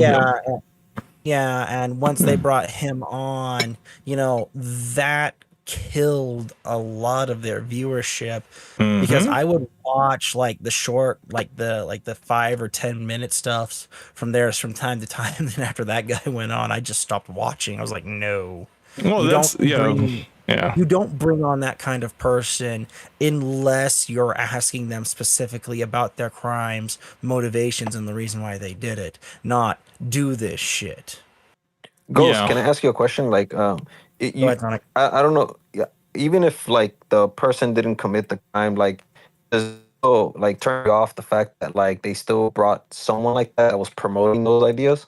Because I don't know, the Charleston White, that was just more or less rage bait from him doing that. Would you still say that that's still not okay? Like that doesn't ride up your alley? Well, for me, it's always context. Because bringing someone on who's saying, go do this, do this stuff, that's never a good thing.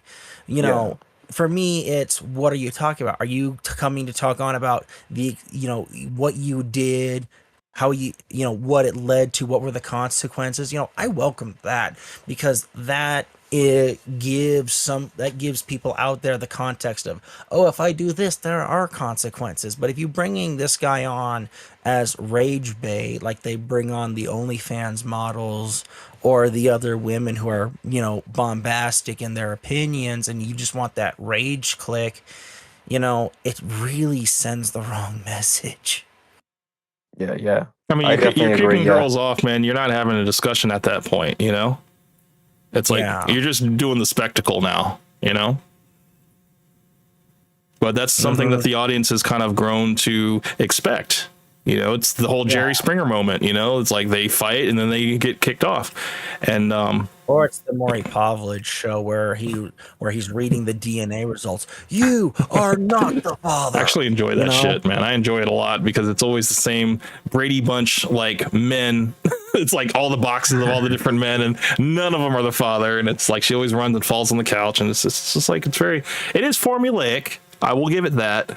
But there is an entertainment value that I can recognize. So yeah. But I mean, like I said, dude, when it's like been like this for 5 years now, I've said this before, man. If you've seen one show of After Hours, dude, you've seen them all. They're all saying the same goddamn questions, the same, name 3 countries, was it age, marital status, all this shit, whatever. It's all the same shit, bro.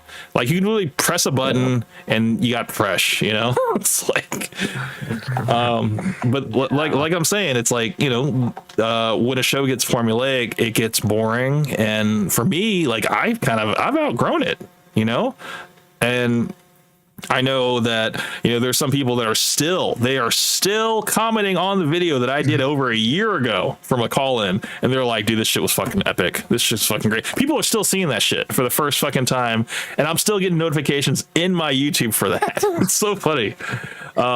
Dude, I mean, a million views, man. That's a pretty big deal. It's crazy, bro. I would say so. It's crazy. I would say that's a big deal. I mean, just think about it for a minute. What if somehow we got in on their call-in show, the 4 of us, and we actually started just hammering them hard about the hard topics, and eventually, it just drives that interest not only to them but to us.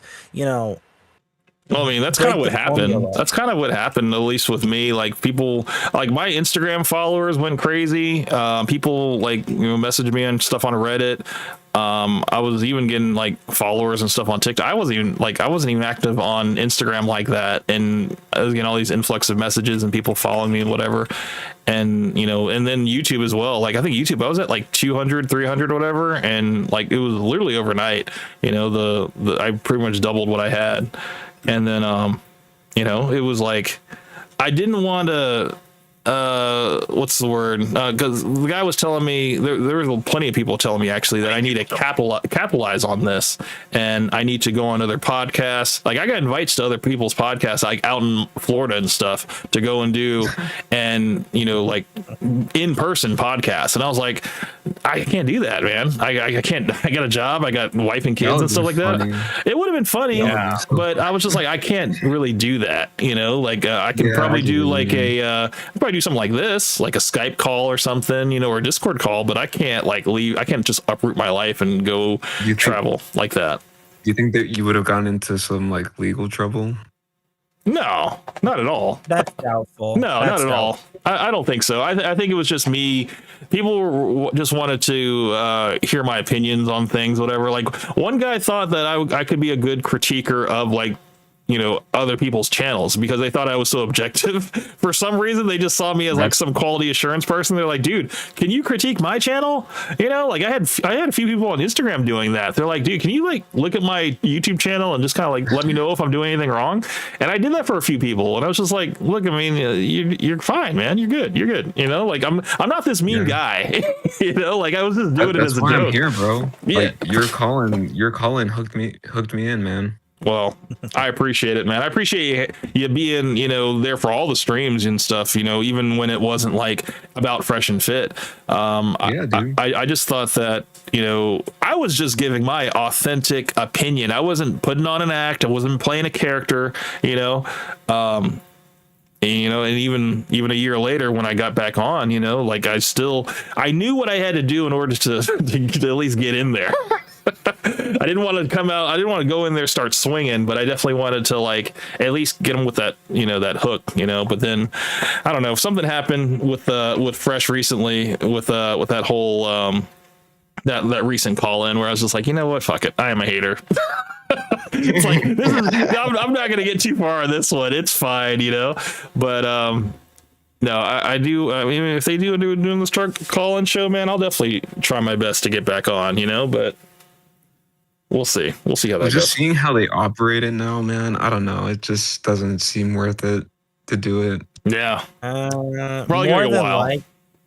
More than likely, they're not going to do it because if it was the two of them versus just me, Camp, and Kavos, just as an example here, I don't think they'd get what they wanted from us, and in fact, we'd be getting more out of them. Maybe. I mean, we would have to act like we don't know each other and like call them separately, but have our points prepared, Yeah. And yeah, I mean, I think it'd be cool.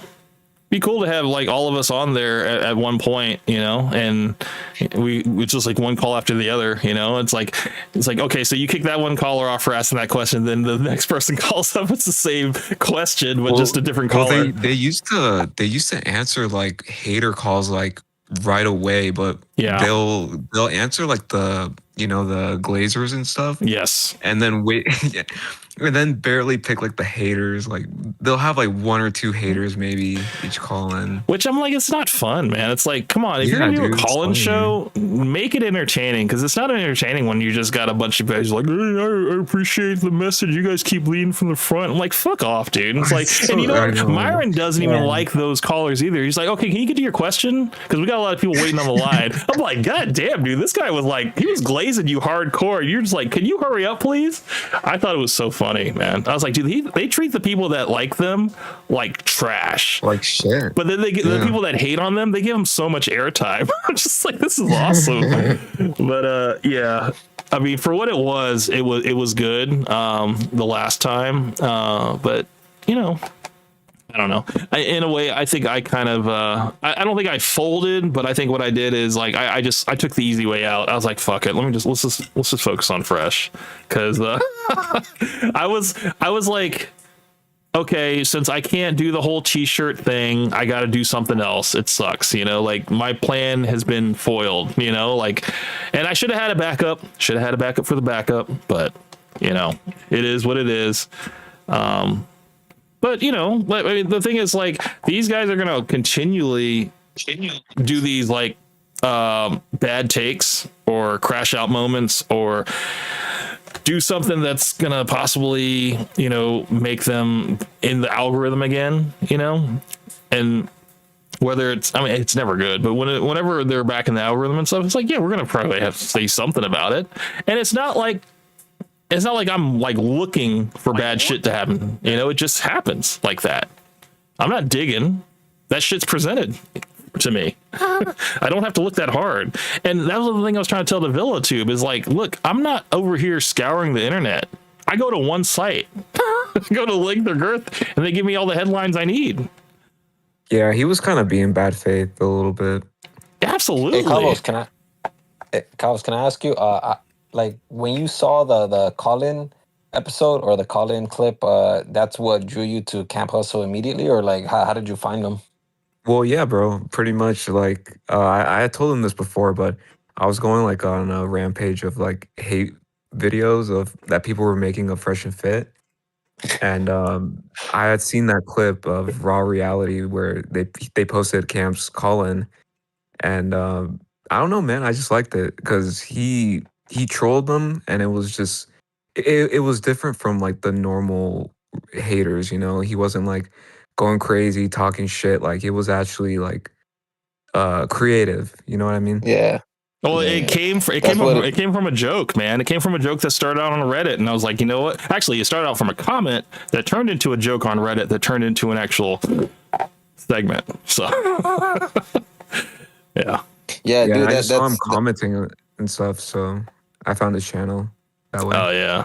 Yeah. It was the same way with me too. Like I remember I watched the clip and I was like, yo, I gotta talk about this. This is crazy. And I'm glad that you promoted yourself, dude, because I was able to find your channel like that. Yeah. I remember I found your video, the video that you had made after the call-in, and I thought that what you were saying was pretty good. I included it in my video too. I was like, I gotta include this guy's perspective. That was, and that's how we met, right? That's how like that's exactly how we met. There was actually I think it was Hank that told me about, who was it? Hank told me that there was a few people that did a couple videos on the call-in show, and then then I saw yours and I saw a few others and stuff, and I was like, I liked Sonic's video because Sonic included like clips and everything, and then he also did like references to you know, the thing that I put forward or whatever. And I was like, oh, that's cool. You know, like I was just glad to see like another perspective, you know, of someone, you know, doing a take on it and stuff. And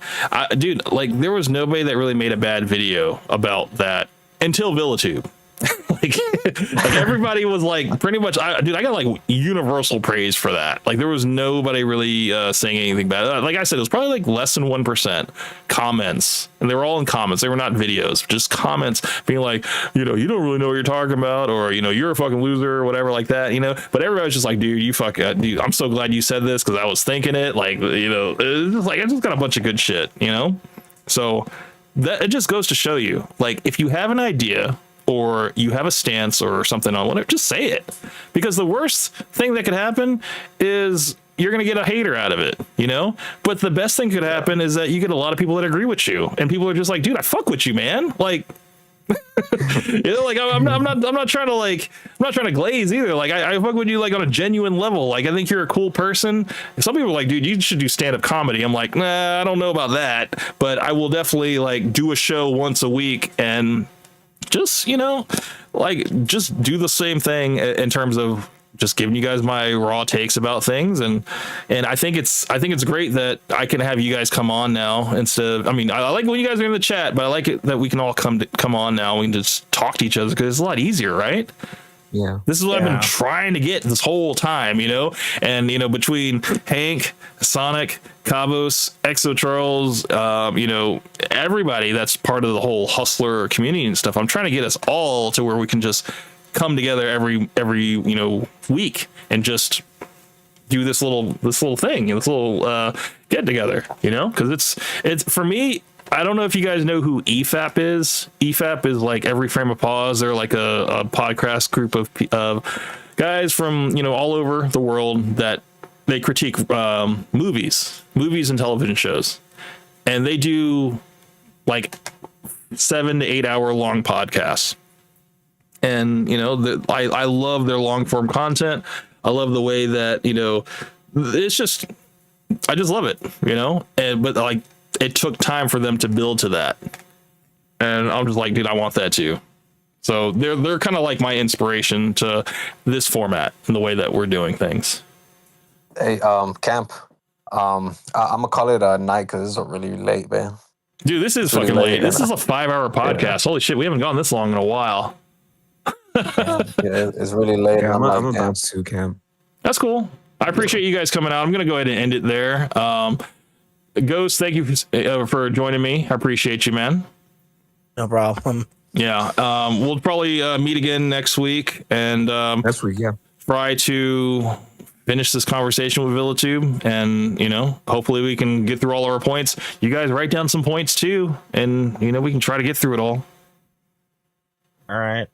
Sure, I'm not sure what I'm doing next Saturday, but if my friend cancels on me, which there's a chance he might, I'll probably just DM me the link and I'll just jump right on.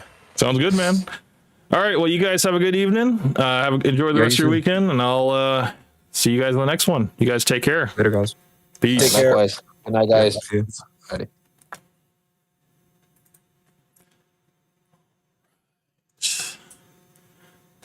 Take it easy, guys. Have a good night.